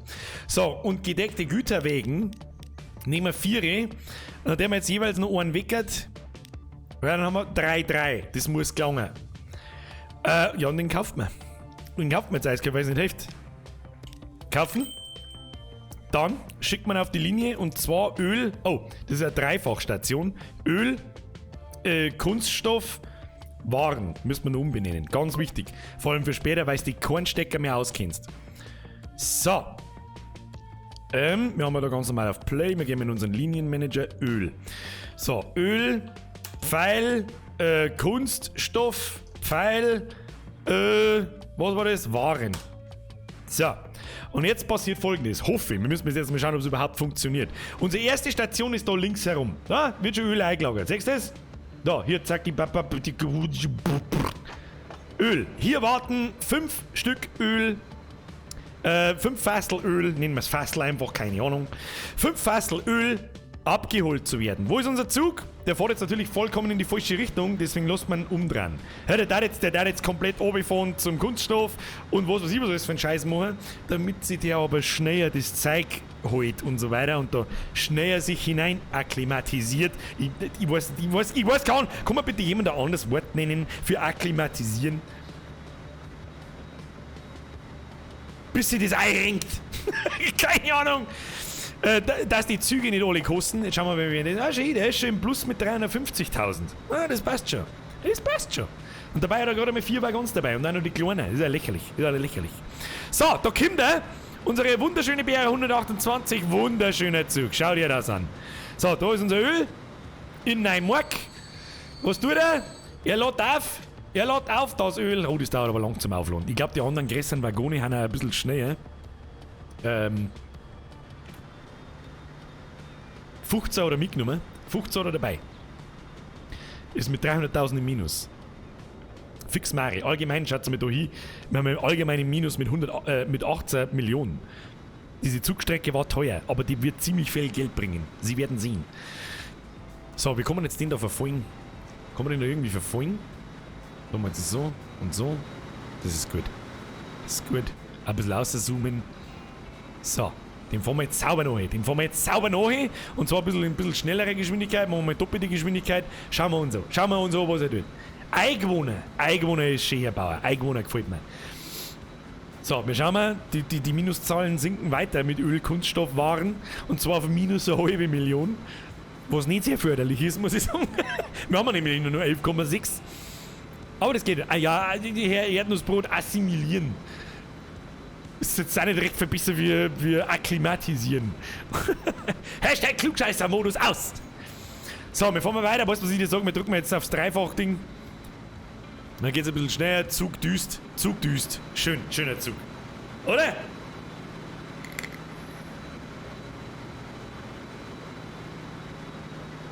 Oh, wir haben da. Was tut er? Wir liefern mal das Öl ab. Sagt man da herum. Rechts, da. Blub, Öl weg. Und jetzt müssen eigentlich, oh, wir haben sogar schon einen Kunststoff dabei. Das dauert jetzt natürlich ein bisschen, bis die Kunststofffabrik genug Kunststoff da liegen hat, damit der Zug voll ist und so weiter. Das heißt, der muss da ein paar Mal hin und her fahren. Wenn wir jetzt schauen, der hat jetzt dabei einen Kunststoff, das liefert er jetzt hoffentlich auch ab. Wir haben uns das da mal da links auf, da sehen wir das da, was der so tut. Währenddessen können wir in die Chemiefabrik eindrucken und können schauen, der hat jetzt im Lager, hat das Ding 10 Öl und produziert jetzt da unten einfach Kunststoff. Anhand von der, wie soll ich sagen, Abhol- und Lieferrate dieses Zugs, den wir da gerade sehen. Machen wir wieder Dreifachgeschwindigkeit, damit das ein bisschen schneller geht. Das dauert ja 100 Jahre. Haben wir keine Zeit für den Scheiß. Haben wir ja keinen Scheiß für den Zeit. So, Achtung, normal müsste er da jetzt stehen bleiben und einen Kunststoff abliefern. Was tut er? Über mir, Kunststoff weg, hat 15.000 gemacht, das ist natürlich nichts, das hilft nicht recht viel, aber das wird jetzt dann schon. Obacht, schauen wir uns so, gib ich euch Brief und Siegel. Da müssen wir dann später bei der Autobahnkreuzung müssen wir später eine Brücke drüber bauen, damit die Autos fließender drüber fahren können. Ja, das beeinflusst dann wieder die Stadt, die damit verbunden ist, weil die Leute nicht schnell nur drüber kommen und lauter so ein Scheiß. So, wir haben wieder da. Wir laden ab den eigentlich gar nichts, aber wir haben 45 von 45 Öl dabei. Das ist schon mal ein ganz anderes Hausig wie vorher waren es 15. Ja? Dann kann die Kunststofffabrik da unten schon mal gleich viel mehr produzieren und dann müsste das eigentlich langsam laufen. Langsam müsste es laufen. Jetzt, was mich noch interessieren hat, ist, produziert eigentlich die Warengeschichte ohne Stahl auch Waren? Ich bin mir nicht sicher. Ich glaube nämlich nicht. Das müssen wir nämlich auch noch machen. Müssen wir die Stahlproduktion auch noch machen. Und die müssen wir mit Laster machen, weil mit 12 Millionen kommen wir nicht weit. Da können wir keine Züge aufbauen. Geht nicht. So, fahren wir runter. Achtung, bei Obacht. Und jetzt bringen wir 45 Öl da hin. Zack, und schon sind wir mit 10.000 im Plus auf dem Ding. Gleichzeitig lädt er jetzt einen Kunststoff ein, 15 Stück schon. Das ist beim nächsten Mal, wenn er unten ist, garantiert mehr wie 15. Und das liefert er jetzt auf halbem Weg auch noch ab. Quasi die zweite Einnahmequelle in einem Zug und so wird das dann, der bringt später, wenn da ungefähr, weiß ich nicht, 6 große Tanks dran sind und 6 große Waggons dran sind, dann bringt das Ding 10 Millionen. Guaranteed, oder? Da, plus, wie viel hat er jetzt gemacht? War schon ein wenig was. Na, passt. So, währenddessen dieses Ding da gemütlich umeinander düst, schauen wir mir jetzt, was der da macht.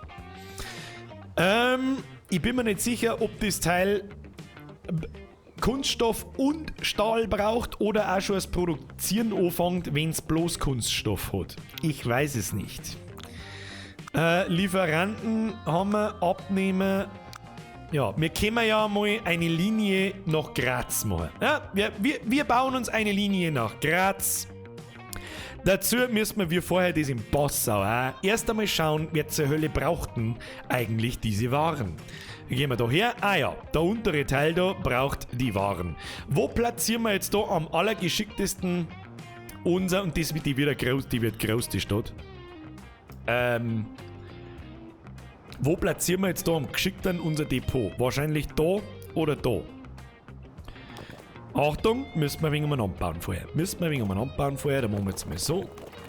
Ich weiß schon, da gehen jetzt ein Haufen Straßen drauf, das ist mir aber wurscht. Ja, da bauen wir unser Depot ein, das sagt der wie ist. Da bauen wir unsere Station ein. Stationi. Quattro Stazioni, va bene, wenn ich schon gehört habe. Bauen wir da her. So. Stationi. Quattro Stazioni. Machen wir da eine zweite Verbindung her. So, und dann klicken wir da einmal drauf und dann dürfte eigentlich ein jedes Gewerbegebiet, das Waren braucht, im Einzugsgebiet sein. Und später bin ich mir ziemlich sicher, dass sich das nach da herunten ausbreiten wird, also neue Gebäude gebaut werden und so weiter, und dann haben die ebenfalls gleich da, wo es hin sollen. So. Dann da ich vorschlagen. Eine Straße. Eine Schnellstraße. Eine Schnellstraße von hier nach da. Ja, die bauen wir. Wie bauen wir die, ist die Frage. Die bauen wir jetzt einfach straight da so oben. Und vielleicht sogar ganz da oben, damit diese Laster später nicht komplett in der Stadt rumfahren. Ja, später fahren in dieser Stadt so viele Autos, so viele Busse, so viele Laster, dass dann Stau entsteht und wie in echt halt auch. Und deswegen kannst du Waypoints setzen, dass die Laster von da einer fahren und so weiter und so fort. Aber das machen wir jetzt einfach. Pass auf, machen wir jetzt so. Da ziehen wir jetzt eine Pfeilschnur gerade Strecke da oben. Die kosten uns zwar 200.000, aber ist mir jetzt wurscht. Die bauen wir jetzt einfach mal bis da so her. Die bauen wir jetzt einfach straight da rein, weil es scheißegal ist. Brudi. Brudi, scheißegal, Brudi. So, dann machen wir jetzt da mal Stopp. Ja, das geht schön. Kinder, das geht schön. Machen wir Kurvel. Da bauen wir da eine Kurvel her. So, wunderschön. Da bauen wir auch eine Kurvel her. So, schönes Ding. Schönes Ding, du. So, dann brauchen wir Innerortsstraße. Innerortsstraße machen wir gleich zweispurig. Die bauen wir da her. Und die da, die werten wir gleich einmal auf. Jawohl. Und die da werten wir auch gleich einmal auf. Da die Vorschlag. Moment, das werten wir auf. So, wunderschön. So, theoretisch können wir jetzt die Linie von unserem Warendepot da oben basteln. Und das werden wir jetzt auch gleich da. Dann ist das nämlich gleich schon mal hergerichtet. Neue Linie! Zack, zack, zack. Und das Ding nennen wir, bei Direktlieferungen, habe ich vorher schon gesagt, in die Stadt hinein, nenne ich die Linie immer nach dem Stadtnamen zuerst. Damit ich später einfach schauen kann, so, ich möchte mich jetzt um Graz kümmern, dann sortiere ich nach Namen und habe alle Linien, die mit Graz zu tun haben. Alle Buslinien, alle Warenzulieferungen, alle, was es damit zu tun hat. Darum, oh, Granz habe ich geschrieben. Graz hat einen Granz. Bitte danke, ja, wegen einer Platten, die schaut noch nie beim geschaut. Graz waren 1. Enter. Waren im ersten Teil immer gelb. Darum mache ich die meistens gelb. Nein, machen wir es nicht gelb. Machen wir es pink. Machen wir es pink-lila. Was auch immer das da ist. Graz waren ein... Wie krass, dass ihr alle aufpasst, was ich schreibe. Graz, nicht Granz, nicht Granz. Leg mir da am Arsch. Fix mach ihr sagt's mir, dass ich mich nur ein Wort verschreibe. Leute, die normalerweise Sätze schreiben, da wo ich so davor sitze, oder wo, weiß ich nicht, Streaming für die Lebenshilfe, was ist denn los eigentlich?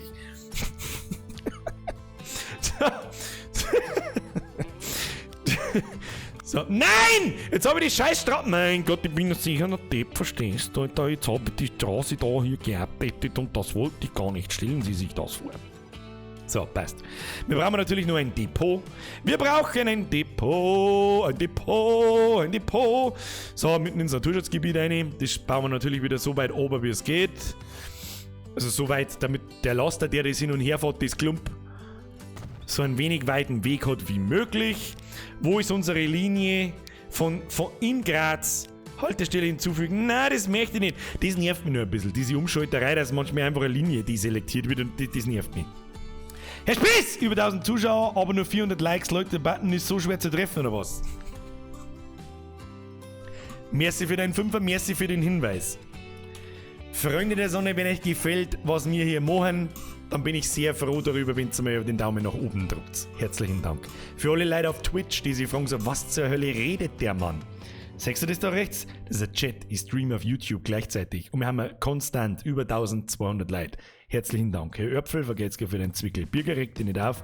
Denk an deinen Blutdruck. Was für Blutdruck, Alter? Alles, was ich mein Blutdruck denkt, ist, Brudi muss los. Blutdruck, Brudi muss los. So. Chill, Alter. Wer war das andere jetzt schon wieder? Da sehe ich da schon wieder was. Nein, der Örpfel. Der Herr Spieß war das. Der Herr passt schon. So, hab gerade erfolgreich 10 Kilo Fleisch auf dem Grill aufgepfeffert. Was ihr seid? Weil das ist viel noch Eifel. Oder geht das die ganze Nacht durch und du smokest? Long Job quasi. Merci dir. Und einen guten Morgen. So, Haltestelle hinzufügen. Armin von Graz Nord. Waren bitte transportieren. Direkt nach Graz. Und wunderschön, es checkt automatisch, ich muss keinen Wegpunkt setzen, es checkt automatisch den kürzesten Weg und der geht über unsere neu gebaute vierspurige Geschichte und da fahren die Laster dann entlang. Wunderschön. Nice. So, Tipp, schreib dir deinen Tipp in den Arsch. Währenddessen kann man mal wieder auf Play drücken. Schaut gut aus. Und ich glaube jetzt nicht, die Dinger produzieren nicht ohne Stahl. Wir müssen den Stahl auch noch aufsetzen. Fuck off, Alter. Das wird jetzt lästig. Das wird nicht G. Sag ich dir, es wird nicht G. Nein, wird nicht G. Nein. Nope. Was haben wir da? Pulled Pork, was? Oh, Vorratsproduktion. Dauert wahrscheinlich lange bis Montag bei mir. Merci dir und lass das schmecken. Viel Erfolg auch. Ne? Das schüttelt man nicht, Pulled Pork schüttelt man sich nicht aus dem Handgelenk. Ne? Egal wie oft man es gemacht hat. So, mir braucht man Stahl. Wo haben wir Stahl? Da haben wir Stahl.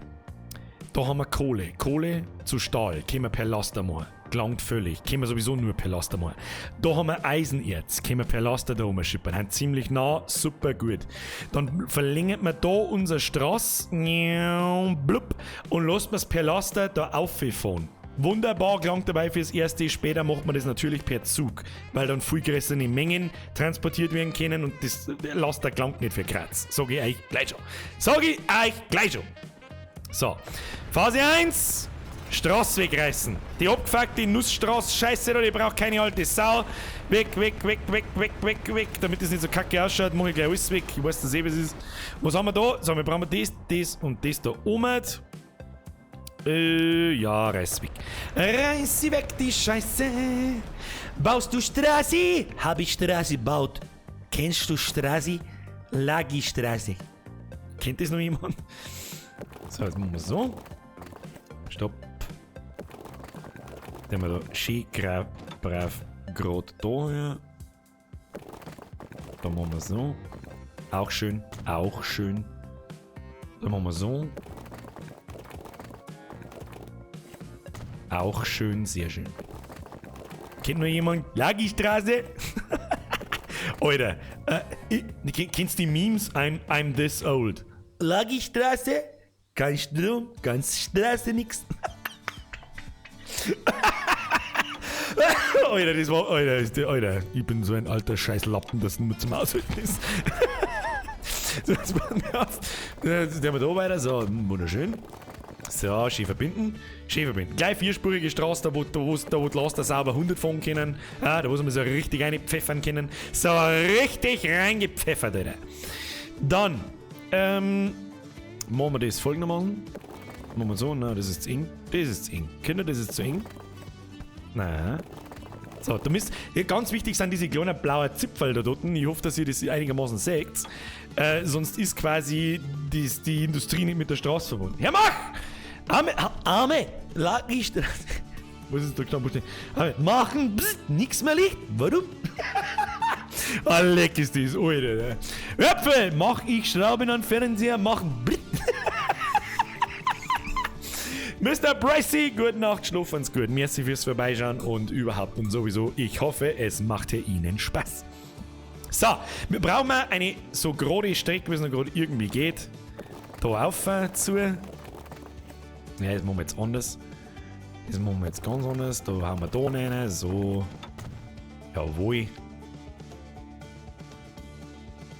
Dann machen wir so. Nein, das ist nix. So. Und das darf dann ruhig kurvig sein. Nice. Herr Pfannstein, merci für den Support. Da gibt es nichts zu danken, ich habe schon auch meinen Spaß gehabt, so ist es nicht. Vielen herzlichen Dank fürs Zuschauen, ich wünsche dir eine gute Nacht. Falls du schon bis jetzt so als das ins Bett gehst, keine Ahnung, wie spät ist es überhaupt. Ja, bis um 12 Uhr haben wir schon noch. Nach dem alten Lied von Mickey Krause, reiß die Hütte ab! So. So, wir müssen jetzt da noch mal ein bisschen umbauen. Da müssen wir noch ein bisschen einrasieren. So, da rasieren wir. Rasiert. Dann machen wir die Hauptstraße. Machen wir so. Aha. Das ist okay so. Dann machen wir da so ein Stück so. Das glaube ich ist auch okay so. Warte mal, Stiegi!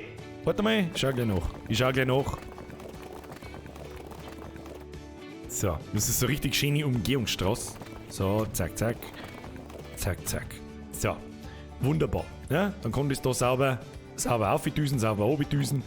Da können wir gleich eine Verbindung herstellen, weil es wurscht ist. Zack. Die wird früher oder später sowieso selbstständig gesetzt wahrscheinlich. Machen wir so. Und machen wir so. So. wunderbar. So, später baue ich da natürlich ein fancy Autobahnkreuz, da wo mit Auffahrt und Abfahrt und was weiß ich, was ist für ein Scheiß. Da gibt es also vorgefertigte Dinge wie ein Kreisverkehr zum Beispiel und solche Autobahnkreuze da zum Beispiel, um einen Verkehr zu regeln. Der ist aber momentan noch nicht schlimm. Richtig extrem wird es dann, wenn du in den Städten da 2000 Einwohner hast und da 1000 und da 1000, dann fahren da so viele Autos auf die Autobahnen umeinander und so viel Laster und so viel Scheiße, dass es richtig übel wird. Ja, so, ich habe jetzt lauter Zeiger übersehen. JJ1887H, weil ich da schon viel zu lang kostenlos zuschaue. JJ, merci für deinen Fünfer. Bitte versteh dieses Prinzip nicht falsch. Ich mache auch weiter, wenn keiner was zahlt. Das ist wichtig. Du darfst so lange kostenlos zuschauen, wie du möchtest. Das ist der Sinn der Geschichte. Danke für den Fünfer. Von Herzen drin fest. Ja, aber dann der Stigi. Frühlein, kommst du bei die... Genau, Alter. Oh, leck, Alter. Frühlein, kommst du zu Telefon?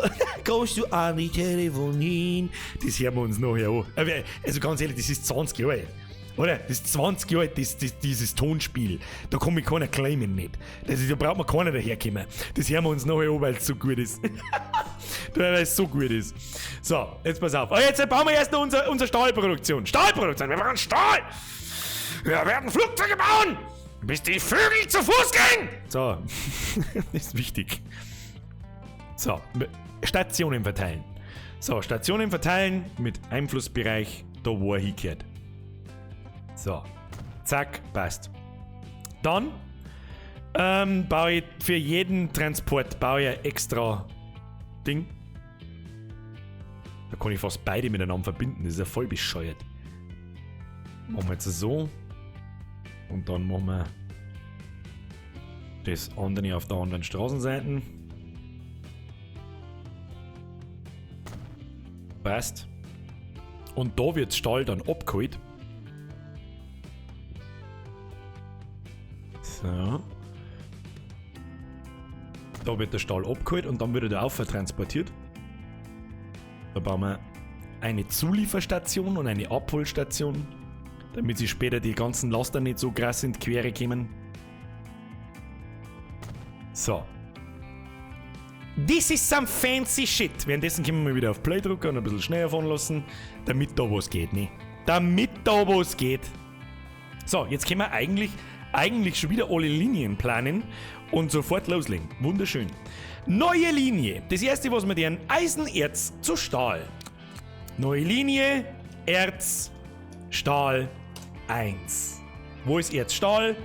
Stationen von hier. Da habe ich eine Station vergessen, weil ich ein totaler Kacknoob bin. Birger, du Kacknoob. Machen wir da her. Zack. So, jetzt aber. Linienmanager, Haltestelle, zack. Was haben wir gekriegt? 2 neue Fahrzeuge sind verfügbar. Der Eurodual und der CAF Urbos 3. Können wir noch nicht brauchen, können wir aber später brauchen. Wird schon passen. So. Erstes, Graz Süd. Die Farbe der Linie macht man dem Erz entsprechend, das war orange. Machen wir orange. Dann brauchen wir eine zweite Linie, nämlich mit der Kohle. Ja, aus Kohle und Erz wird Stahl. In dem Spiel zumindest. Neue Linie. Wir machen Kohle zu Stahl 1. Das ganze Ding machen wir. Kohle ist wieder so dunkel. Werden nicht anders helfen. Und geht von da Graz-Abzweigung zu Graz-Anbau. Dann brauchen wir die dritte Linie. Neue Linie. Zack. Aus den zwei Sachen wird jetzt schon Stahl. Und jetzt brauchen wir Stahl. Und das Ganze wird transportiert zu den Waren. Stahlwaren mache ich meistens so hellblau irgendwie. Zack, zack. Und geht von hier nach da oben. Und nice Scheiße. Nice Scheiße. So, dann brauchen wir ein Fahrzeugdepot. Ich schaue mir ein Donations gleich an. Wir müssen jetzt das Ding da fertig machen, sonst wird das halt nichts mehr. Wird halt nichts mehr. So, jetzt bei so Wacht. Zack, zack, zack. Fahrzeugdepot. Jetzt müssen wir Laster kaufen. Wir haben ja vorher neue Laster gekriegt. So einen fetten, geilen 40-Tonner, Alter. Und da kauft man jetzt von jedem einen und schickt man auf die einzelnen Linien. Für Kohle, für Eisen jetzt, für Stahl. Dann ist das Krebste ist dann schon mal gemacht. Dann ist theoretisch unsere Linie fertig. Währenddessen drücke ich mir weiterhin nur auf Play, weil da oben haben wir immer nur eine Kunststoffproduktion, die fucking viel Geld kostet, aber noch nichts produziert. So. Fahrzeuge kaufen. Cargo. Und wie wir da sehen, haben mittlerweile ein paar mehr Laster dazu gekommen, wie im Vergleich zu vorher. Was haben wir denn da zum Beispiel? Ein Kipper-LKW. Ja, haben wir ihn schon. Der kann Kohle und Eisen jetzt transportieren. Kostet 1,1 Millionen und 200.000 im Jahr. Und wenn du den noch schaust, der kostet 1 Million, 32, der kann 38. So einen kauft man. Den kauft man straight. Da können wir gleich 2 kaufen. Zack, zack. Den einen macht man orange fürs Eisen jetzt. Den anderen macht man braun für die Kohle. Und dann schickt man den einen, den Orangen, auf die Linie Erzstahl 1. Zack, das Böhnchen. Und den anderen schickt man zur Kohle. Und dann schauen wir, was passiert. Wir schauen, was passiert da von uns aus. Das schaut ein bisschen aus wie ein Straßenkehrerfahrzeug. Aber schau hier, wie detailliert das Ding gemacht ist. Also, seien wir ganz ehrlich. Für so ein Auto schaut der vielleicht schon gut aus, gell? Brauchen wir mal nicht diskutieren. Brauchen wir wirklich nicht diskutieren, wie der beieinander ist. Gell? So nicht. So, wir haben jetzt da schon wieder mit Geld geschmissen. Der Herr Jung. So, ich habe jetzt eine Flaschen Wodka im Gesicht und bin gut drauf. Alkohol plus Bier gestreamt ist einfach gut. Herr Jung, für das schreiben sie aber noch gut für eine Flaschen Wodka im Gesicht. Ich bin mir nicht sicher, ob das in Leber so geil findet. Kai! Lash Television. Weiß nicht, was man sagen möchte damit. Vielleicht hat aber auch der Kai eine Flaschen Wodka im Gesicht und eigentlich wollte ich weiß das schon. Phony, vergesst gar wieder Euro. Das Video vom Ahmed ist 11 Jahre alt. Das ist einer. Aber 100 Pro. Das ist einer. Das habe ich schon gehört, da habe ich noch ein Modem gehabt. Und das war Ende der 90er, Anfang der 2000er. Das werden wir nachher schon herausfinden, wie alt das ist. So, Play! Die zwei Hammen, die fahren jetzt da oben, die fahren jetzt da eiskalt oben und holen einen Scheiß, währenddessen die da oben düsen. Kauft man mir jetzt gleich den nächsten Laster und lasst man Stahl abtransportieren. So, wir können Stahl transportieren, da haben wir den fetten Rungen-LKW mit dem fetten Lader hinten, der hat Stahl dabei. Sehen wir da, Gütertypen, Stahl. Da kauft man gleich den fetten, der wir gar nicht lang miteinander. Hau gleich her den fetten, den macht man blau für den Stahl, zack, zack. Und dann müssen wir da ein bisschen da rumfahren und dann schickt man auf die Linie Stahl zu Waren. Wo kommt der? Da kommt der. Ja, jetzt hast du schon wieder mit Geld geschmissen. Kruzifix in selben. Na, vorder. Ja, der soll jetzt ruhig erst einmal da rauffahren, weil bis das Stahlwerk den ersten Stahl produziert hat, kommt er wieder und fährt dann auf. Wie schaut's da aus? Ah, schau hin. Haufen weiß Eisen jetzt. Und du siehst sogar hinten eine, wie er voll wird. Also der Detailgrad ist schon nice. Na, voll ist er. 38 dabei. Nicey, fancy. Was ist mit ihm? Er hat 28 von 38, oder war viel weniger Weg. Er bringt die Kohlen, er bringt das Erz. Schauen wir mal, was kriegen wir für eine Ladung? Was werden wir für eine Ladung Kohle kriegen? Für 28. Hey, 50.000. Und der ist ja nicht einmal voll gewinnt. Was kriegt der andere? Schauen wir, machen wir mal ein bisschen schnell. Da vorne, mit übrigens gepflegten 80 km/h. Kann sich sehen lassen. Das ist unser Straßenkehrermobil, das nennen wir also.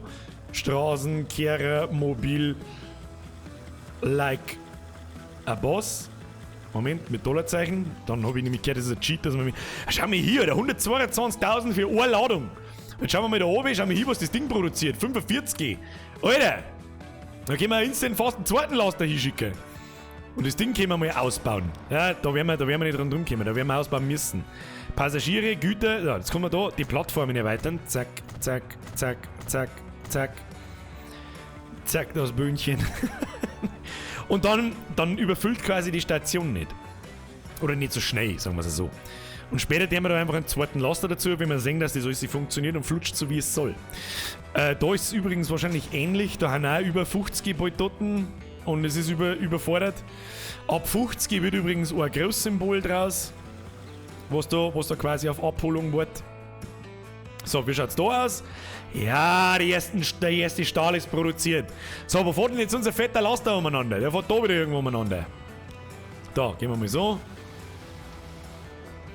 Schauen wir. Haben wir schon so weit? Haben wir schon so weit, dass ich da eigentlich einen Kreisverkehr bauen muss? Weil das da eine halbe Stunde dauert. Na, machen wir mal auf 3. Dann fahren wir mal nach. Da kommen 2 Kreisverkehre hin. Schaut euch das an, geht schon über. Scheiß fucking Grazer, da geht schon wieder zu. Herr Jung! So, jetzt habe ich eine Flasche. Also, das hast du vorher schon mal geschrieben. Jetzt glaube ich allerdings, dass der Flasche Wodka gefutzt hast. So! Unser Laster! Holz. Okay, es waren nur 37 Stahl produziert in der Zwischenzeit, aber das klangt dabei. Ja, da haben wir halt einen nicht ganz viel. So, wir fahren mal. Jetzt werden wir uns die ganze Ketten anschauen. Ne? Die ganze Ketten, weil mittlerweile wird ja bei den Waren alles angeliefert. Ja, der Kunststoff schon lang. Jetzt haben wir auch das Ding beieinander für den Stahl und jetzt müssen eigentlich Waren für Graz produziert werden. Schau hin, wir sagen in Graz ein- und ausfahren. Da fahren sie ein- und aus, dass du sie sagst. Da geht auch ein Kreisverkehr oder eine Unterführung oder was weiß ich nicht. Schau hin, fahr rein, haben wir bei minus 150.000. Bam, plus sind wir 70.000. Und da wenn jetzt zwei Sehne-Laster umeinander fahren, dann generiert das Money, Money, Money, Money, Money, Money, Money, Money, Money. Richtig effizient ist dann natürlich nur, wenn man das dann mit Zügen macht, am Schluss. Da kommen die Laster einfach nicht nach, besonders nicht, wenn sie da an jeder Straße stehen bleiben müssen und was weiß ich. Also du kannst da jeden Scheiß so detailliert ausreizen, bis ins letzte Detail. Das ist wirklich brutal und deswegen liebe ich dieses Spiel so. Und das waren jetzt zwei Produktionsketten, die wir uns angeschaut haben. Ja, ein bisschen Passagiertransport mit Schifferl und so und mit ein bisschen Bus und dann einmal Getreide und was weiß ich und jetzt einmal mit Waren. Es gibt aber noch 6 oder 7 andere Endprodukte, ja, und die dazugehörigen Produktionsindustrien. Und später ist es so eine aufgeblasene Riesenmap, dass du einen Vogel kriegst. So, hat Graz eigentlich schon einen Laster auf der Waren-Ding? Wir haben ja noch nicht einmal ein Fahrzeug. Wir haben ja noch nicht einmal ein Fahrzeug, damit Graz Waren kriegt. Da müssen wir auch noch eins kaufen. Ich glaube, wir haben ja vorher diesen E-Tron gekriegt. Habe ich das richtig gesehen? Das war der E-Passagierbus. Der hilft uns noch nichts. Aber der E-Laster wird auch gut. Der wird auch gut. So, jetzt pass auf. Was für einen Laster kauft man uns für Waren? Gibt es da überhaupt einen speziellen Laster? Nicht wirklich. Aber so einen fetten 40 Tonnen. Den stellen wir uns ein. Den kann Graz gebrauchen. Den hauen wir uns rein. Den werden wir auch noch schön pink-lila fahren. Wunderschön, Alter. Und dann Graz Waren. Sehr, sehr fein. So, da fährt unser pinker Pussy-LKW. Wo ist er denn? Fährt nicht davor so schnell. Was ist denn los mit dir? Da und überall sitzt übrigens der gleiche drin. Ja? Das ist Fahrerception. So, düt, Motherfucker. So, aber fast umeinander. Jetzt fährt er erst einmal. Ja, jetzt fährt er auf und holt die ersten Waren. Schauen wir uns so, wo es funktioniert. Da, wenn ich schon wieder so viele Autos in der Stadt umeinander fahren sehe, da kriege ich schon wieder einen inneren Brechreiz, Alter.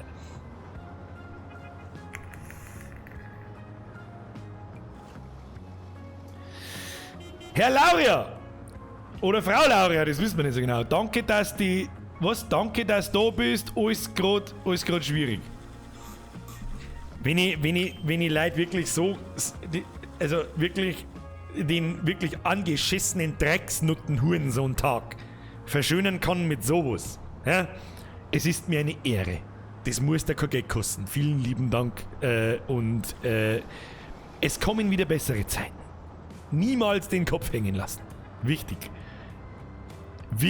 Es gibt wirklich ausnahmslos aus jeder Scheiße einen Ausweg. Den gibt's. Wir haben übrigens 11 Waren dabei. 11 Waren für Graz. 11 Waren für Graz. Nice. Köpfe. JBO. Börlast. Was? Börlastung? Ich kenne natürlich JBO, habe ich sogar schon live gesehen, aber ich kenne kein einziges Lied. Also ich weiß kein einziges Lied beim Namen, sagen wir es so. Merci. Falls du dies JBO meinst, ich habe keine Ahnung. So. Ja, diese Kette lasst man jetzt hier mal so. Die Kette funktioniert, Kinder. Die Kette funktioniert.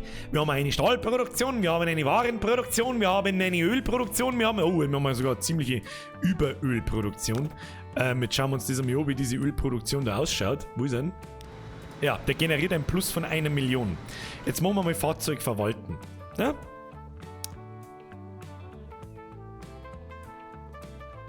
Naja gut, wir haben ja noch nicht so viel Geld, dass es wurscht ist.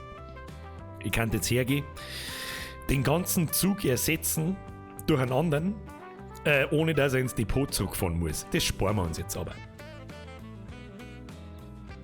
Na, sind fancy Details, machen wir beim nächsten Mal. Anders jetzt. Haben wir nochmal Bock, sowas da weiter zum Spielen? Haben wir da Bock, weiter zum Spielen?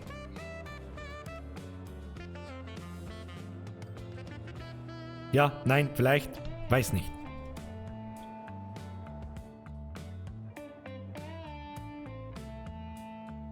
Okay, also das ist sehr, sehr ein eindeutiges Zeichen. Ihr habt Far Cry wollen? Ich hab gesagt, ich hätte gern Bock auf das Spiel und alle flippen aus. Ich weiß nicht. Ich weiß da nicht. So, was wir jetzt halt in Graz beobachten können. Wir haben, Graz hat schon einmal 2,5 Mal so viel Konsum wie Passau am Anfang, nämlich 140. Und haben gerade einmal 22 angeliefert. Ja? Das wenn voll war, dann hätten wir instant 800, 900 Bewohner in der Stadt und es wird völlig eskalieren. Jetzt war es wichtig, dass wir diese Stadt natürlich mit anderen Städten verknüpfen. Einen Bus haben, eine Verknüpfung zum Flughafen, eine Verknüpfung zu allen anderen Städten auf der Map und dann geht's voll ab. Also dann wird aus der Stadt eine 2.500 Einwohnerstadt wahrscheinlich. Und dann werden das auch voll die fetten Hochhäuser und so, und dann geht's halt voll zu. Dann musst du überall schauen, wo man reinfahren kann, wo gibt's Stau, wo gibt's keinen, da kann man eine Brücke drüber bauen, dann kriegt Laster extra Straßen und lauter so ein Scheiß. Und dann fangen sie da richtig interessant zu werden. So, jetzt passt so was.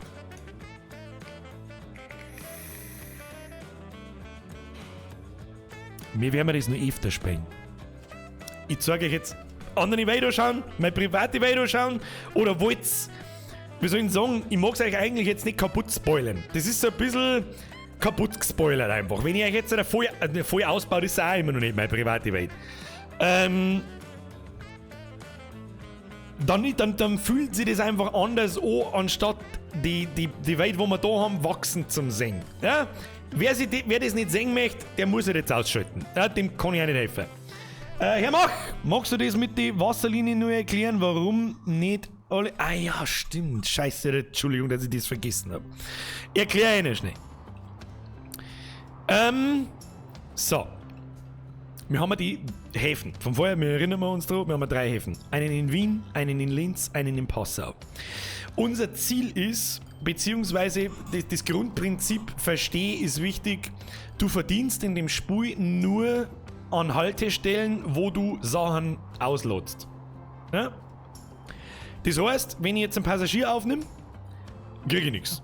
Aber wenn ich dann zu seinem Ziel fahre und liefert ihn ab, dann verdiene ich was. Wenn ich jetzt eine ganz lange Strecke habe, ja, von A nach B, und dazwischen 8 Stationen, dann möchte jetzt zum Beispiel ein Passagier von Station 1 zu Station 10 und blockiert dann den Platz von Station 2, 3, 4, 5, den ganzen Streckweg. Was ist besser? Wenn ich den einen Passagier zwinge, der von 1 zu 10 möchte, dass er über alle Stationen gehen muss und in jeder Station einmal ausgeladen wird, oder ob ihn direkt auf die ewig lange Strecke einmal hinfahre. So verdiene ich mit dem einen Passagier 10 Mal Geld, anstatt einmal. You understand? Ist das einigermaßen verständlich gewesen, was ich meine? Also möchte ich zum Beispiel haben, da ist der Gustl. Ja, der Gustl, der steht jetzt in Wien. Der Gustl möchte aber nach Passau. Ja, Kruzifix, der Gustl kann jetzt natürlich in einfacher Fahrt nach Passau fahren und mir einmal Geld geben. Oder ich zwinge einen Gustl dazu, dass er erst auf Linz muss, steigt in Linz aus, verdiene Geld damit, dann steigt er in Linz wieder ein und fährt nach Passau und in Passau verdiene ich noch mehr Geld damit. So verständlich? Hashtag geiler Wichser. Hashtag Capitalism in a nutshell. Ja, das ist das Prinzip dahinter. Du bist die Deutsche Bahn des Videospiels. Ja! Kapitalismus at its finest. Korrekt.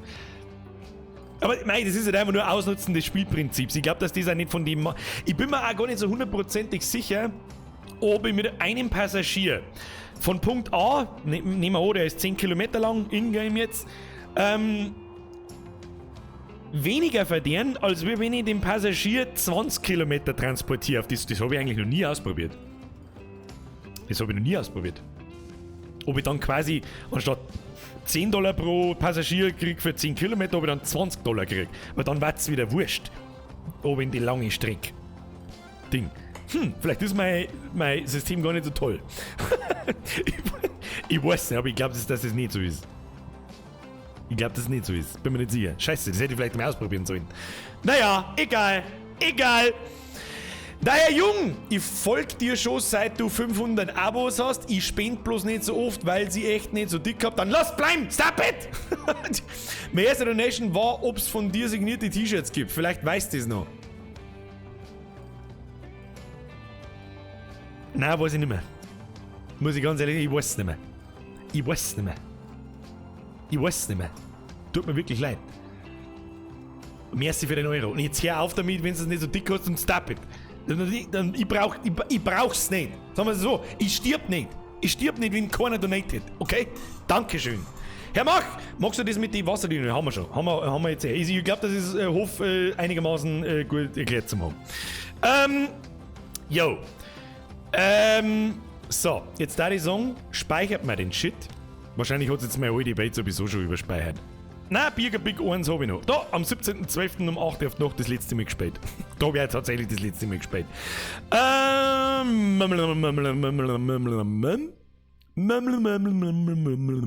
Was ist das, ein Autosave? Autosaves von 200? Ach, das sind die Autosave, ja gut. Bierger Stream 1. Nehmen wir Bierger Stream 1 speichern. So, jetzt nochmal.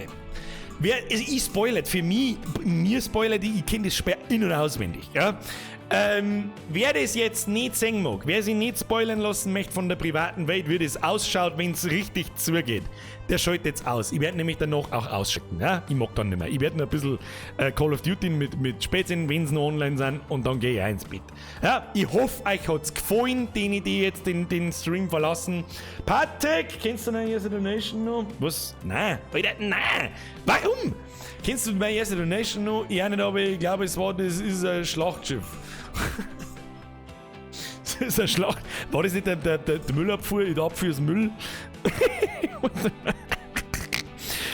Ahmed müssen wir noch anschauen. Den schauen wir uns dann noch kurz an. So. Also, wer das jetzt nicht sehen möchte. Vielen Dank fürs Zuschauen. Wenn es euch gefallen hat, lasst einen Daumen nach oben da. Wenn es euch nicht gefallen hat, lasst einen Daumen nach oben da. Wenn es euch so geht, so taugt hat, lasst einen Daumen nach oben da. Lasst auf alle Fälle einen Daumen nach oben da, das ist echt wichtig. Herr Jung! Na, stop it! Dir gönn ich, nein, ich gönn's dir! Alter, wenn nicht, was gerade in der jetzigen Zeit, wenn es irgendwelche Geldprobleme gibt, gehst du her und wirfst mit 15 Euro. Stop it! Now! Money, jetzt fucking serious. Jeder von uns wird wahrscheinlich demnächst finanzielle Probleme kriegen, ja? Aufgrund vom Corona-Hurensohn, Wichstrescher. Keine Ahnung. Stop it! Now! Please! Vor allem, wenn noch jemand dazu schreibt, ich hab's nicht so dick, Alter. Das ist ja nichts Schlimmes, um Gottes Willen, aber wenn's mir dann 15 Euro in den Krachen wirfst, dann ist schon schlimm. Das ist nicht gut. So, haben wir gespeichert? Spiel speichern, nochmal speichern, Bierger Stream 1 speichern, ja.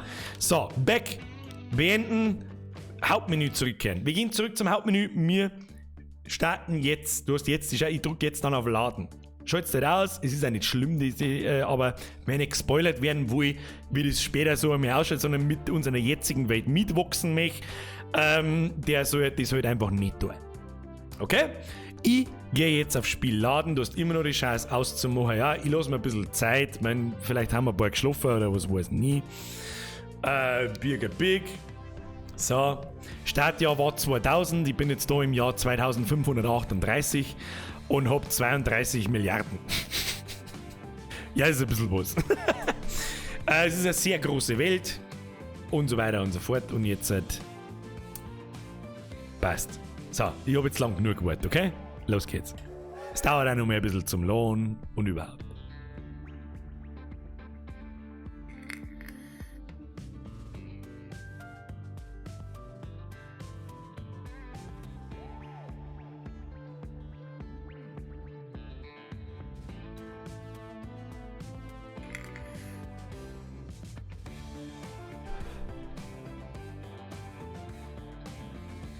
Vielleicht.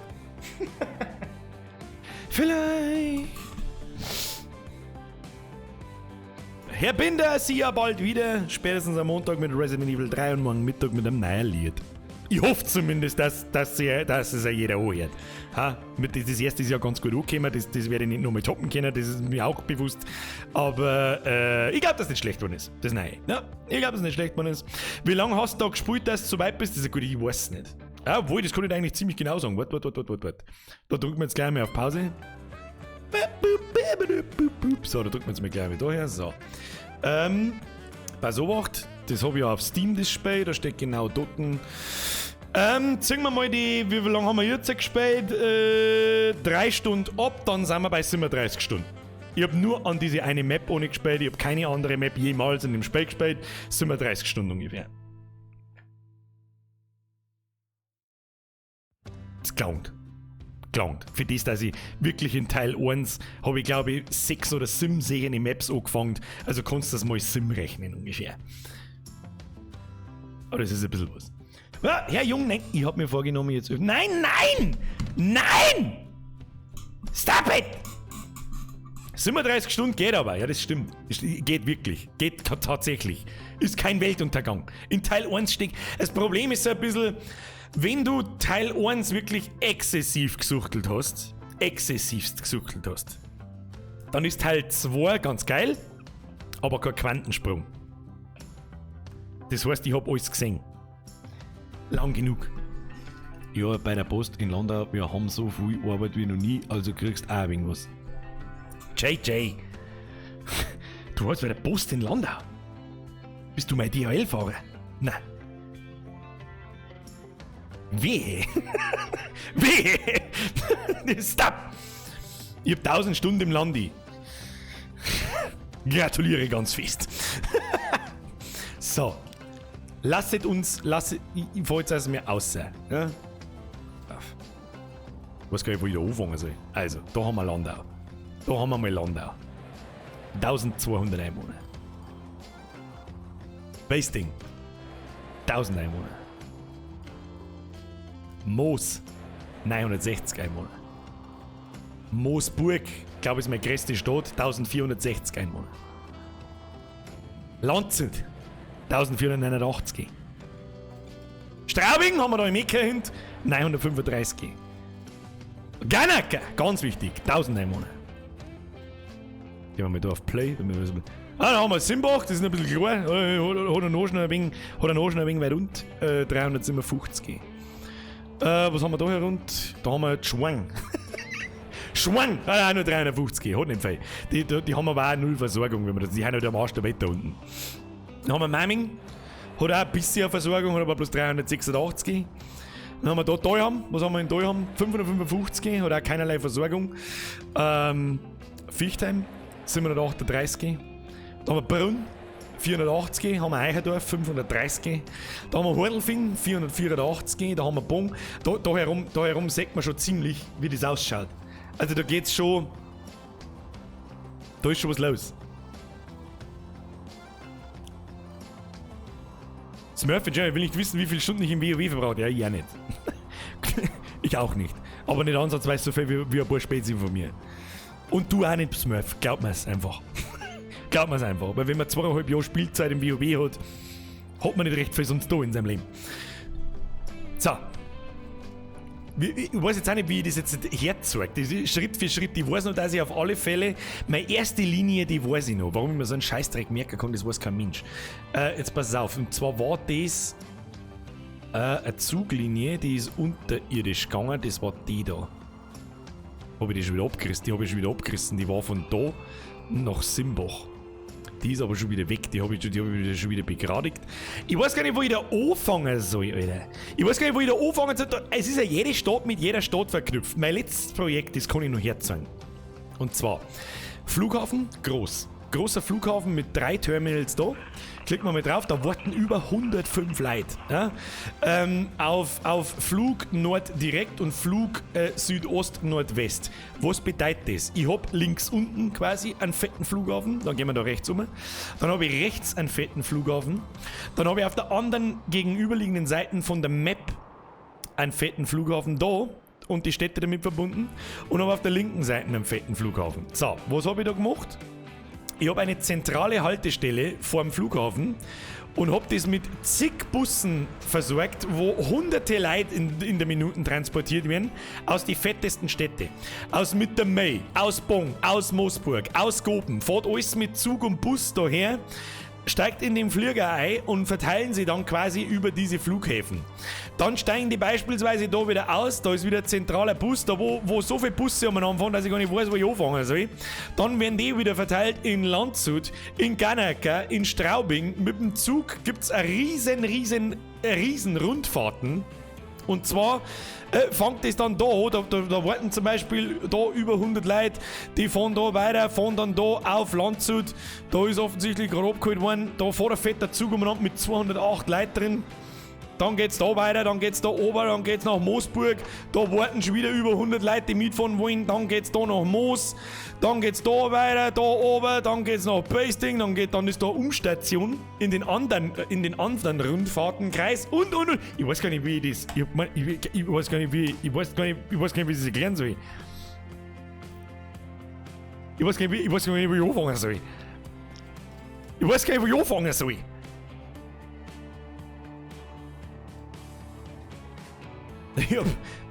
Weil ich gerade gelesen habe, hast du Anstoff auch. Normalerweise habe ich Anstoff wirklich immer, aber ich glaube, diesmal habe ich nicht Anstoff, sondern Ruhestoff. Und ich habe gehört, ihr hasst euch ziemlich. So, zeig mal die Kurs, also meine Linien. Blub.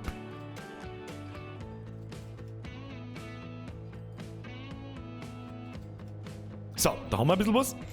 Das springt so krass umeinander. Die größte Linie, die ich habe, ist die Fluglinie, die macht 20 Millionen im Jahr. Die zweite Fluglinie macht 10 Millionen im Jahr.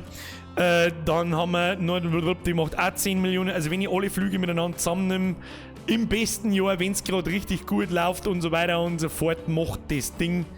Aber jetzt da schon bei 30, 40, 50, was ist denn mit der anderen Fluglinie los? Die war gerade Vollgas im Minus. Wo ist denn die hier verschwunden? Die ist da, die macht bloß 1 Million. Das ist doch gelungen. Was ist denn das für ein Scheiß? Naja. Ist schon mal besser gegangen. Weiß ich. Das ist das Problem an so riesen fett vernetzte Dinge. Du, wenn irgendwo eine Linie übersägst, die Scheiße baut, ja, die nicht fake nur abholt oder einbricht oder sonst irgendwas, dann zirkt es einen Rattenschwanz nach, dann wird der Staat kleiner, dann hast du weniger Einwohner, dann hast du weniger Transporte, dann bricht der Zug ein. Wenn der Zug einbricht, dann bricht das nächste ein. Und. So. Ansonsten, weiß ich nicht, warte mal, kann man das so mal, weißt, schau dir das an, du wirst halt wahnsinnig, ich weiß doch auch nicht. Ich weiß es auch nicht. Du, da in 5 Minuten werde ich 8 sagen, kann nicht einmal saufen mit meinen Leuten. Mr. Biker, dann saufst du da allein. Selbst sowieso nicht. Wer hat jetzt da wieder mit Geld geschmissen? Kruzifix. Fix Mari. Herr Mitrach. 1-11. Vergeht's gut dir. Super Spui, geiler Stream. Hashtag bester Mann. Vergeht's gut dir. Merci fürs Zuschauen. Merci für deinen Euro. JJ, ich arbeite bei der Post in anderen. Wir haben so viel Arbeit. Hab ich schon gelesen. Hab ich schon gelesen. Wer war das andere schon wieder? Weiß ich nicht. Alter, spinnst du? Also 1300 Stunden habe ich in 2 oder 3 Spiele, glaube ich. Das eine ist LOL, garantiert habe ich über 1000. Dann Diablo 3, da weiß ich gar nicht, wie viele 1000 Stunden dass ich da habe. Marty! What are you doing? Nein! Da habe ich schon was dagegen. Ich lese jetzt ausnahmsweise vor. Ausnahmsweise lese ich es vor. Normalerweise habe ich was dagegen, okay? Bitte jetzt das einfach nicht. Weil dann kriege ich noch mehr schlechtes Gewissen wie schon. Marty, merci für deine 13,37. Netter Betrag übrigens, hab schon verstanden. Frage, wenn du demnächst mal abhaust. Was? Wenn du demnächst mal abhaust, möchtest du vielleicht ein bisschen Werbung für meinen Spätzl machen? Der macht einen 24-Stunden-Stream. Nur wenn du sowas machst. Schöne Grüße aus Felden und der nächste Kasten Oettinger geht auf mich. Lull. Also ich mache keine Werbung für andere, schon gleich gar nicht, wenn mir jemand zahlt dafür.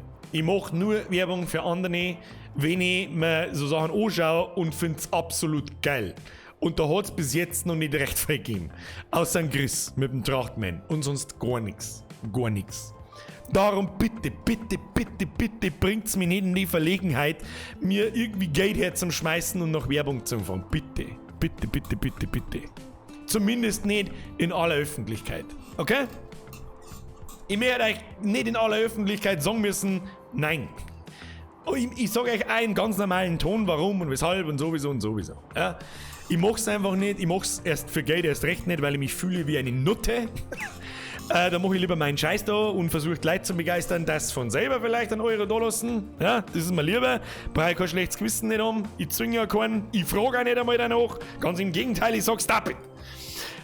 Aber ich hoffe, dass es einigermaßen verständlich ist. Und ich sag's auch ganz ehrlich, ja, das hat zwar nicht mehr recht viel mit Bescheidenheit zu tun, aber das passt ganz gut daher jetzt.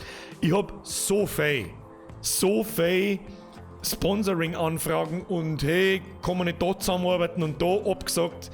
Und zwar jeder Einzelnen, außer beim Chris. Jeder Einzelnen. So, jetzt kriegt der Alkohol, jetzt muss ich man sieht's ja Montag und bleib sauber. Herr Jung, hauen Sie sich rein, wir sehen uns am Montag um 20 Uhr mit Resident Evil 3 übrigens, Kinder. Resident Evil 3. So, genug geplaudert. Freunde der Sonne, wir schauen uns das Nachmittag. Wir schauen uns jetzt nach mit an. Ich mag da jetzt nicht mehr umeinander spoilern, okay? Es ist, wie es ist. Ich glaube, das spielen wir schon nochmal. Ja, ihr habt halt so konstant waren, glaube ich, noch nie Leute da. Das war sehr interessant, sehr interessant. Jetzt suchen wir mal einen Ahmed. Ahmed, wie sucht man das? Wie sucht man das am besten? Weiß ich nicht. Ahmed, nach was sucht man da? Ahmed, Fernseher, Stromausfall. So, schauen wir mal. Vor 11 Jahren, vor 9 Jahren, vor 10 Jahren. Da haben wir schon den ersten Kabel geguckt aus der Wand. Vor 12 Jahren. Vor 13 Jahren haben wir da schon mal eins. Das ist definitiv länger her, bei 13 Jahren, das garantiere ich dir. Das ist vor Anfang der 2000er. Das habe ich auf LAN-Partys schon gezogen, Alter. Ja, keine Ahnung. Ist ja scheißegal, wie alt, das ist auf alle Fälle massiv alt. Es dauert 4 Minuten irgendwas und das hören wir uns jetzt einfach mal an. Ja, da wird mich schon keiner, weiß ich nicht. Weiß es auch nicht. Da, wenn mir jemand klemmt, dann muss ich wirklich sagen, halt dein Futzen. Einfach nur hören, ist da wenigstens ein Text dabei? Nein. Machen wir mal einen Text dabei. Hallo, mein Name Ahmed, Telefonspaß, Fernseher. So. Ich mach jetzt einfach mach mal, Moment, das machen wir zu, dann machen wir zu, damit da nicht irgendeine Kase rauskommt. Und dann machen wir so, YouTube-Video schauen. Hallo, mein Name Ahmed. Das schauen wir uns jetzt einfach an. Fertig aus, Amen. Und einfach zu kleiner genießen. Ist wirklich gut. Ist laut. Da macht jetzt nichts mehr Licht. Warum? Alter, das war so seiner Zeit voraus. Das ist so gut. Ich hab's schon lange nicht mehr gehört. Alter. Macht Leinstraße. Ist so geil, Alter. Sie ist aber auch, stopp, da muss ich stoppen. Sie ist aber auch Behinderte. Jetzt hat er wirklich 3-4 Mal hintereinander einigermaßen verständlich Langstraße gesagt. Ich weiß auch nicht. Stuttgart. Ach Gott. Sie sind gerade Opfer unseres Telefonspaßes geworden. Also ganz ehrlich, der Typ hat so, also erstens, da nicht zum Loch, Alter. Das ist mit, Alter, absolutere Königsklasse, Level Legendary. Das zweite, diesen Dialekt so geil nachmachen, ist wirklich dieses, Alter, mein Name, Ahmed, Lül, Brudi, muss los. Das ist so alt. Das glaube ich, habe ich auf meinem Nokia 3310 gehabt. Herr Öpfel, für den Ahmed TV. Nicht, was soll ich mit dem Ahmed seinem scheiß TV zum Alter? Alter. Legendary, Alter. Ich hab schon gesagt, wir müssen glaube ich, mal so einen Blätschmerz machen, wo wir uns nur so geil, also richtig, I'm this old, Scheißdreck anhören. Der von nur Videos kämen, die 10 Jahre älter sind. Die werden gut, Alter. Das wird gut. So, jetzt haben wir den Viewer-Counter ein bisschen gedroppt. Wer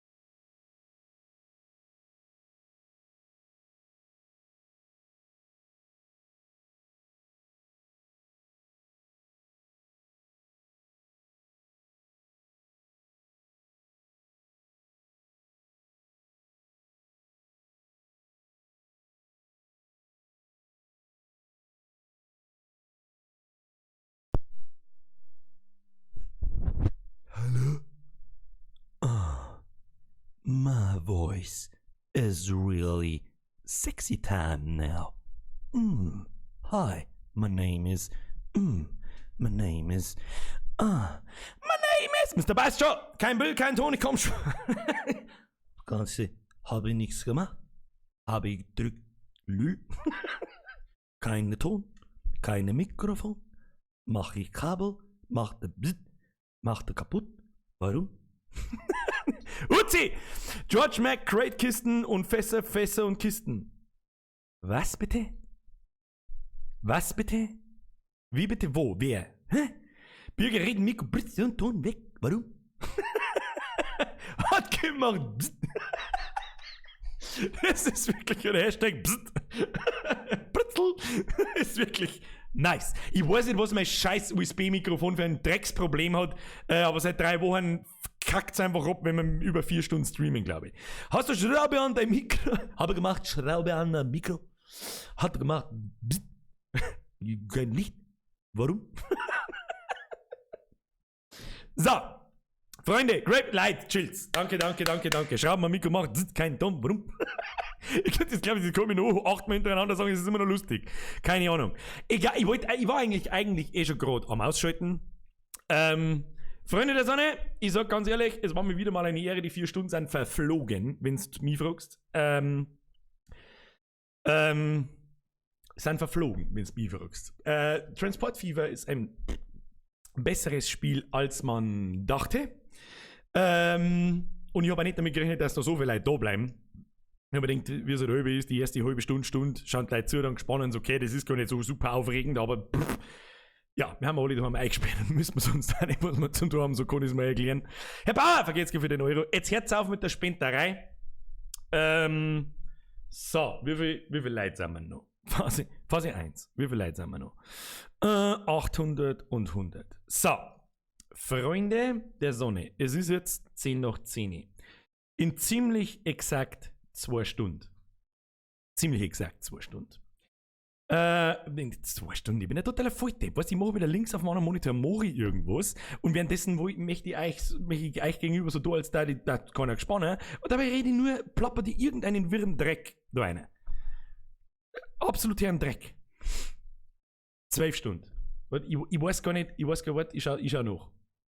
Geplant. 13 Uhr. Leute, 13 Uhr. Gute 12 Stunden. Vielleicht 13 Stunden. Uzi! Schaut's da an auf YouTube, ist ein Klassiker, George McCrate. Muss ich mir, das heben wir uns für den Blätschmerz auf. Für das 10 Jahre. Hörst jetzt auf! Bottackerten, Attackerten. Was? Bottackerten, Attackerten? Ich weiß nicht, was man sagen heißt. Herr Öpfel, ich weiß nicht, aber merci für deine ganzen Donations halt. Auch an alle anderen Freunde der Sonne. Vielen lieben Dank fürs Zuschauen. Vielen lieben Dank für diese ganzen Donation-Eskalationen. Es tut mir sehr, sehr leid, dass ich während dem Spiel nicht mehr so darauf reagieren kann, wie das irgendwann einmal war. Weil das Spiel sonst permanent unterbrochen wird. Es hört ja auch nicht auf, wenn ich nichts sage. Also, ich versuche es dann immer wieder mal kurz nachzuholen, ja, das ein bisschen gebündelt zu machen, weil ich auch ein schlechtes Gewissen habe, wenn die Leute das deren und dann reagiere ich nicht einmal mehr auf das, weil es einfach nicht mehr geht.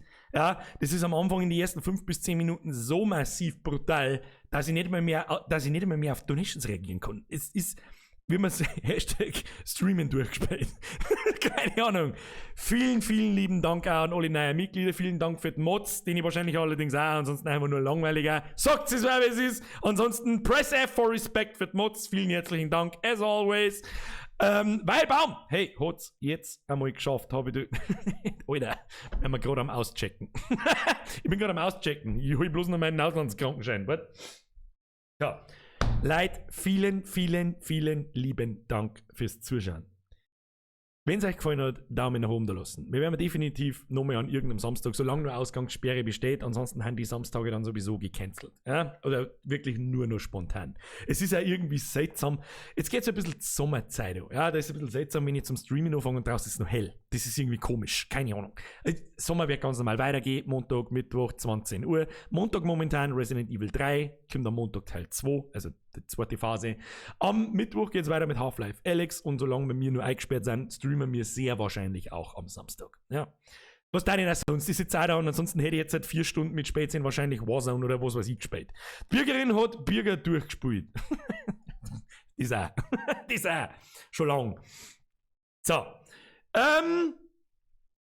Ja, wie soll ich sagen? Ich mache jetzt dann noch was. Schauen wir mal, wie viele Leute noch da sind. Ja, droppen schon. Passt schon. Und dann da ich sagen, Freunde des billigen Alkohols. Vielen herzlichen Dank fürs Zuschauen. Es war mir eine Ehre, Sie belustigen zu dürfen und für die ganz, ganz, ganz furchtbar Tapferen, die wirklich bis um 11:45 da hocken und sie 4 Stunden mein Castor geben. Herr Pannenschein, geil was Bürger bis zum Montag. Wir singen uns am Montag rein. Morgen um 1 kommt ein neues Lied und im Grunde, warte mal, werden wir es vorbereiten, bevor wir irgendeinen Scheiß machen. So, nicht, dass irgendein Kass passiert. Okay? Nicht, dass irgendein Kass passiert. Da die Song, wie der man das jetzt, geht da überhaupt noch ein Ton? Moment. Da muss ich noch mal kurz umschalten. Nicht, dass wir da jetzt einen Scheiß machen. Nicht, dass wir da jetzt einen Kass machen. Geht da was? Natürlich geht da nix. Ja, das war komisch gewesen, wenn da irgendwas geht. Beringer, Audio, okay, so. Während einer Ausgabe. Oh, das war jetzt nur ein Videotest. Ja, das geht auf alle Fälle tun. So, Freunde der Sonne, ich verabschiede mich. Wir singen uns morgen Mittag mit einem neuen Lied und am Montag im Livestream mit Resident Evil 3. Vielleicht auch ein bisschen Blätschmerz zum neuen Lied. Wenn nicht, ja, dann weißt du eh, wie es ist. So, und jetzt mache ich einfach so und dann wünsche ich euch eine gute Nacht.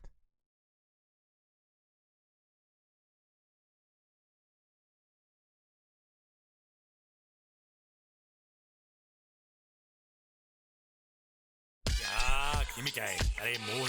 Alter, rüber jetzt. Da gibt's ja keine Rede. Frale, komm ich vorbei, noch 5 Minuten bin ich da, gell? Da kenn ich nix. Na, Frale kannst mitfahren. Ja, und dann zieh ich auch Hosen an, klar. Warte schnell. Und das rauche ich hier auf, aber zum Laufen fang ich an. Und wenn man das noch nicht glaubt, häng ich noch 8 Kilometer schwimmen drauf. Fleischig ist ich ganz mehr, weil so ein Veganer bloß einen Tag versaut. Das sicherlich.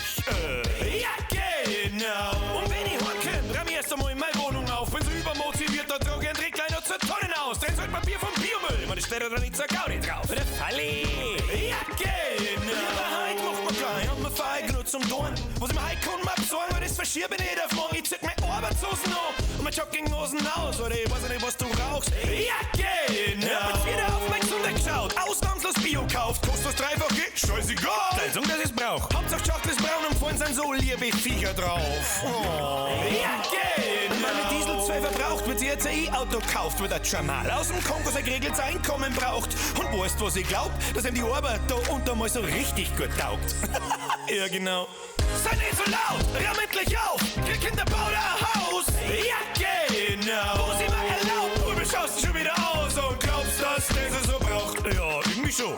Sei nicht so laut, ramm endlich auf. Krieg Kinder, bau da ein Haus. Ja, genau. Wo sie mal erlaubt, du schaust schon wieder aus und glaube, dass das so braucht. Das los ich ab jetzt aus und da geh ich brav in die Kirche, steh ich extra schon um 7 auf. Geh dann noch 4 Stunden in die Kirche, guck ich sauber auf, verschwein das Knädel und Kraut. Ja, genau. Halt doch dann dein Maul. Ja, geh her mal doch auf, wenn sie der Papst von meinem Kirchengeld kein Villa nicht kauft. Der Pfarrer zieht da keine Kinder aus, wenn's der Fake nicht zeugst, betzt und glaubst. Lol. Ja, genau. Pass auf, hör ich auf, ich trink nie wieder Hips. Nur der Bionade und schleppst, keine Jager mehr auf Ex, nope. Und nächsten Montag steh ich gemütlich auf, bin topfit und schau gut aus. Alle. Ja, genau. Wenn YouTube und das alles sind, irgendwann mal nimmer läuft, schnallt sie mit die Hosenträger und setzt mir Fußmütze auf. Und das Beste wird, ich halt mein Handy im Hochformat drauf. Alter. Ja, genau. Und jetzt geh ich ins Bitte, vorher nimmer Fernsehen schauen und mit ein bisschen Glück kann's sein, dass man meine Alte noch anfaucht. Ja, ich weiß nicht, was du glaubst, ich bin eigentlich draußen. Und ich so, ja, genau. Sei nicht so laut, ramm endlich auf, krieg Kinder, bau da ein Haus. Ja, genau. Wo sie mal erlaubt, du schaust schon wieder aus und glaubst, dass das so braucht. Ja, irgendwie schon. Sei nicht so laut, ramm endlich auf, krieg Kinder, bau da ein Haus. Ja, genau. Wo sie mal erlaubt, du schaust schon wieder aus und glaube, dass das so braucht.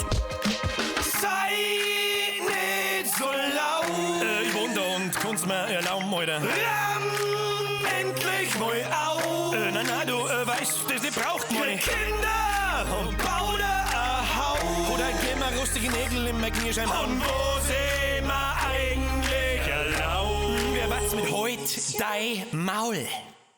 Sei nicht so laut, ramm endlich auf, krieg in der Bauer Haus. Ja, genau. Wo sie mal erlaubt, du beschaust schon wieder aus und glaubst, dass der sie so braucht. Ja, irgendwie schon. Sei nicht so laut, ramm endlich auf, krieg in der Bauer Haus. Ja, genau. Wo sie mal erlaubt, du beschaust schon wieder aus und glaube, dass der sie so braucht.